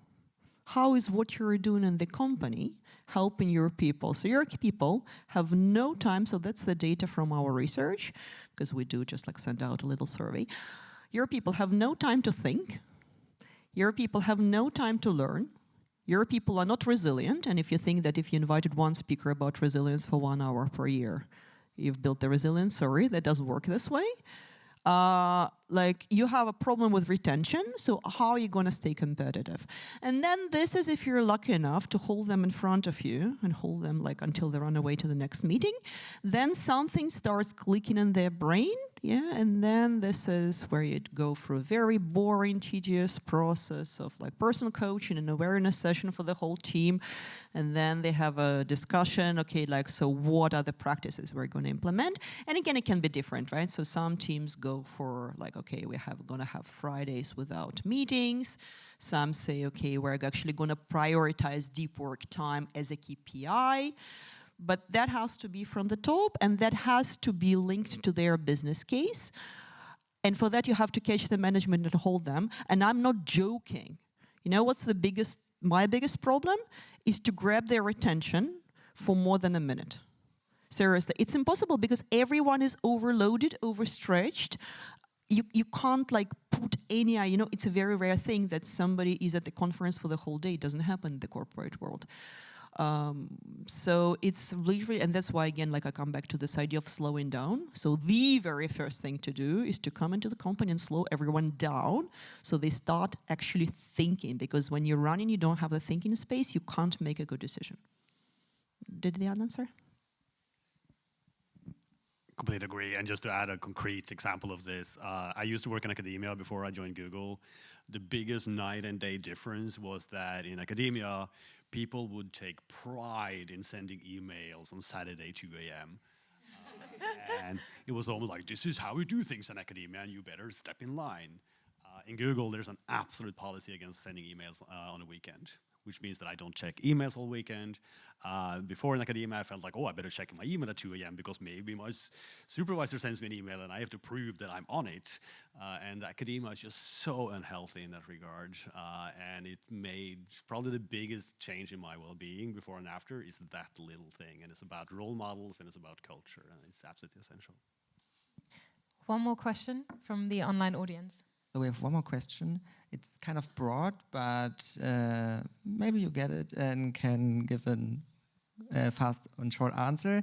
It's about, does it matter when looking to digital well-being if providers of tech come from public or private sector? And I asked to specify the question, and then he answered, it's in the context of differences in how we see state-market relations. If I understand, so is that, should I take it? Okay, so it's, I think, like, should I come from the public sector, basically, is the answer. I have a background in political science. Does that count? I have a master's in political science. I think, yeah, I mean, it's important to be mindful of not just profit maximization, but the impact that your company has on the world. But I think that I think that we, at least from what we do, you know, we care a lot about the mission that we have, which is, without being naive, because you know we can't be, but we want to help people, you know, focus better, and we help people through their digital well-being. I think that it's harder for the public sector to innovate sometimes, but it should be more. There should be more of it. And if there's an app that comes out from the European Union or local countries or the US, it could be interesting. But I hope that answers the question. Thank you very much. I have, considering we are coming to the close of our panel, I have one more question for our panelists, and maybe you want to just answer it in 1 or 2 sentences. Considering we are at a conference called The Future of Digital Wellbeing, what do you see as the future of digital wellbeing? And maybe also, what do you see your role in that future?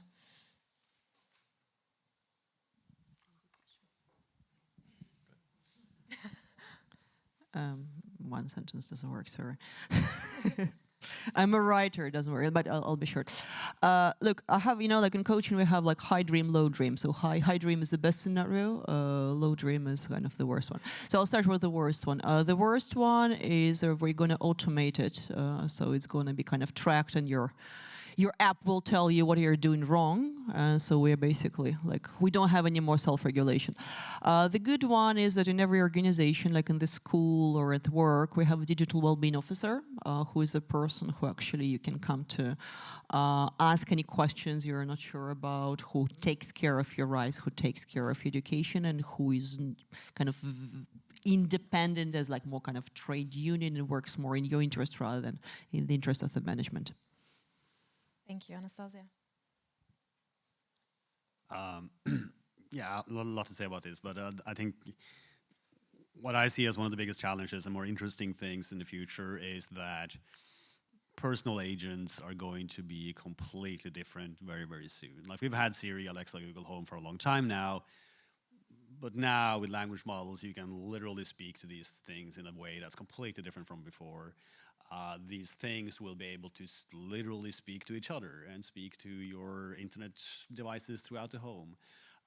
They might get memory capabilities at some time and be able to adapt to your interests and hobbies and remember what you talked about last year. Like, we are entering a new era of completely new personal agents pretty soon, I think. And we have to really ask ourselves the questions, what do we want these personal agents to do? Because a lot of this is going to happen in the background. Like, what kinds of things do we want to push to the background? Let the personal agents take care of it. What do we want to keep, especially in terms of focal practices? And ultimately also, could this actually... Like, there's a lot of potential risk there, but there's a lot of potential benefit as well. Like, this can free up a lot of time if it's done right. And I think this is where tech companies and academia and everybody has to, and public sector has to really come together and think through how can these things actually increase well-being. Since they're so difficult to monetize as well, I think that is where their value lies. But it has to be really informed. So I think that is the biggest challenge in the future, at least. Thank you, Johnny. So we can dream, right? It's. I think for me, it would be a world where we can measure our well-being just as easily as we can measure temperature, and meaning I would know throughout the day and every day my level of well-being, and I would understand the consequences of what I do in terms of something that helps or hurts my well-being. A world where I feel in control over using the wonderful technology that's available for us to learn, to connect, to grow, to work, and never feel overwhelmed. That would be a bright, possible future that we can hopefully all build together. Thank you, Kenneth. Thank you to the three of you, Johnny, Anastasia, and Kenneth. Please join me in a round of applause for our three panelists. We touched on a lot of things, and thank you so much for sharing your insights. The panelists will also still be here the rest of the day. Actually, I prepared a little exercise for this group here. So as you walk out, Iliana will be standing by the door with some pouches from my company, Quiet Social Club.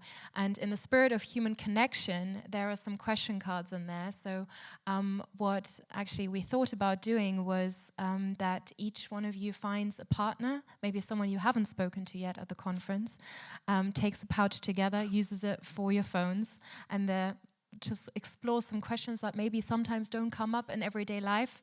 For our online audience, we'll see if we can post a link to a meditation, because we have half an hour till we continue with the keynotes with Mariek and Brey.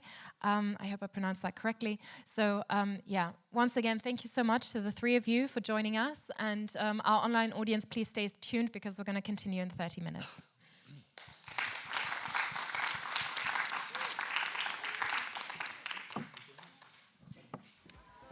We're going to start, so if everyone could find their seats, that would be great.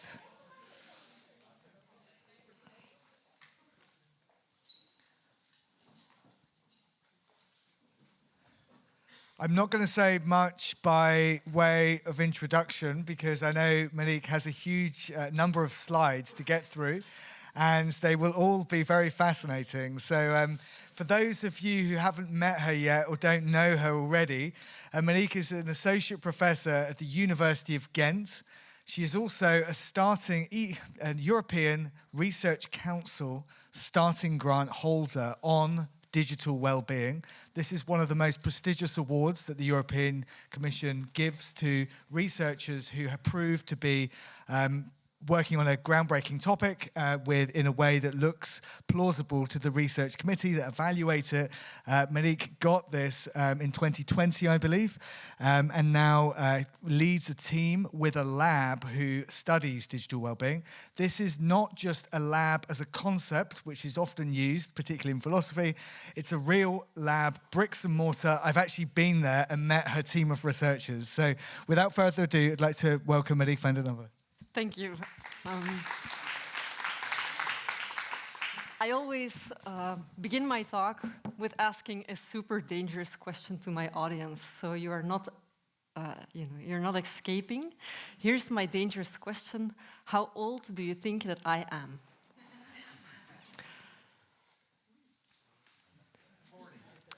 40. Close, but still generous. A bit older. 35, Matthew. Unfortunately, I'm not grading your exam. I am 43. That means that if you count backwards with me, when was I 20? In 2000. Turn of the millennium. I don't know, there are some people here who I think are closer to my age. I don't know if you remember New Year's Eve, 1999. You know, the millennium bug, will airplanes fall out of the sky and will, society end tomorrow? That did not happen, but around that time frame, lots of other stuff happened. Here's me, 16, 17 years old, with my best friend. We are still BFFs today. And in this moment, I had no mobile phone, I had no email address. We had one computer at home that my mom used. She's a writer. And we had an internet connection that we could never use, because then we would hog the fixed landline phone, and that would make my mom super angry. But then the millennium happened, and so much changed. I still remember when in 1999, I think, when the first mobile phones entered into society, and oh my God, we thought it was ridiculous that people would walk around with this mobile telephone thingy. And 1 year later, we all had a mobile phone. Prior to generative AI, I think phones were probably the fastest diffusing technology that we've seen so far. And what is peculiar and what I found really fascinating is how quickly we have come to take this technology for granted. If we just think about our travel here today, if you've come here by public transportation, maybe you had your ticket on your phone, you used your phone to navigate, you used your phone to meet with friends, to maybe interact with your family, with your partner back home. We're on these devices all the time because they are so deeply integrated and taken for granted in all these facets of our everyday life. And it is because they are so taken for granted that sometimes we fail to take a moment to fully grasp how they have impacted everyday life and society. Me, myself, there is this anecdote that stays with me. When I was living in my dorm room, I just had my phone, and I also had a new boyfriend. And I remembered that he woke me up at 4 a.m. in the morning. I was sleeping, and my phone rang, and I picked up the phone, and it was my drunk boyfriend who just called to tell me that he loved me so much. And it's an anecdote that stays with me because it testifies like this really simple thing that happened and that we now maybe find normal. But in that moment, you know, having that phone only maybe for a few weeks, it was so life-changing to me. I tried a few careers. I tried to become an actress. That did not work. I thought I wanted to be a lawyer or a diplomat. That also did not work. Then I figured I need to choose a career where something that's not too difficult so that I can get my degree fast, communication sciences. So I went there. It was not untrue, but it was also super interesting. And I knew very quickly my career is going to be to study this fascinating technology, this new technology that's taking over society, and to try and unravel some of this taken for grantedness. Matthew spoke about the ERC project. Today I'll share lots of results from that project, which is currently still ongoing. And those results are mostly based on two big sub-projects. One is a project in which we have 1,400 adults, mostly knowledge workers, who take part in experience sampling research. So they answer short questionnaires multiple times per day. And in parallel, we do passive monitoring of their smartphones and for a small subgroup, also their laptops. And then we also have a deep ethnography where we follow a small group of adult individuals and, like Louis Theroux style, really go through the day with them and see what they experience and how digital well-being unfolds in everyday life. And then some of the results that I'll share are from a newer project on which Elfie is also co-PI, an FWO project from the Flemish Science Foundation, where we have survey data and also some ideation of theoretical ideas. Okay, I'm a scientist. That means that I'm also a woman with a mission, and my mission today is to convince you that you should all become trees. And I'll try and convince you of that in the next 40 minutes or so. And how will I convince you of that? Well, by running through 4 questions with you. What is the problem? How can we understand it? Why is it difficult to solve? And is there a solution? So what is the problem? Well, I'm a social scientist. If you are a social scientist, what you do is you observe reality and you try to make sense of reality. And we're human beings, so that means that we have an instrument that separates us from animals. That instrument is language. As a communication scientist, language is something that is super interesting because we use it to communicate and we use it to make sense of the world around us. So what do I observe when, as a social scientist, I look at our reality today and I look at how we use language? Then I see that we have come up with all kinds of new concepts in the past 10 years. Maybe you know them, maybe you don't.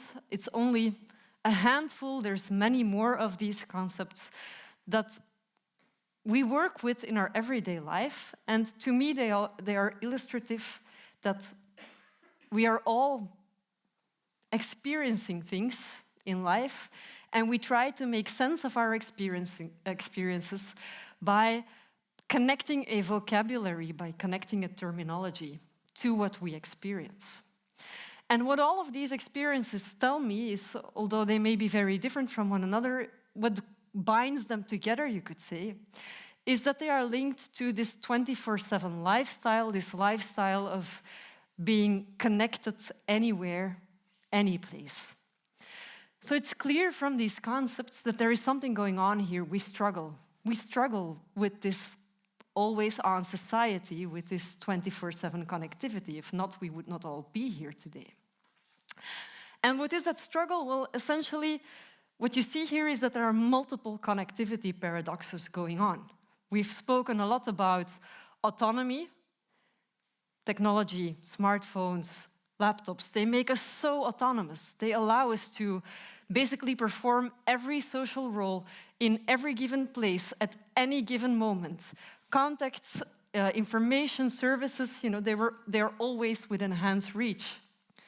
So much autonomy, but at the same time, we experience a loss of control. We are constantly distracted. We feel pressured by our environments. So there's experience of autonomy, but we also have a loss of control. This is a technology that is geared towards connection, perpetual contact.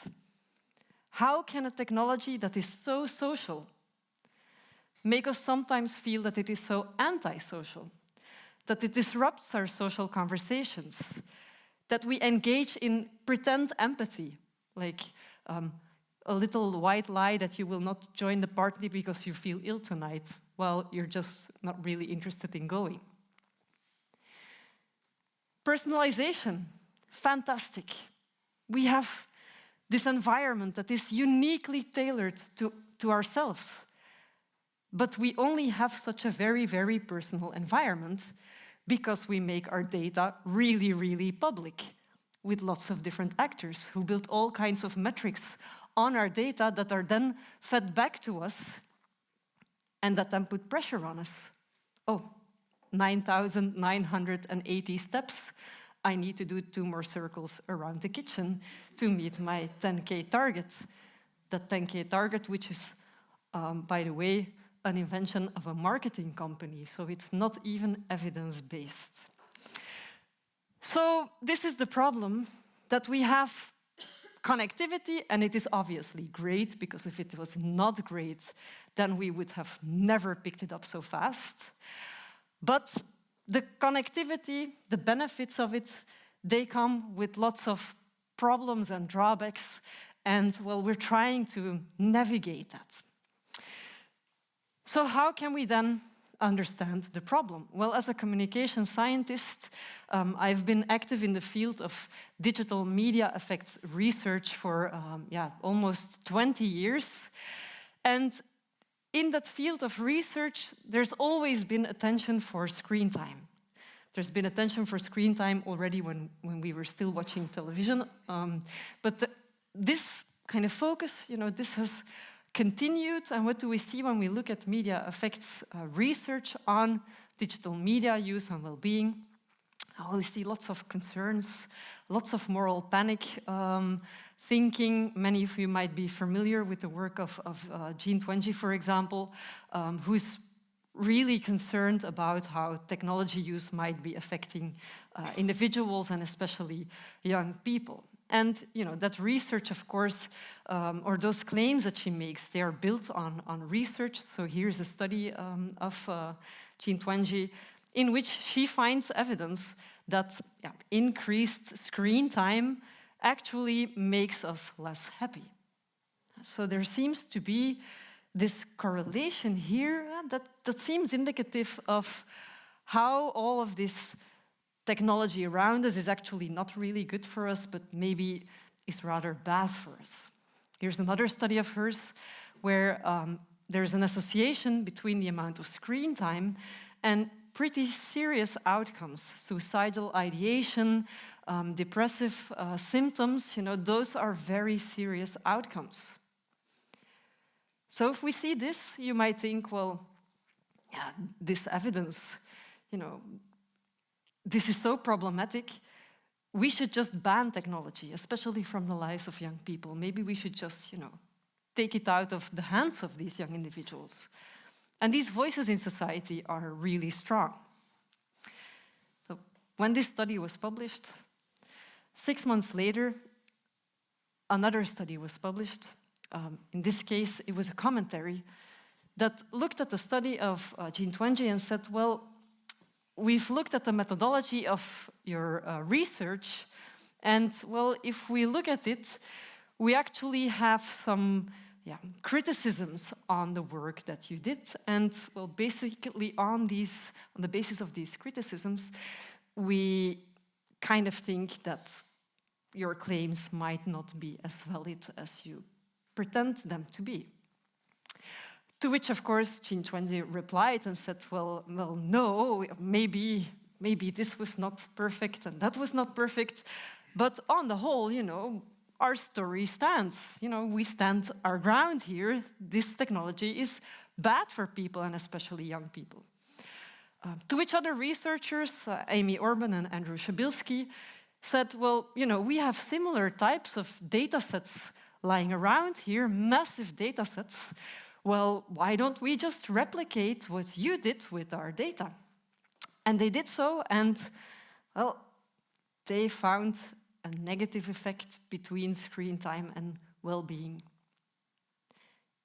Negative effect of 0.04. Smaller than the effect between wearing glasses and well-being or eating potatoes and well-being. Which led Orban and Shabilsky to say, well, what are we worrying about? There might be this very, very small effect, but in reality, the effect size is so small, this is not really evidence that we should be concerned. To which Twente replied and said, well, there's these digital harms, and you are underestimating these digital harms, and this is super, important that you don't underestimate these harms. To which, the other side again replied and said, no, you are a moral panic thinker, and so on, and so on, and so on. So I stopped documenting after a while. This is one debate, the debate about addiction. I will not even tread into that debate. All these debates around screen time and social media addiction, and they're ongoing. At the same time, sometimes you see these studies appear and they get hardly any media attention. Nobody talks about them. But they are sometimes super impressive, like 8 waves with a big sample, 0 finding. And my heart bleeds as a researcher when I see those results. It must really suck, but yeah, that's what can happen, right? But so being at this kind of, being part of this field and seeing this research and seeing these debates on is media addiction, is this something real or unreal? Are social media bad for us? With all these screen time studies, I've been witnessing that research for a long time, and I felt so frustrated by it. Frustrated because I just think that the basic assumption of that research is totally wrong. So this was not only my observation, of course. Here's an example of a headline in Wired magazine that asked, I think, the question that was very hot a few years ago, like, are smartphones really destroying a generation? Well, we just don't know. We don't know. We're not asking the right questions. We're not using the right measures to answer our questions, and so forth. Now, as a communication scientist, if you study communication sciences, I'm really proud, actually, of my field of research, because what I think that we do really well is from the very first day that you enter into the auditorium, you essentially learn 3 basic things. The first thing is that technology, it is not good. The second thing is technology, it is also not bad. What is technology? Well, it is something that is present in our world, and our relationship to it, it is just super complex and ambivalent. So we can never answer a question such as, is social media good or bad for us? It is a nonsensical question because it makes abstraction of a really complex and nuanced reality. And if you look at the phenomena that we witness in society through that lens or using that assumption, then the concept of digital well-being becomes super interesting because this concept, it actually allows for this nuance, for this complexity, for these ambivalences to exist. Because at its very assumption, it brings this realization of, well, the benefits and the drawbacks, and that they can very well coexist. So the key is to make the best, I guess, out of this complex and nuanced reality. I'm a slow thinker, and earlier today we spoke about digital well-being, and that it's rather the effect of the digital on well-being, which I think takes away from the experiential definition. I think I really do think of it as an experiential definition. So similar to how we have physical well-being, that's not the effect of the physical on well-being. No, it's how you relate to your physique. Or mental well-being, it's not the effect of the mental on the well-being. No, it's how you relate to your cognitions, to your emotions. So for me, this is what digital well-being is. It's how you relate to these technologies that have become extensions of the self. And I've developed a working definition out of this, so this experiential state definition. So for me, what is digital well-being then? Well, it's this state that you always, it's dynamic, so it will fluctuate, but you have digital well-being. When technology for you, it brings you pleasure, it brings you fun, it brings you entertainment, but in a controlled manner. So there's no loss of control experience there. And it supports you in your daily life. It helps you to function in a complex society without bringing you stress and without causing you conflict. And so for me, this is a much more fruitful way to look at the problems that we encounter in relation to digital technology in our everyday life than an addiction frame or this screen time frame. By the way, this picture was taken in Amsterdam. Is there anyone who has seen this picture before? No, so it was like big world panic, and look at the teenagers, and smartphones have ruined a generation, and they are all addicted to their smartphones. And then the photographer, a Dutch photographer, normally the name is on the tip of my tongue, but I can't think of his name now. He kind of intervened in the public debate and said, well, I was there, I took the picture, and these teens are answering questions on the museum app about the painting after having, listened to a guide who explained what the painting was all about. So reality is complex and it's nuanced, and so we should also approach it in that manner. One of the key ideas here also is that the good and the bad, that they can coexist. And so in our research in the ERC project, with our big panel of 1,400 individuals, we asked people, like, how is your relationship to technology? And what is interesting here, so we asked about the pleasure, the entertainment, the support, the inspiration, but also the loss of control, the stress and the conflict.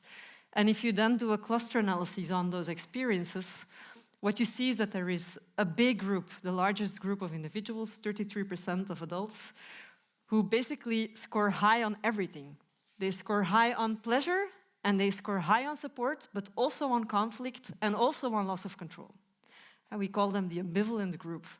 And for me, this is a nice illustration of kind of digital well-being and the complexity of it. So the good and the bad, they can coexist here. And that's what we need to work towards, that we can keep the good, but we can get rid of the bad.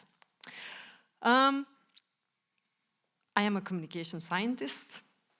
In media effects research, we have a long tradition of studying the harms of media use, of digital media use.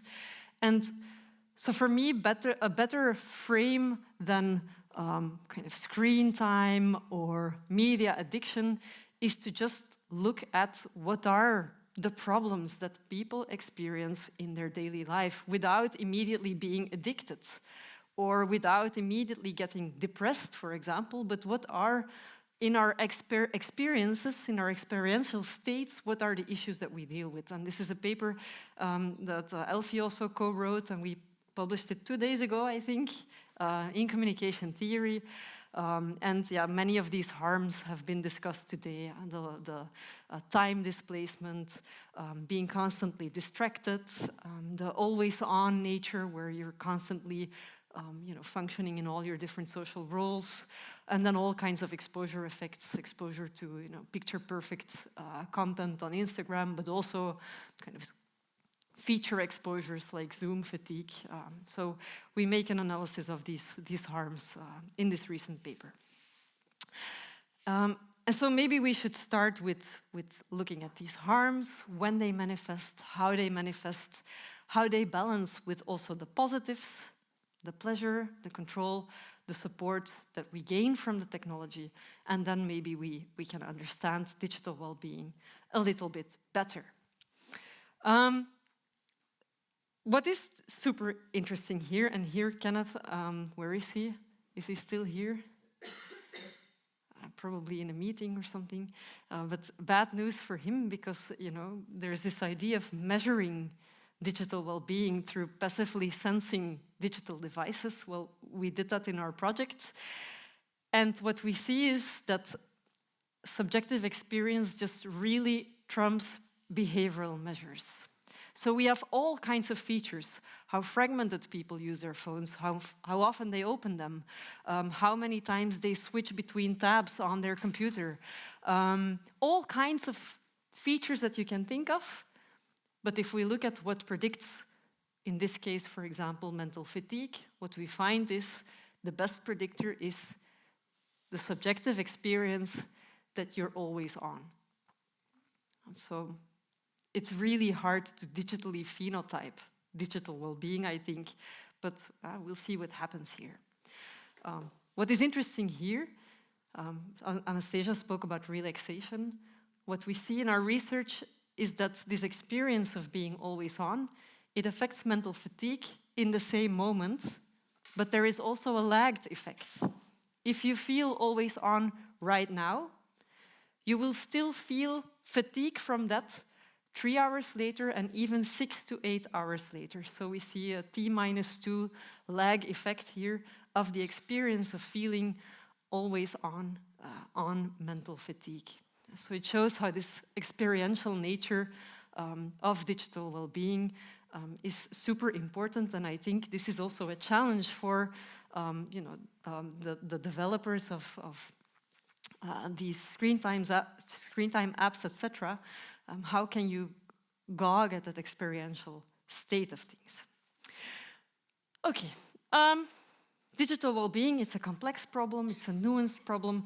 How can we now solve it? Well, if it were easy, we would have done it. It is not easy, it is difficult.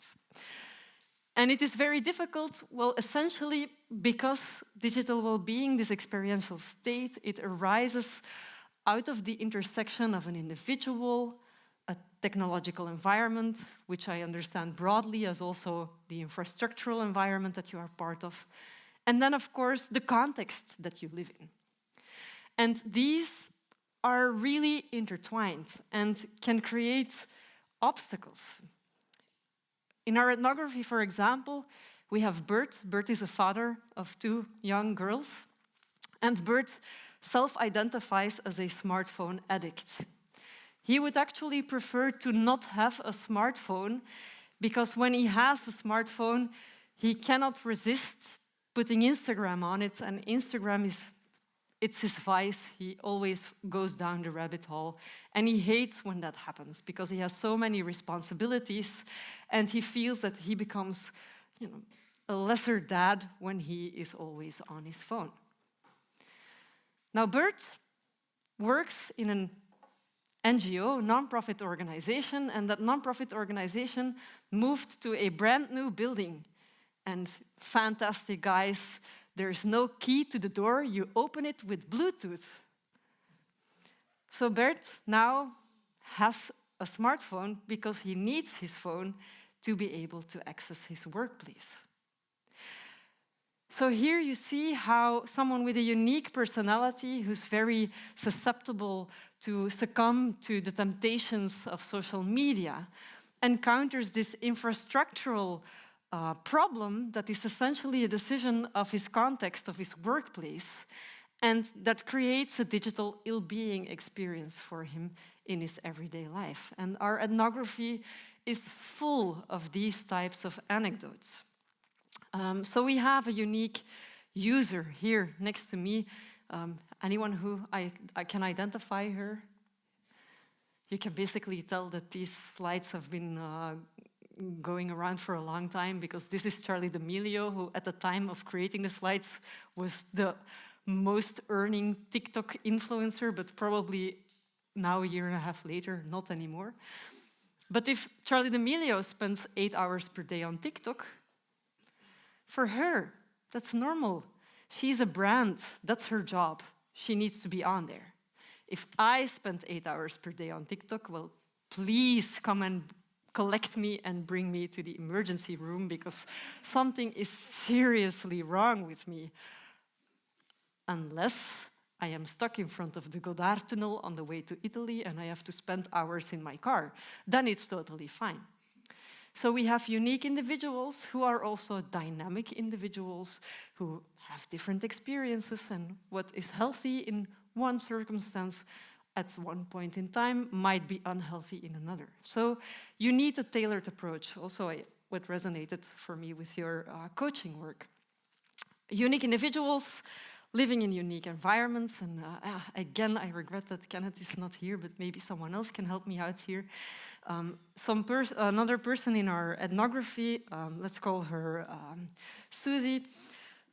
Susie is a knowledge worker, and she has a habit of really closing Teams, so fully closing it when she needs to do focus work. But so during the day, she opens and closes the app multiple times, but whenever she opens it, she needs to go through this two-factor authentication from Microsoft. And she did not figure out the settings for doing that only once a week, so it's literally sometimes 3 times in an hour that she needs to authenticate. And every time she authenticates, she gets hooked, because there's always a message there. When I was observing her, she got a message from Smart School. So this is the platform via which schools communicate with parents about their children. And then because it was a message from Smart School, she felt responsibilized in her role as mother. So she opened the message, and then she got all pissed off, because actually this message was a message that had already been sent a week earlier. So it was basically a reminder. And it completely took her out of her focus work. So we have these unique digital environments that also matter. And then, of course, there is a context. And in Dutch, we say, de file, dat zijn wij. The traffic jam, that is us. Well, always on society, this is also us. We are ubiquitous connectivity. We are the 24/7 lifestyle. And this creates all kinds of,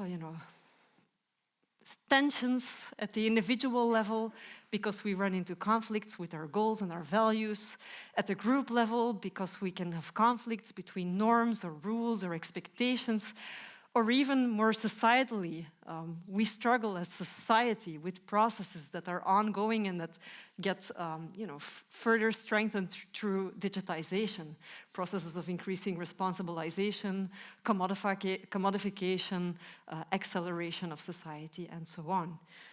To give an example, you probably would not say it from judging how tall I am, but I'm a basketball player. Well, I used to be a basketball player. My mom's team quit, unfortunately, because there were not enough players, but okay. But so when it's women's basketball, the Belgian Cats, we have a great team. I really want to watch, but our last big tournament was in Korea. So what happens when the tournament is in Korea? They air the semi-final at 3 in the afternoon, when I actually have to work.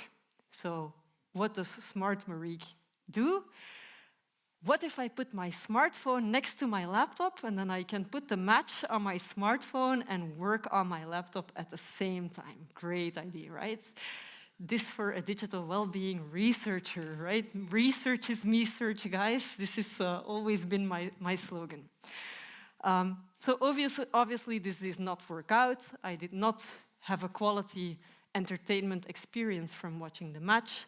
I did not do my job very well. So in the end, I felt guilty. I felt shame over, being an expert and then making this stupid mistake. So here you see the goal conflict, the value conflict.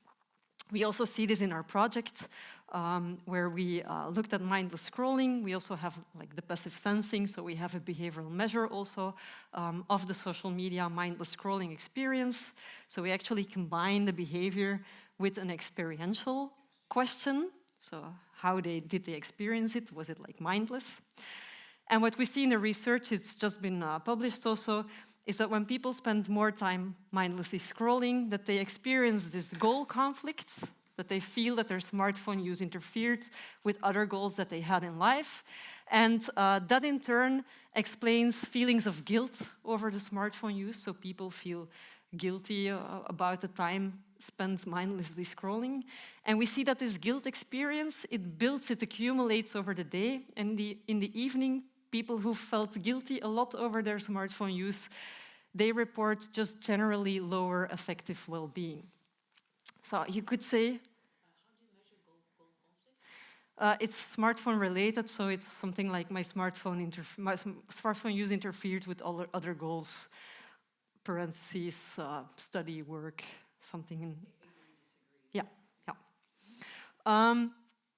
So here you see, well, first of all, guilt is not necessarily bad. So guilt is a powerful motivator. If you feel guilty, that can persuade you to go and do something else. So in itself, that you mindlessly scroll and that you feel guilty and that you decide to do something better with your time, that's not a problem. But what is a problem is that when that experience accumulates and you feel that you have no control over it and it happens again and again, then guilt can have a really negative impact on your well-being because you start to feel as a failure, as someone who is incapable of streamlining behavior with your personal goals and values. And so that is also what we see in our research. Again, the person matters.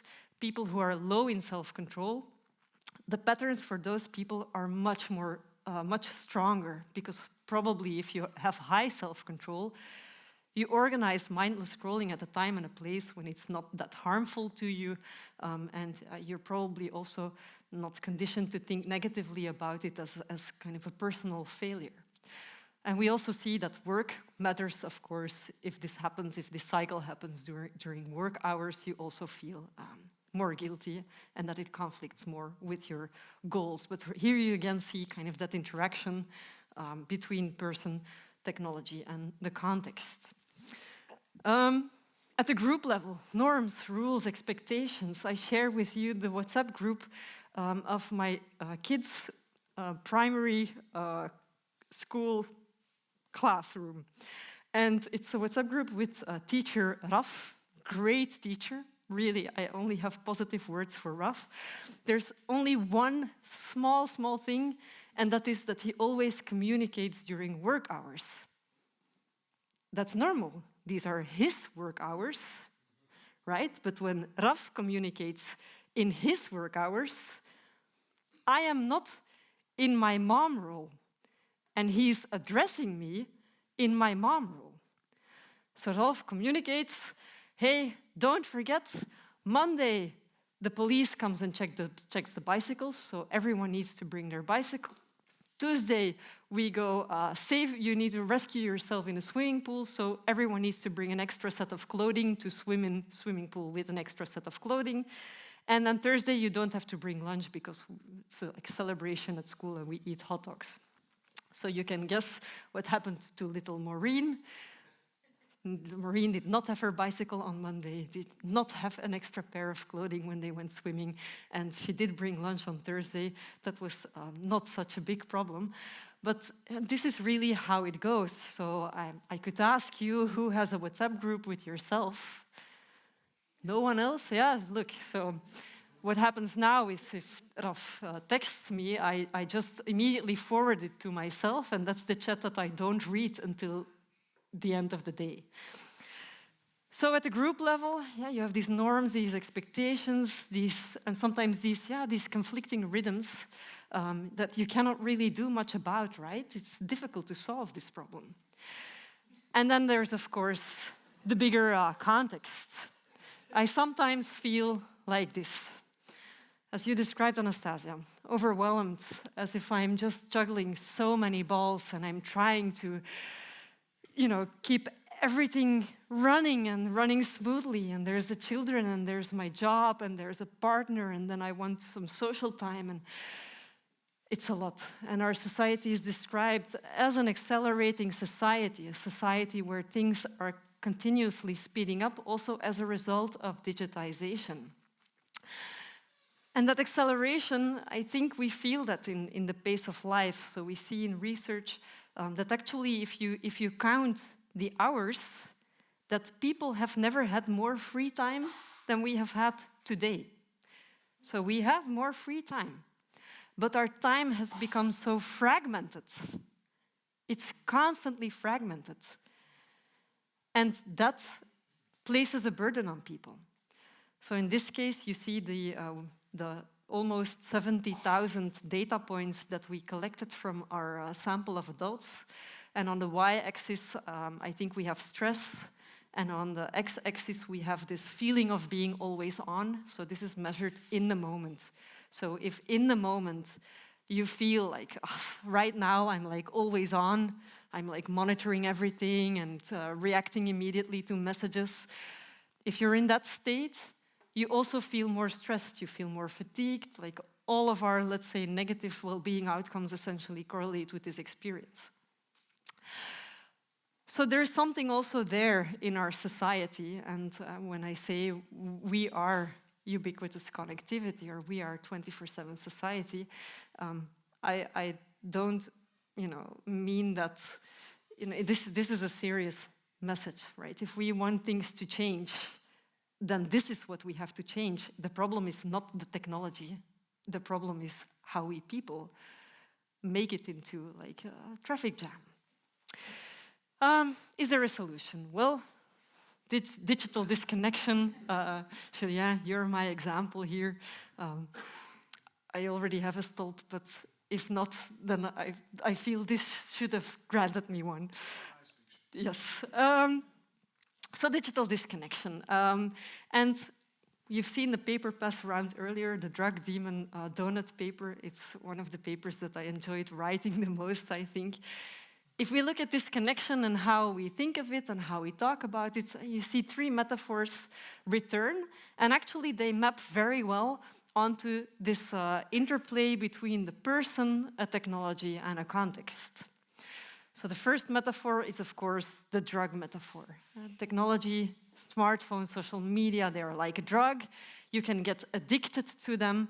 And essentially, if someone has an addiction, then typically that is someone who is susceptible to addiction. So we need to figure out which individuals have which types of personality traits that make them susceptible to lose control and to kind of get into this very negative state of addiction. And then we can help them, and we know from addiction how we can help them.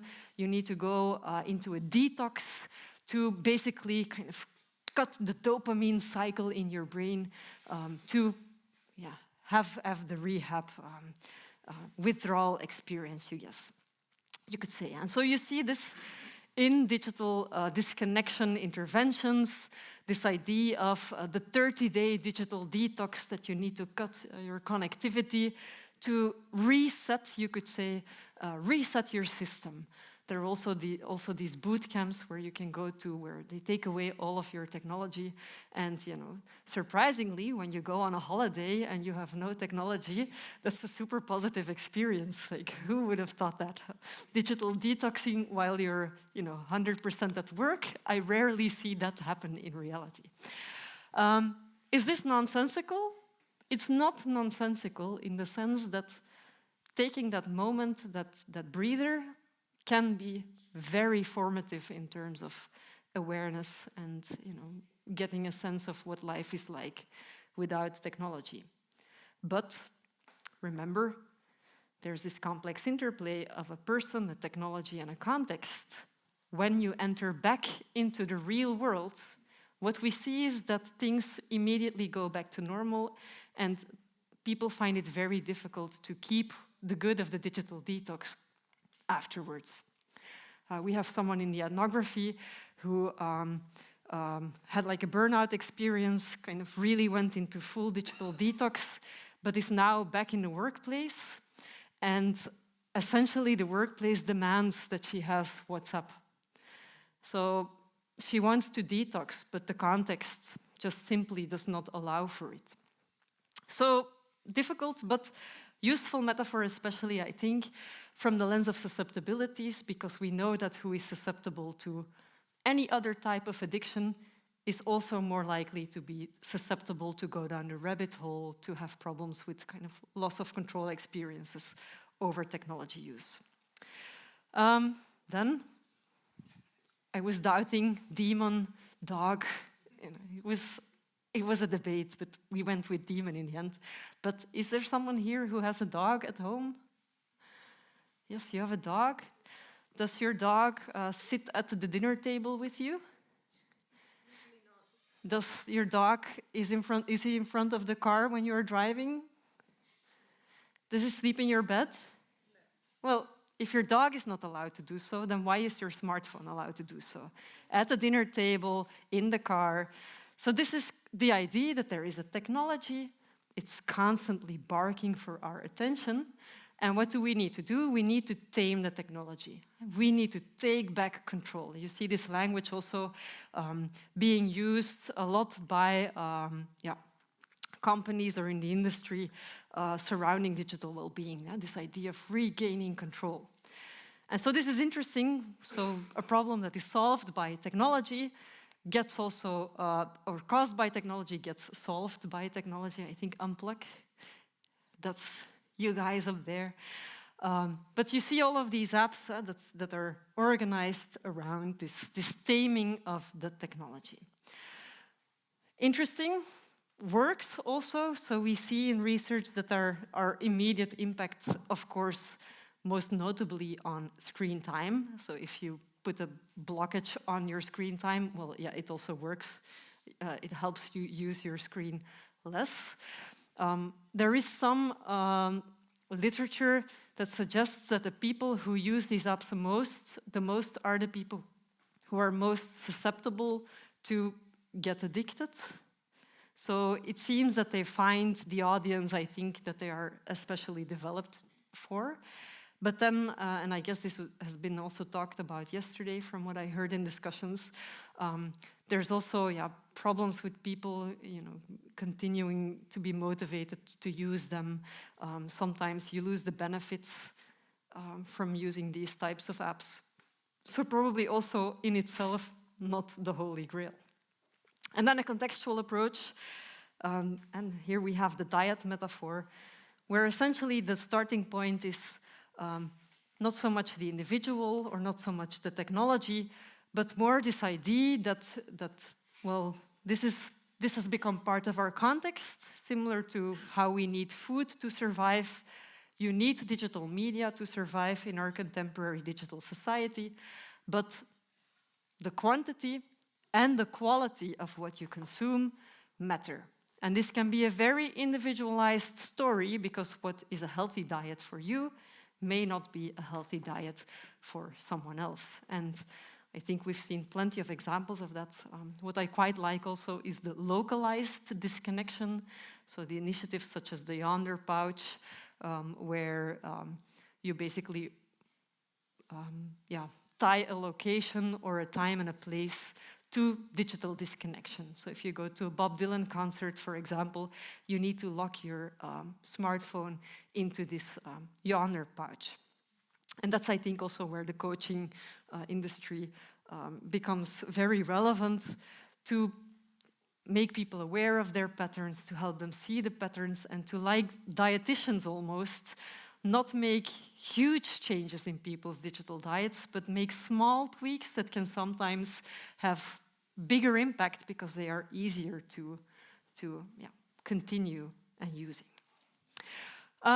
in our paper that we just published, we connect these harms to digital disconnection, and we look at the literature that is out there, and what we see is that much of the literature that explores the effectiveness of digital disconnection interventions really looks at these macro-level outcomes like life satisfaction, happiness, like these big constructs.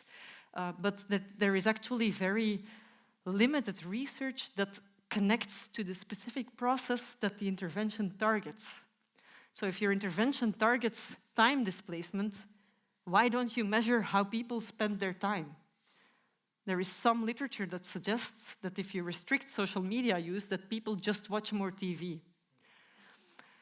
So I think it is important that we look more specifically, into relevant outcomes for the processes that your interventions target. Okay. Digital disconnection, exciting new phenomenon, but I think many questions remain, and a few of those I want to fire at you. I'm imagining I'm almost out of time. Perfect. First question, is digital disconnection, is it a new area of privilege? We see in culture, the sociology of culture research, that the busy lifestyle, that it's a status marker. And similarly, we see that in that space, digital disconnection, it becomes a status marker. Who can afford to rent that cabin without Wi-Fi on the top of that hill with a beautiful view? You should look online how much you need to invest financially to go on a holiday. That is pretty rudimental, you could say. It is a privilege. It is also a right. So we see in the labor law now, digital disconnection has become a right. But interestingly, I'm in a policy group for my own organization to develop this disconnection policy. Interestingly, the way the labor law is written, it is interpreted as the employee has the right to not be contacted by the supervisor in the evenings and the weekend. That's the way the law is interpreted. If you talk to people, employees say, this is not a real problem. My boss does not really send me emails in the evening or in the weekend unless it's like really urgent, and then I'm okay with it. What is the problem is that actually that supervisor is only putting out fires all the time, emailing, responding. That's the problem. So the problem is not with the employee, I find, but oftentimes there's a disconnect there. Nice pun of word. Surveillance and control. Will digital disconnection become a new area of surveillance and control? We see this in these types of dashboards, the digital well-being dashboard, where essentially your digital disconnection is being datafied and therefore also potentially being commodified, monetized. If you know that people who are in this state of online vigilance, that these people are very likely to become fatigued and potentially burn out, then having this type of information as a manager becomes super relevant. You can use it for the good, but you could also use it for the bad.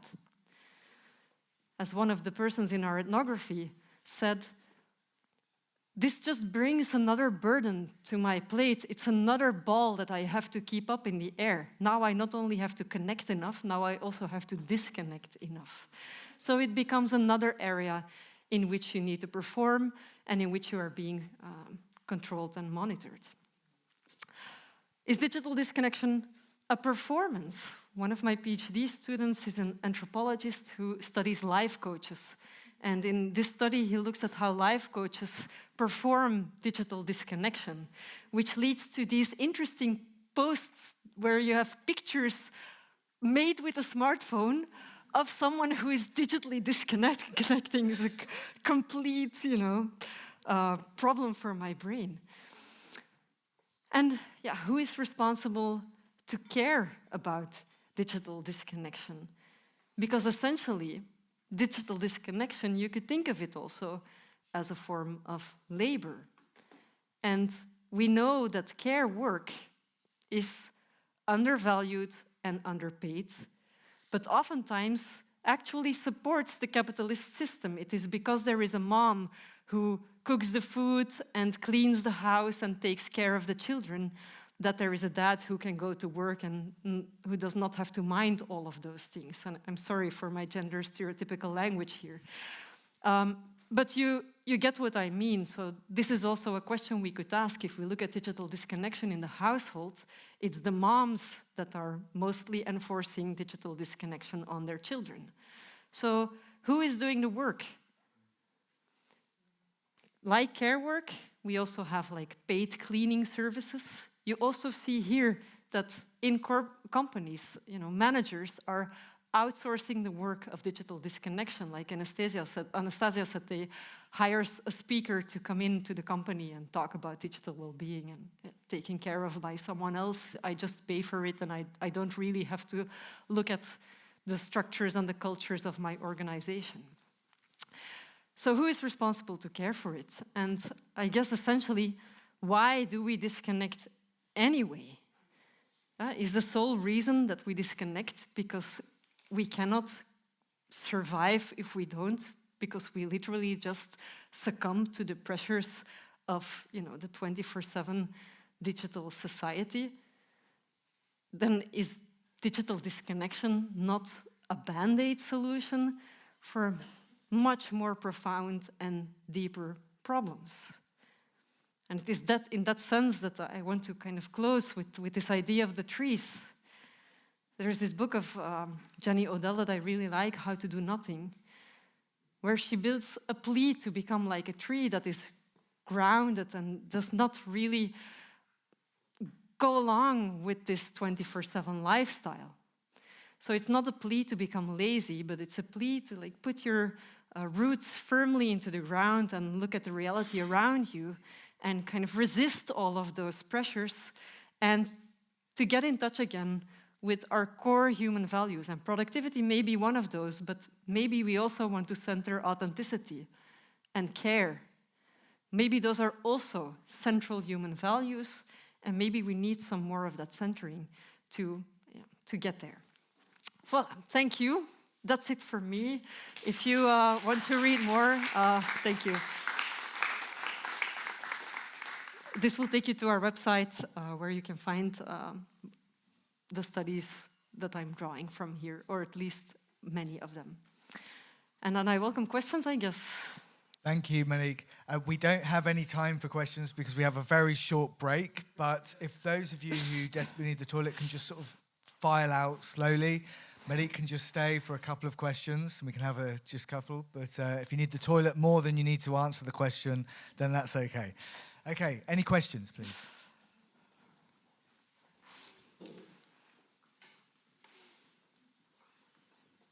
It's a lot, right?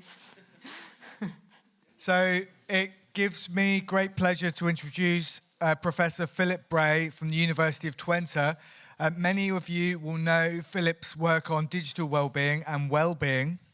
It was actually the first work I read on well-being when I arrived in the Netherlands. A lot of work had gone on before my arrival in 2012 and 2015. So in 2012, Philip published a book with other authors entitled The Good Life in the Technological Age, which was really influential in this topic, and also later with Johnny Søraker, Wellbeing and Contemporary Society. That was 2015. So today he's going to talk about digital well-being and the metaverse. Thank you, Philip. Thank you. All right, so Mariek went back to the year 2000. I'll go back further. In the 1980s, I experienced the rise of personal computing. Then in the 1990s, I witnessed the rise of the internet. I remember early in the 90s, I was in college at University of California at the time, and a friend of mine, a system operator, he said, "Come take a look. I got to show you something. This is it's a new network called the World Wide Web." And he showed me like 5 pages of text and hyperlinks from CERN in Geneva, And I said, I played around with it, and I said, wow, yeah, if they build a better interface and maybe some pictures, and I think I can see this grow and become really big. Yeah, it did. So then I started publishing in the late 90s, and at the time there were people working in what was then called computer ethics, now called digital ethics.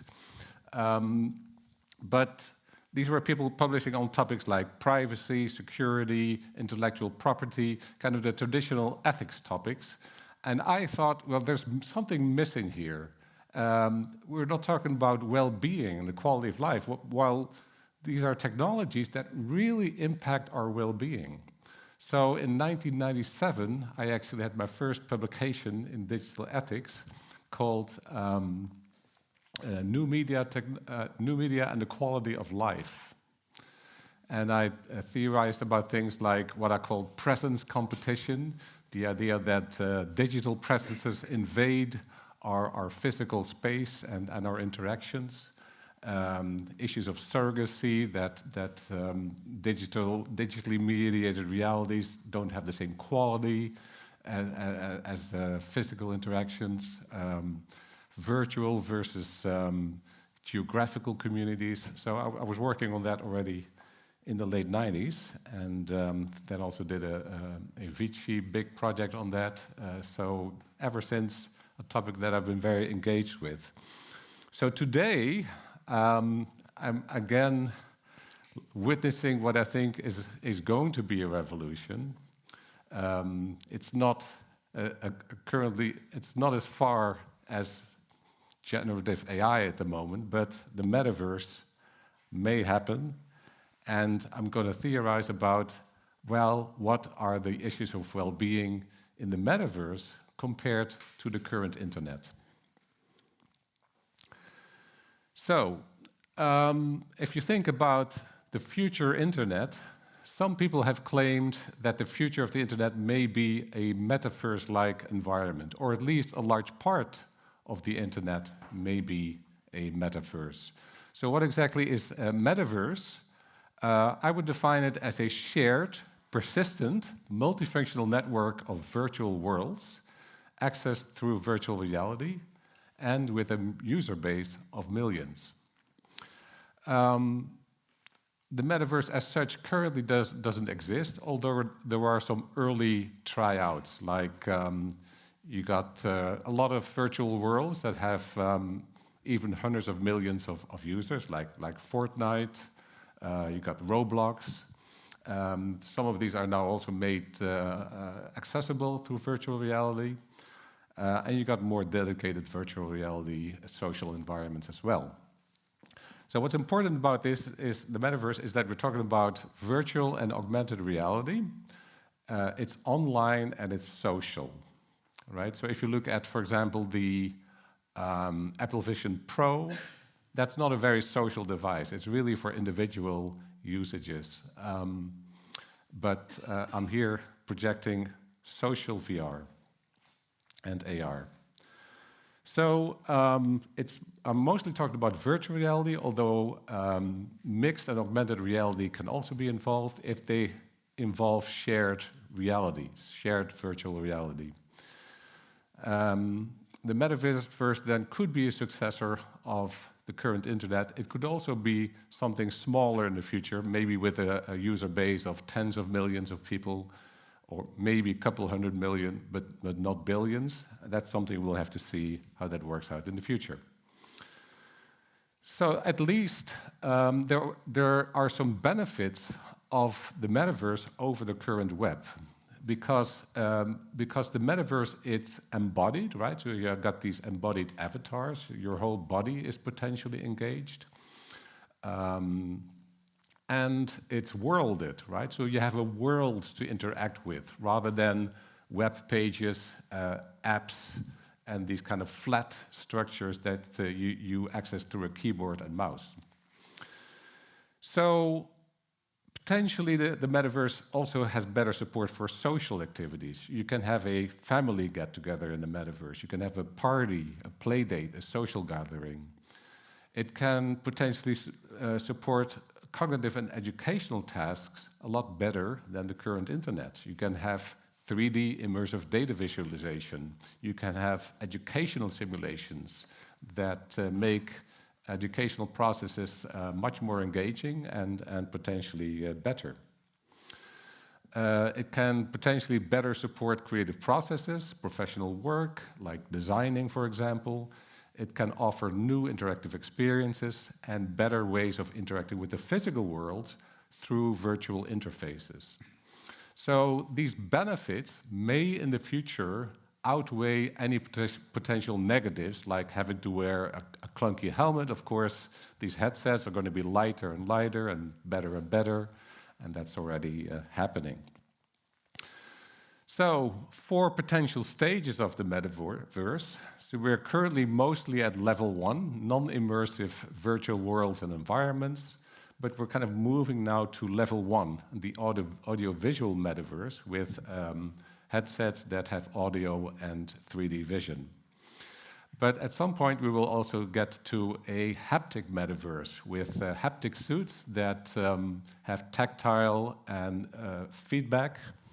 And so the feeling of touch and bodily sensations will be there. These devices already exist, but they don't have a huge user base at the moment.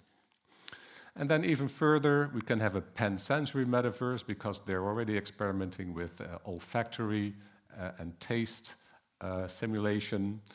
And as realism increases, and we are already at a stage where we have very realistic environments and very realistic avatars, we may get to a point where we can hardly even distinguish reality from virtual reality anymore. Okay, so I'm going to now focus on well-being and the metaverse. I'm not going to look at all dimensions of well-being. I'm going to be looking at 3 overlapping aspects or dimensions of well-being, which I think are specifically important to look at in relation to the metaverse. And one is happiness. To what extent can the metaverse be conducive of happiness? Also in comparison with the internet. Mental health, what could be potential benefits, but also harms to mental health resulting from metaverse use. And then I will be looking at social well-being and how it might be affected in the metaverse. So let's start out with happiness.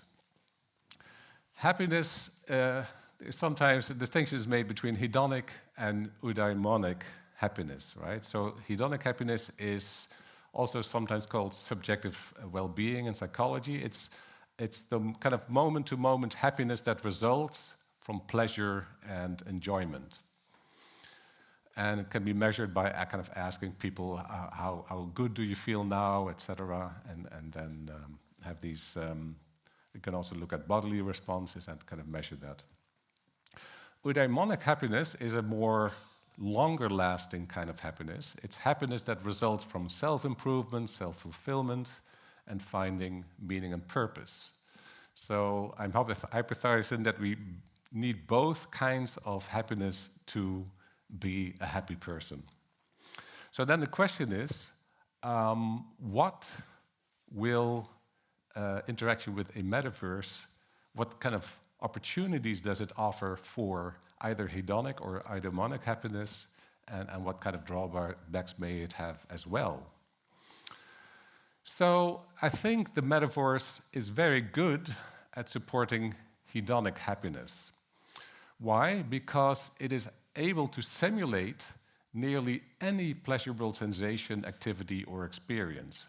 And of course, the more senses are engaged in virtual environments, the better that works. But the sky is the limit, right? So any kind of experience can be had in the metaverse. It can be programmed to be, feel like you are, like you are swimming in the river, like you're seeing beautiful fireworks. Can be the sensation of touch, sexual experiences. All these things can be experienced in the metaverse. And the programming can also be such to minimize unpleasant experiences. Moreover, we can actually use the metaverse to avoid unpleasant experiences and replace them with more pleasant ones, right? So suppose we're supposed to meet somebody, we can avoid meeting them in physical reality, we can avoid the travel time, the heat or the cold, the unsafe environments in which we're meeting people, and those would be also conducive to more hedonic happiness. There's also, of course, risks to hedonic happiness. There could be crime in the metaverse, bullying, addiction, just like on the current internet. But on the whole, the opportunities for hedonic happiness are unsurpassed. For eudaimonic happiness, I think the implications are more mixed. So on the positive side, the metaverse will offer new opportunities for exploration, self-discovery, and learning, right? So again, you can simulate any experience, any environment, and any kind of personal journey that you can undertake in such an environment. It also allows for a new form of creativity, self-expression, as well as work and economic participation, right? Because it engages your whole body and then can offer you virtual tools to create new things, more effectively perhaps than through keyboard, mouse, and touchscreen. And it offers you new ways of connecting and community building. On the negative side,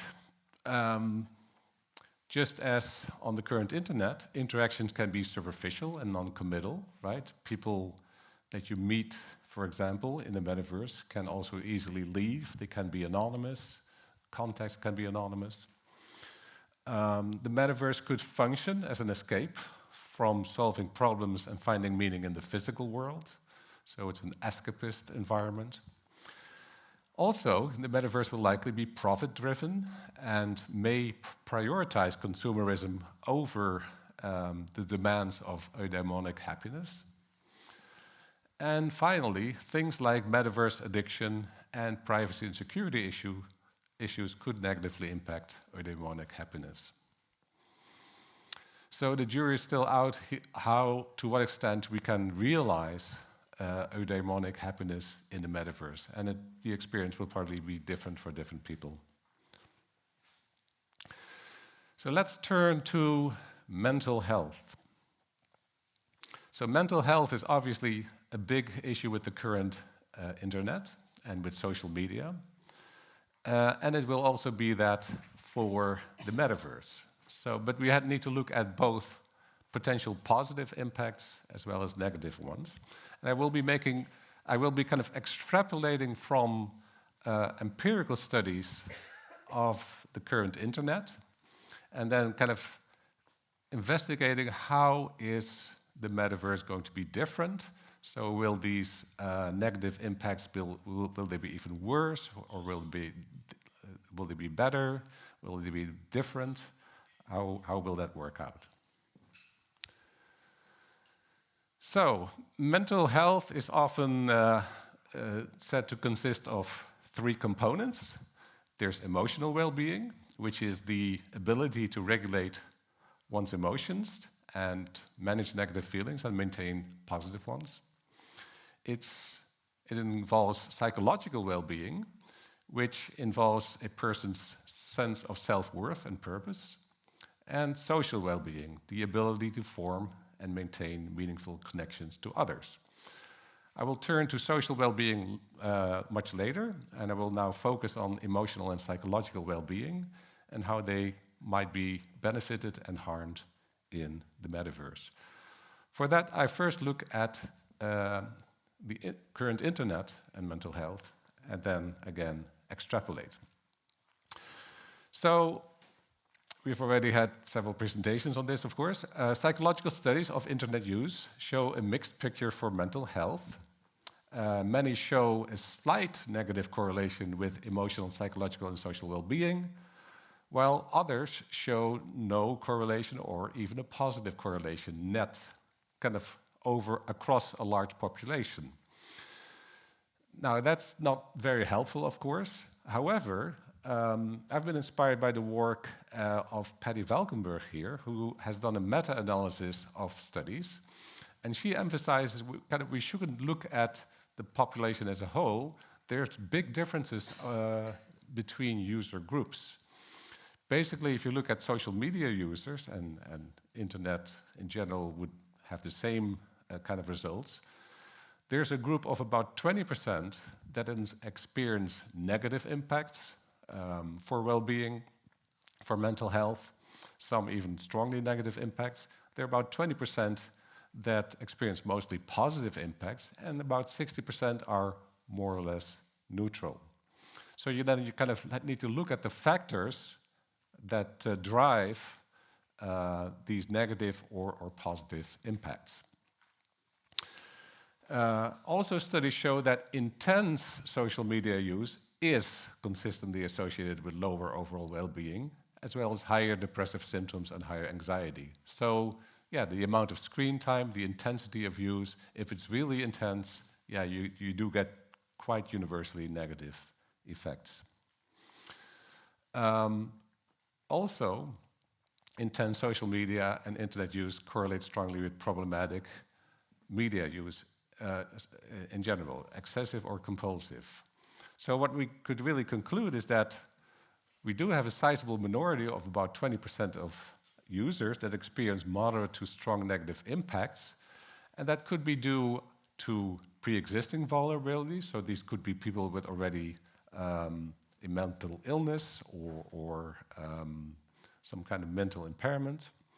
It could also be users falling victim to harmful practices online, or people having kind of addictive personalities, so that these groups are particularly affected. Now, turning to image-based social media, there's a special story to be told here.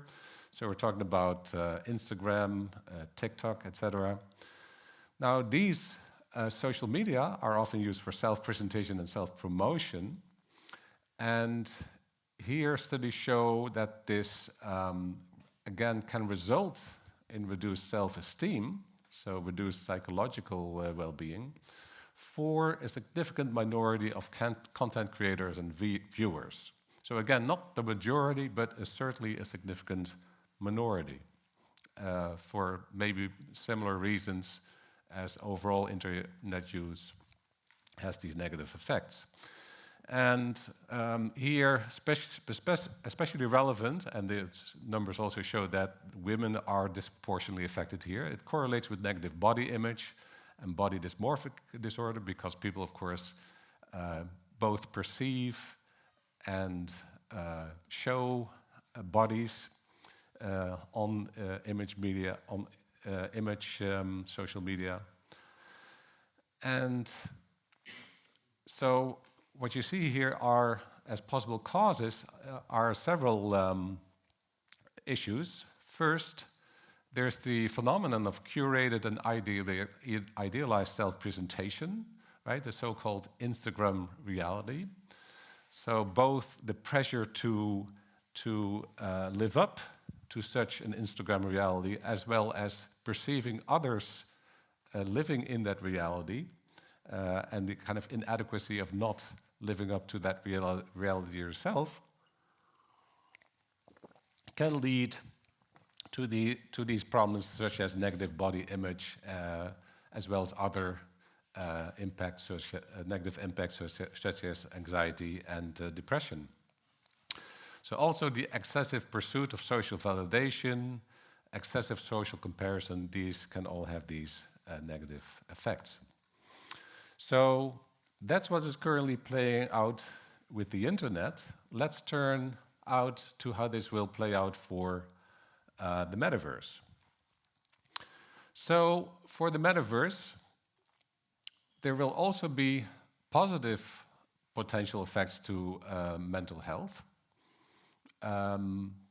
because just like the internet, there are also opportunities to learn, opportunities and resources to connect to others, to build social capital. So those might have beneficial impacts for mental health.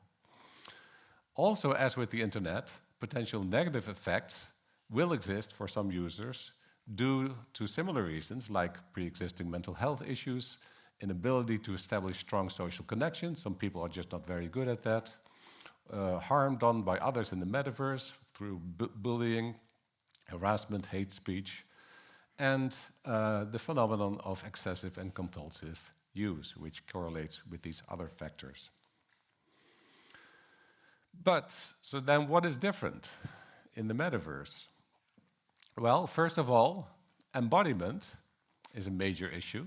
The metaverse is embodied and worlded, and bodies play a role, of course, in image-based social media, but in the metaverse, we will likely have photorealistic full-body avatars in virtual environments that are constantly visible in real time, leading to an enhanced risk of reduced self-esteem, negative body image, and body image disturbance.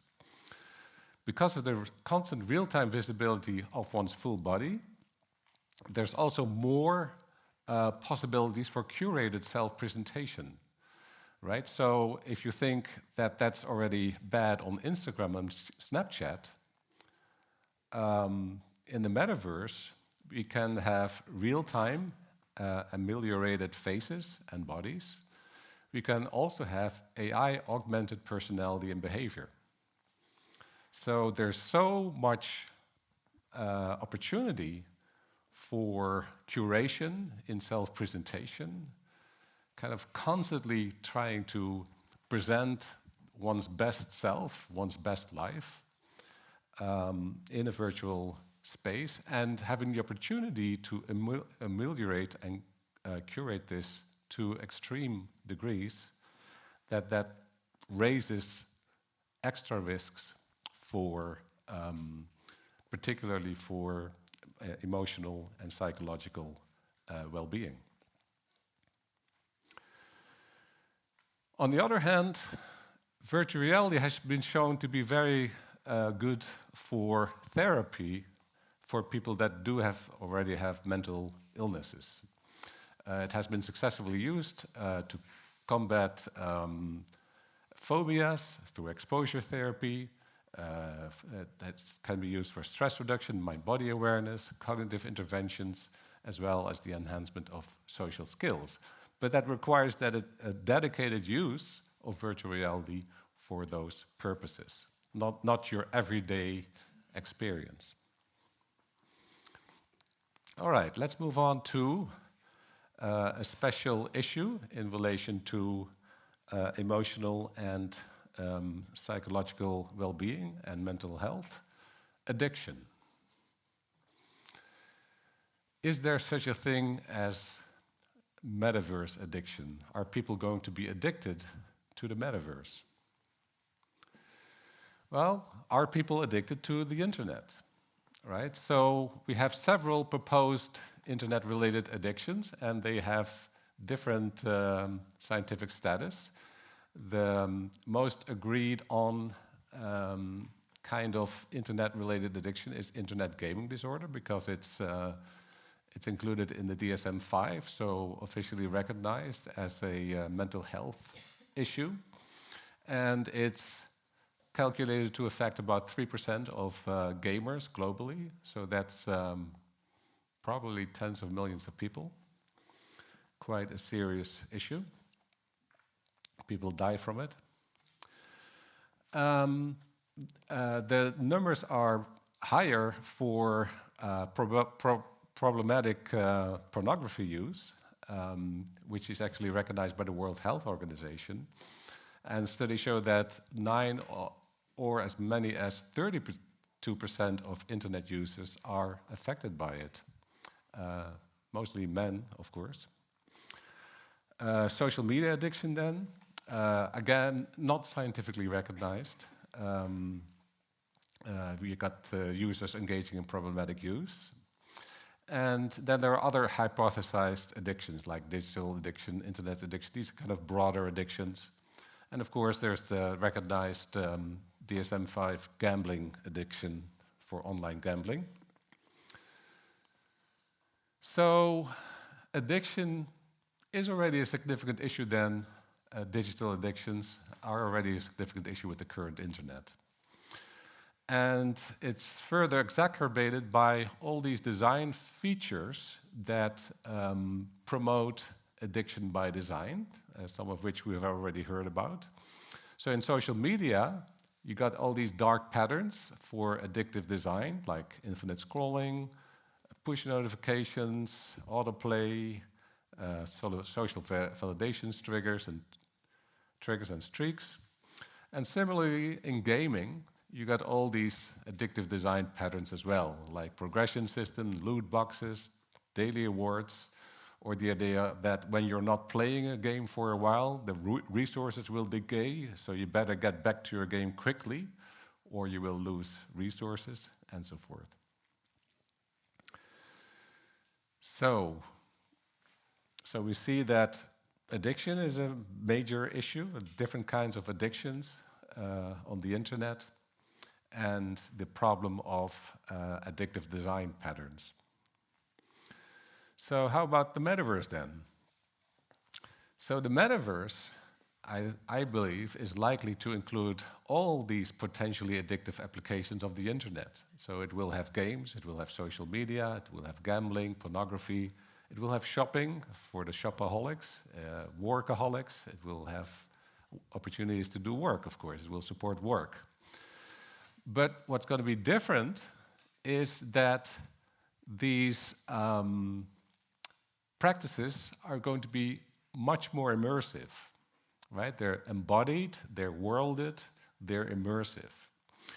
And studies have shown that immersiveness strongly correlates with addictiveness. So the more immersive the experience is, the more likely it is that people will be addicted and hooked and return to that experience, right? Virtual reality experiences can be very powerful, can be very arousing, can release lots of dopamine. So all these factors that you see at play on the current internet may be exacerbated in the metaverse, right? People have this feeling of presence and immersion that correlates positively with addiction, and they get all kinds of behavioral rewards, especially if those are explicitly programmed for with dark patterns, with addictive patterns, rewards that may be greater than you get on the internet. There's also, because of the embodied nature, the possibility of new addictive behaviors. Sex addiction, right? Because you can have simulated sex online with haptics and teledildonics. Exercise addiction, because we have your haptic suits, your treadmills, and other exercise devices in the metaverse. And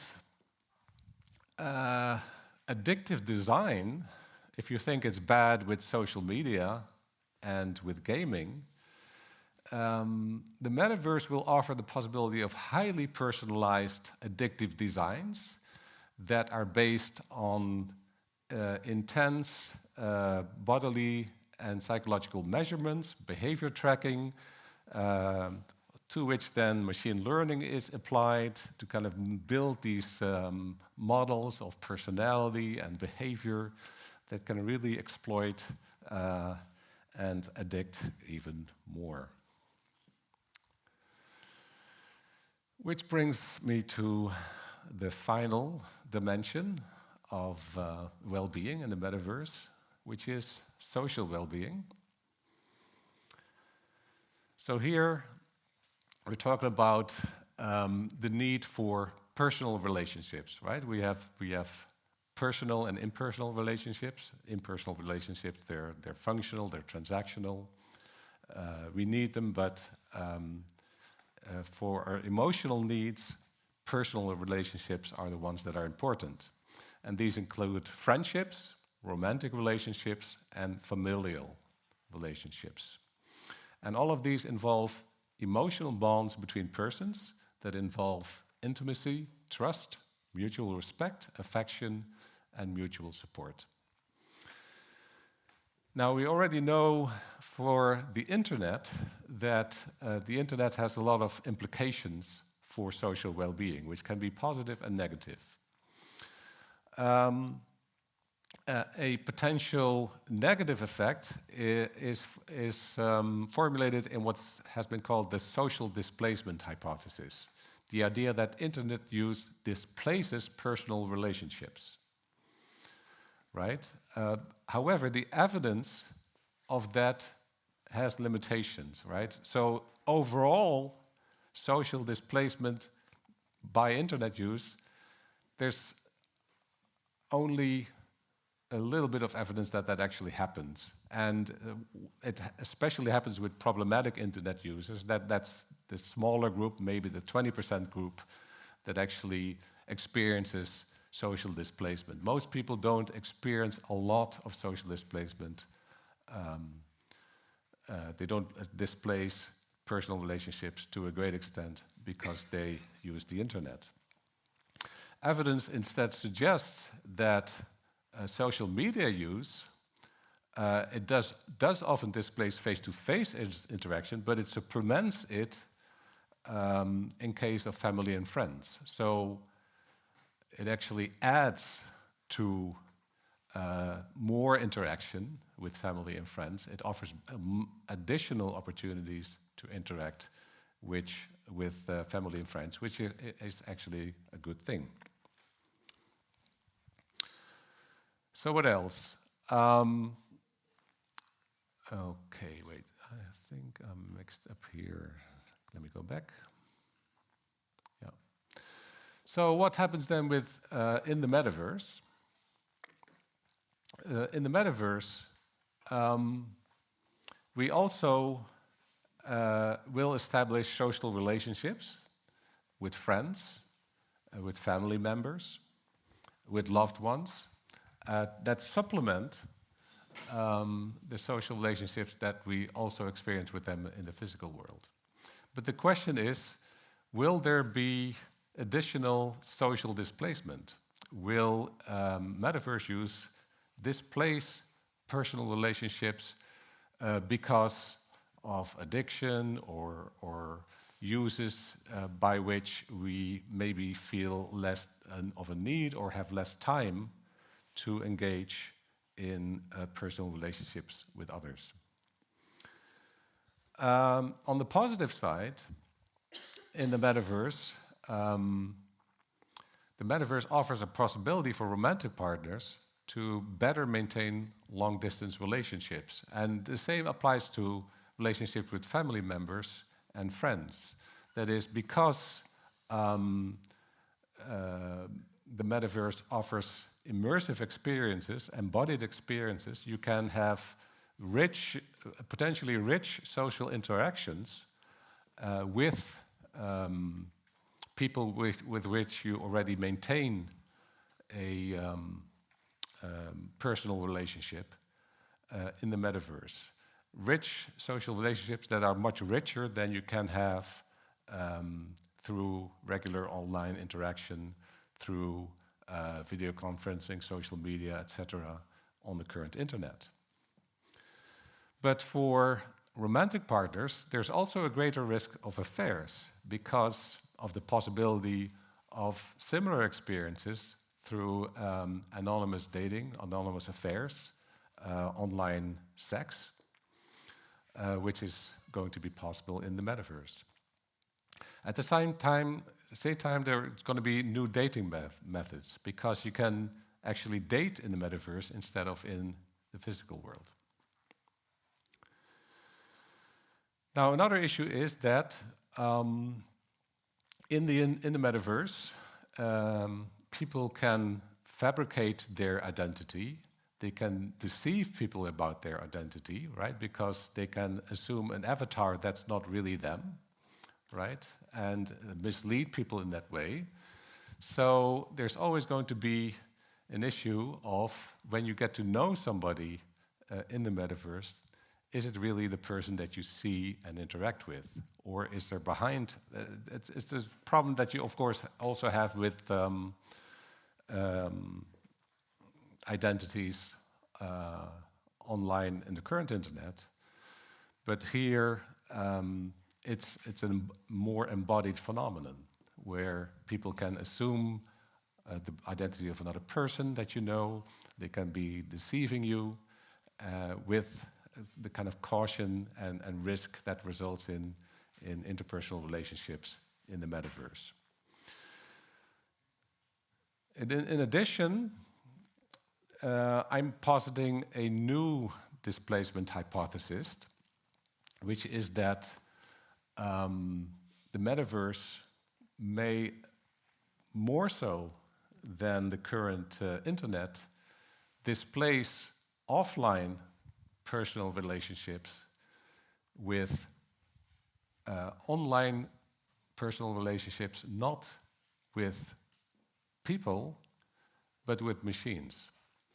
Because there will be chatbot-enabled bots, friendship bots, love bots, sex bots, that are able to have rich interactions with persons that cover the different dimensions of intimacy and trust involved in interpersonal relationships. So it involves emotional intimacy, intellectual intimacy, bodily and sexual intimacy even. You can have that with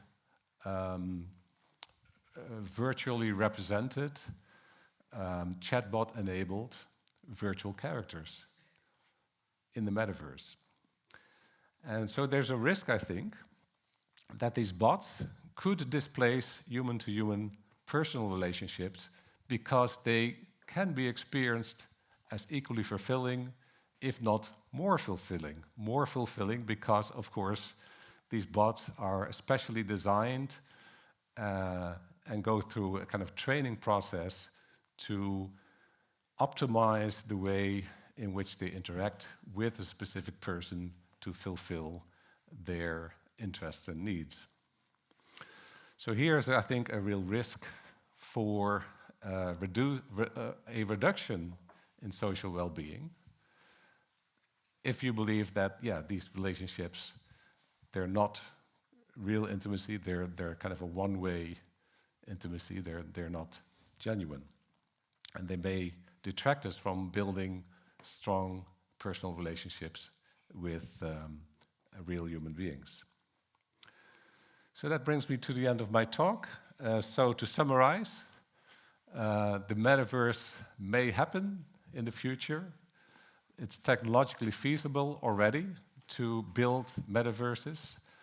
But of course, the technology is still evolving. We will see to what extent, of course, it's going to be the mass medium that we currently see with the current internet. If it happens, due to its differences with the current internet in terms of embodiment and worldedness, the implications for well-being are going to be different. Many will be similar to those we have online, but more intense or exacerbated because of the immersive effects. And I also identified some new challenges and opportunities as well. Thank you very much.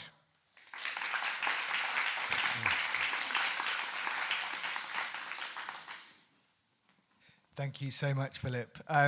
Philip's agreed to take a few questions. So do we have any questions to start from the audience? Okay, we'll start with Gunther, and then we'll go down to Lily, and then we'll go to Elfie.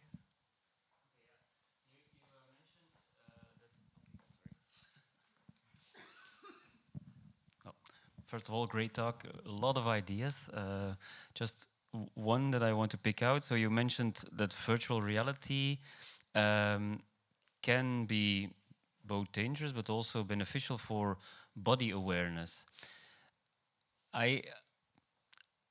I never used this before, but I saw these advertisements of like 8 minutes what they can all do, and I was really I was a bit shocked when I saw it.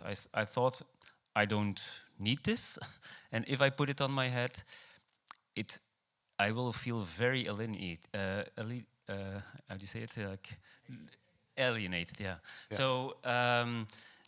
In that sense, for me, especially when you use it in communication, I think the danger for body awareness is huge. So I was a bit surprised to see it as a strength as well. So I want to have some clarification there. Okay, well, for therapeutic purposes, it can lead to enhanced body awareness, right? So it depends on how you use the technology. If you use it specifically for therapeutic purposes, then it can have those benefits.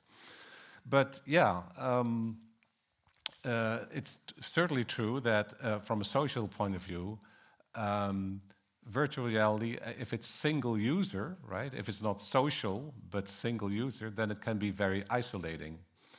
And even if it's social VR in the metaverse, then you are socially isolating from your immediate environment much more than you do with screen-based digital technologies, right?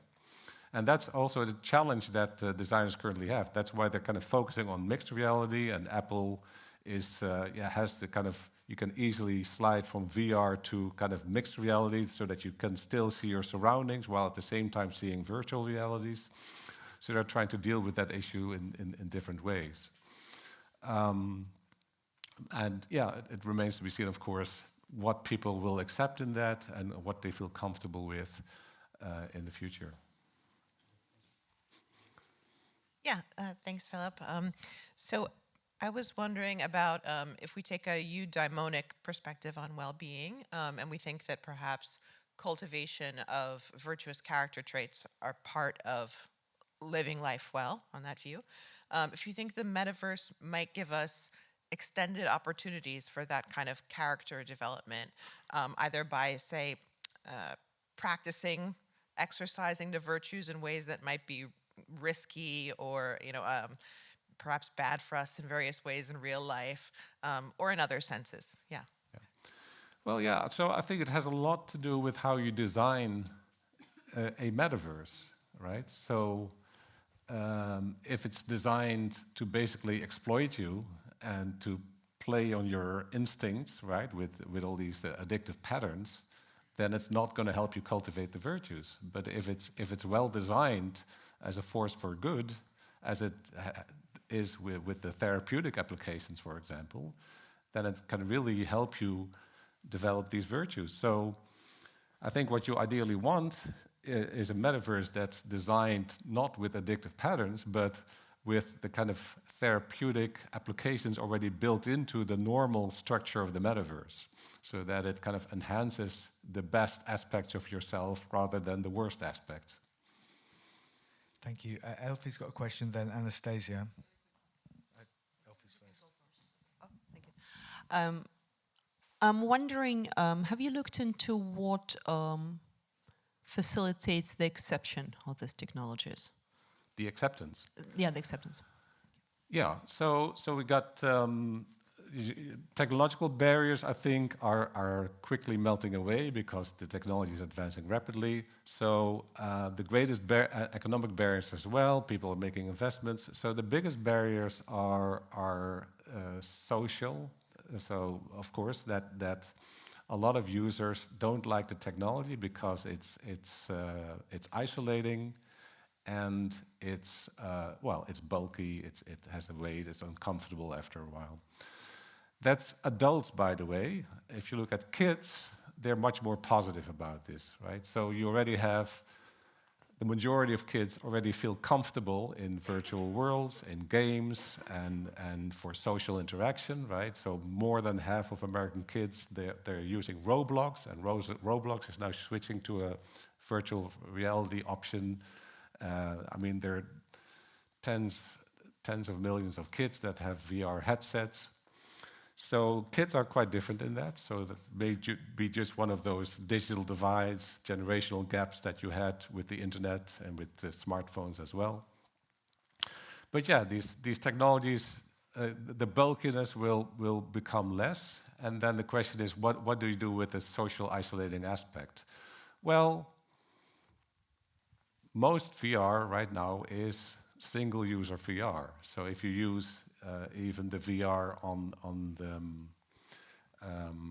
Apple's Vision Pro, right? It's not social. But as we move towards the metaverse and it's more social, then people, I think, will be more easily agree to isolate themselves socially in their immediate environment to be socially with friends, family members, loved ones online.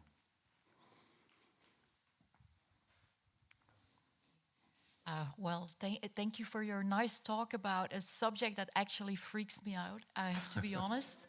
And perhaps this is also the question that I have, and it's perhaps a little bit more of an advocate of the devil's question here. But we were talking a little bit earlier about, for example, companies adopting all these things easily and the effects that it also has on our working lives and our well-being.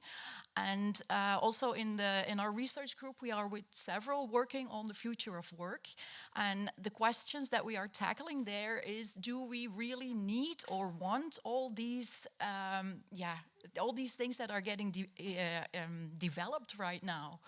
And this is actually the question that I think this is why this freaks me out. Why do we need a metaverse? Perhaps it's it's interesting to develop things, but I think from another perspective, we already have so many questions about our digital well-being to tackle. And perhaps it's better to first address those instead of developing something new again, which is going to bring even more complexity. I know it's a very nasty question, but I would like to hear about, or perhaps convince me that I should not be so afraid. Well, I'm an ethicist. I see plenty of risks in the metaverse. But yeah, you also need to look at the benefits, right? So if it's designed in a good way that mitigates the risks and emphasizes the benefits, then it could have good effects on people. I kind of listed a whole range of benefits, I think, over the current internet, and it kind of fits this whole pattern of more natural interaction that has been going on in computing since the early mainframe computers. So those could all be benefits, but so we kind of missed the boat with generative AI, I think, because it was there before we could start thinking about how to do it well. And if, of course, the metaverse will materialize, we better start thinking now about doing it well. But I take your question, why do we even need it? You could see, actually, in the 90s, people were actually saying the same about the internet. I remember using the internet when I lived in the US and then returning to Europe. And there was a whole discussion going at the time about, should we adopt this American invention, the internet? And people saying, yeah, it's crazy. They're using satellites to beam information from the local baker to the customers. That's just ridiculous, and we shouldn't use it. So, yeah. So it's the new internet. It might be. So I'm going to ask a quick question before I go over to this side of the room. So just thinking, I don't often agree with Mark Zuckerberg, but when Apple's Vision Pro came out, he said something quite prescient. I think he sort of complained that it seemed very socially isolating because none of the adverts they ran had any people in. And he compared this to the Oculus Pro, which is often used for gaming. And of course, gaming is a very social way of engaging with other people in the metaverse or even just online. So I'm just wondering about design decisions and AR and VR, and whether maybe does it have to be the metaverse? Is VR the right pathway to increase well-being, or might there be an augmented reality, a kind of middle-of-the-road sweet spot where you use some of the technology, some of the advantages, but you're not having the dangers of social isolation? Right. So yeah, the Apple Vision Pro, it's clearly it's marketed towards work and entertainment, but non-collaborative work and single-user entertainment only. So that's why there are no people in it. So it's not going to be part of the metaverse as it currently stands because it doesn't have the social dimension. Now, I do think that if you're talking about virtual reality versus mixed and augmented reality, that, yeah, many people are currently betting on mixed and augmented reality because it has the interface with the physical world. And it can have all kinds of benefits for us to better interact with the physical world and kind of combine the physical and the virtual, which I think is certainly true, except that there are some major design challenges still for true augmented reality. But what's going to be more difficult with mixed and augmented reality is to make it shared and social. Because especially, ironically, even though you do have the kind of openness, you can kind of see other people in your physical environment with mixed and augmented reality, to make it social is going to be very difficult because then everybody has to have the same shared virtual and augmented realities as they project them into physical space. So it's only in virtual reality that you can really have these shared worlds to interact with that characterize the metaverse. Thank you very much. So Johnny has a question, then we'll come over here and then over here.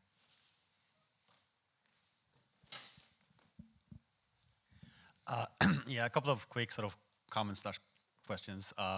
First, to the previous question about do we actually need a metaverse and so on. This is a bit of a speculation, but I don't think it's a big accident that Facebook started pivoting towards the metaverse during the pandemic. I think one of the presuppositions behind the metaverse really taking off is that the world becomes post-apocalyptic, which is a horrible gamble. If you look at movies like Ready Player One and movies where virtual reality has taken off, it's typically always in a post-apocalyptic world where the virtual can replace the awful things out there. So I think that's really interesting and a troubling assumption. I also wanted to say, I think the new displacement hypothesis is absolutely spot on, and I think that is where the biggest question lies right now, especially as you get more and more of these personal agents, etc., whether in the metaverse or not.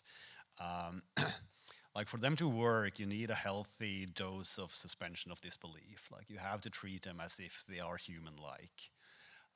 But we've also seen some fairly publicized even events of people ascribing sentience and human capabilities to these agents. So it's clear that we need some suspension of disbelief, but we also don't want sort of excessive anthropomorphism.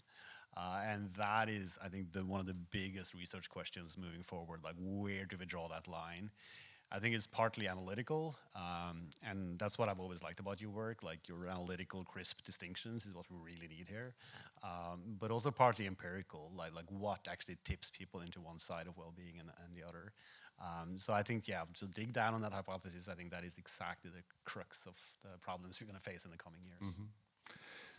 So about your first point, actually, so most movies about AI and robots are also post-apocalyptic. So going to your other point, yeah.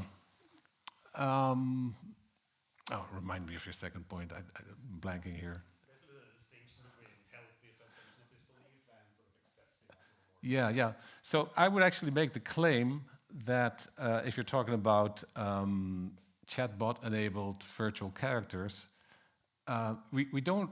I'm actually against chatbots having personalities. I think it's dangerous to have that because personalities lead to attachment and could lead to this kind of substitution effect. And I think maybe limited to therapeutic applications or so, but really to kind of create all these virtual persons with their own personalities that invite engagement, I think it's generally going to be a bad thing. And not even if the commercial exploitation that it may involve is not considered, it's going to have this kind of replacement effect, displacement effect, plus it's going to lead to commercial exploitation of users. Okay, we've got 2 final questions, so I'm just going to pass over here. Thank you. One small question of clarification to start with. In one of your initial slides, where you explained the difference between hedonic and eudaimonic happiness, in the hedonic one there is this AKA subjective pleasure or something like that. Yeah. And I was wondering why and whether you think that eudaimonic happiness instead is objective or in some way non-subjective. No, this is just a name that's being used in psychology, subjective well-being, right? So, of course, to an extent, we're talking about subjective phenomena also for the eudaimonic happiness, because it relates to people's personal ambitions and life goals. So there's a subjective element in that. But yeah, in psychology, hedonic happiness is often equated with what they call subjective well-being. Okay, we've got one final question. Can I pass over? Hi, thanks for your presentation. Especially when you introduce the eudaimorphic and the hedonistic happiness, I started thinking, you also mentioned already, that companies tend to move to the eudaimonistic happiness, basically provide that, right? Social media does that. All consumerism is basically that. And that makes me wonder about the fact that probably companies are going to focus most on that in these virtual realities, and then that doesn't sound like a good thing to me, because the long-term happiness is something of the real physical world that makes it also beautiful. And if something is hard to achieve, that's actually makes it beautiful as well. And then I'm wondering, with that in mind, I don't know if you fully agree with it, but who should design these metaverses, right? Should it be companies? If companies design them, it will go in the wrong direction, in my opinion. Like, should it be a government that designs open source metaverse, for example, where the rules aren't, basically where it isn't focused on the consumerism or these eudaimorphic happiness? Yeah. Yeah, very good question. And of course, right now, as we are kind of moving from the Internet 2.0, the Web 2.0, to a new Web 3.0, some have argued that we need to move away from the monopoly of big tech towards decentralized internet, where there's more direct content control by users, and where users are also producers of the content. Well, they're already producing content, but also producing the whole infrastructure. So, of course, with generative AI, with the kind of tools that we have there, we can all be creators, right? We can create virtual worlds, virtual environments with image-based generative AI quite easily. So perhaps the user should collectively make these worlds rather than the big tech companies, and have it as a decentralized entity, and that would solve many of these problems. Because yes, I do think that consumerism does imply this, it emphasizes hedonic happiness, not eudaimonic happiness, and it leads to commercial exploitation. Thank you very much. We've now reached the end of our allocated time for this session, so please could you join me in thanking Philip Brey for this amazing keynote. Okay. Thank you, Philip.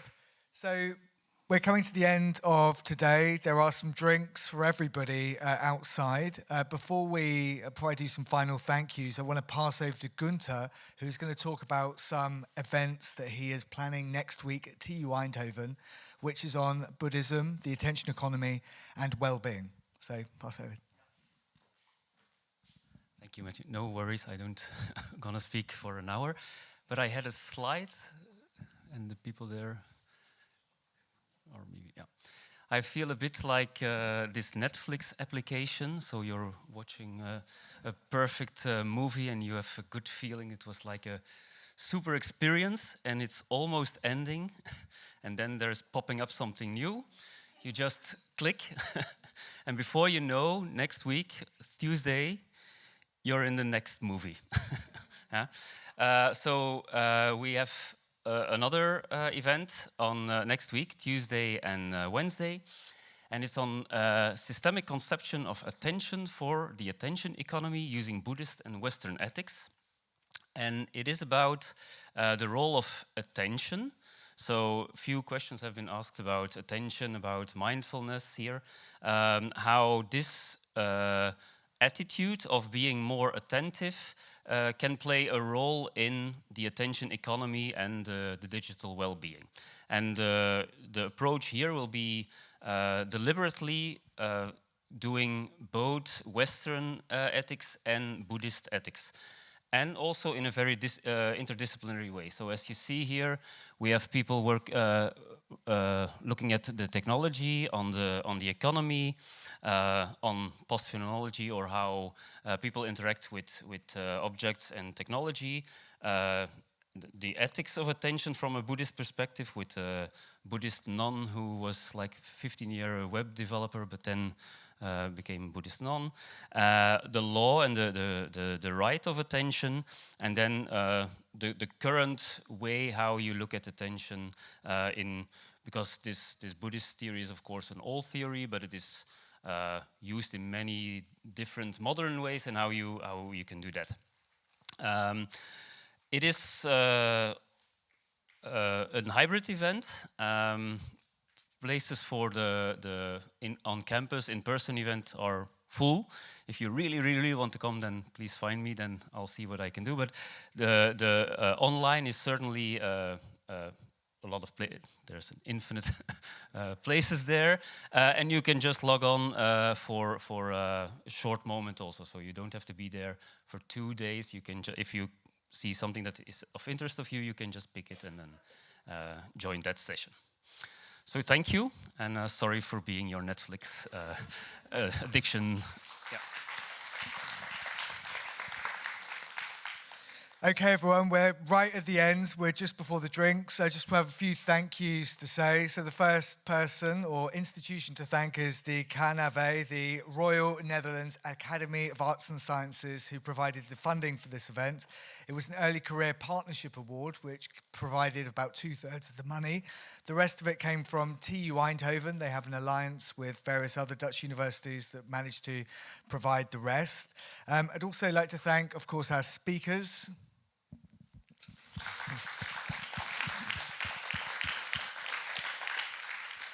And the moderators and organizers of the sessions. Give them a round of applause, please.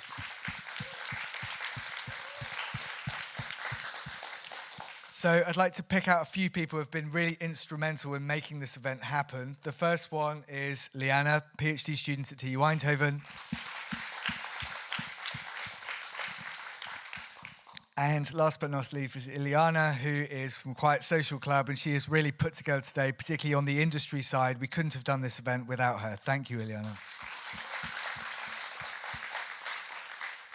So the next steps are really the drinks, fortunately, but one thing to say, there will be potentially an edited volume which is going to provide some, going to be a place where some of the insights, the research insights can be shared on this. Peter Koenigs and I, with Lyanne, are thinking about this possibility, so reach out if you're interested in academic publications on this topic. Also, Daan Annemans is putting together the industry-orientated report, so we can share what we've done over the last 2 days with industry and potentially policymakers. So reach out to Dan, and you heard him speak this morning, if you like. So without further ado, thank you, everyone, and we're going to go for a drink now.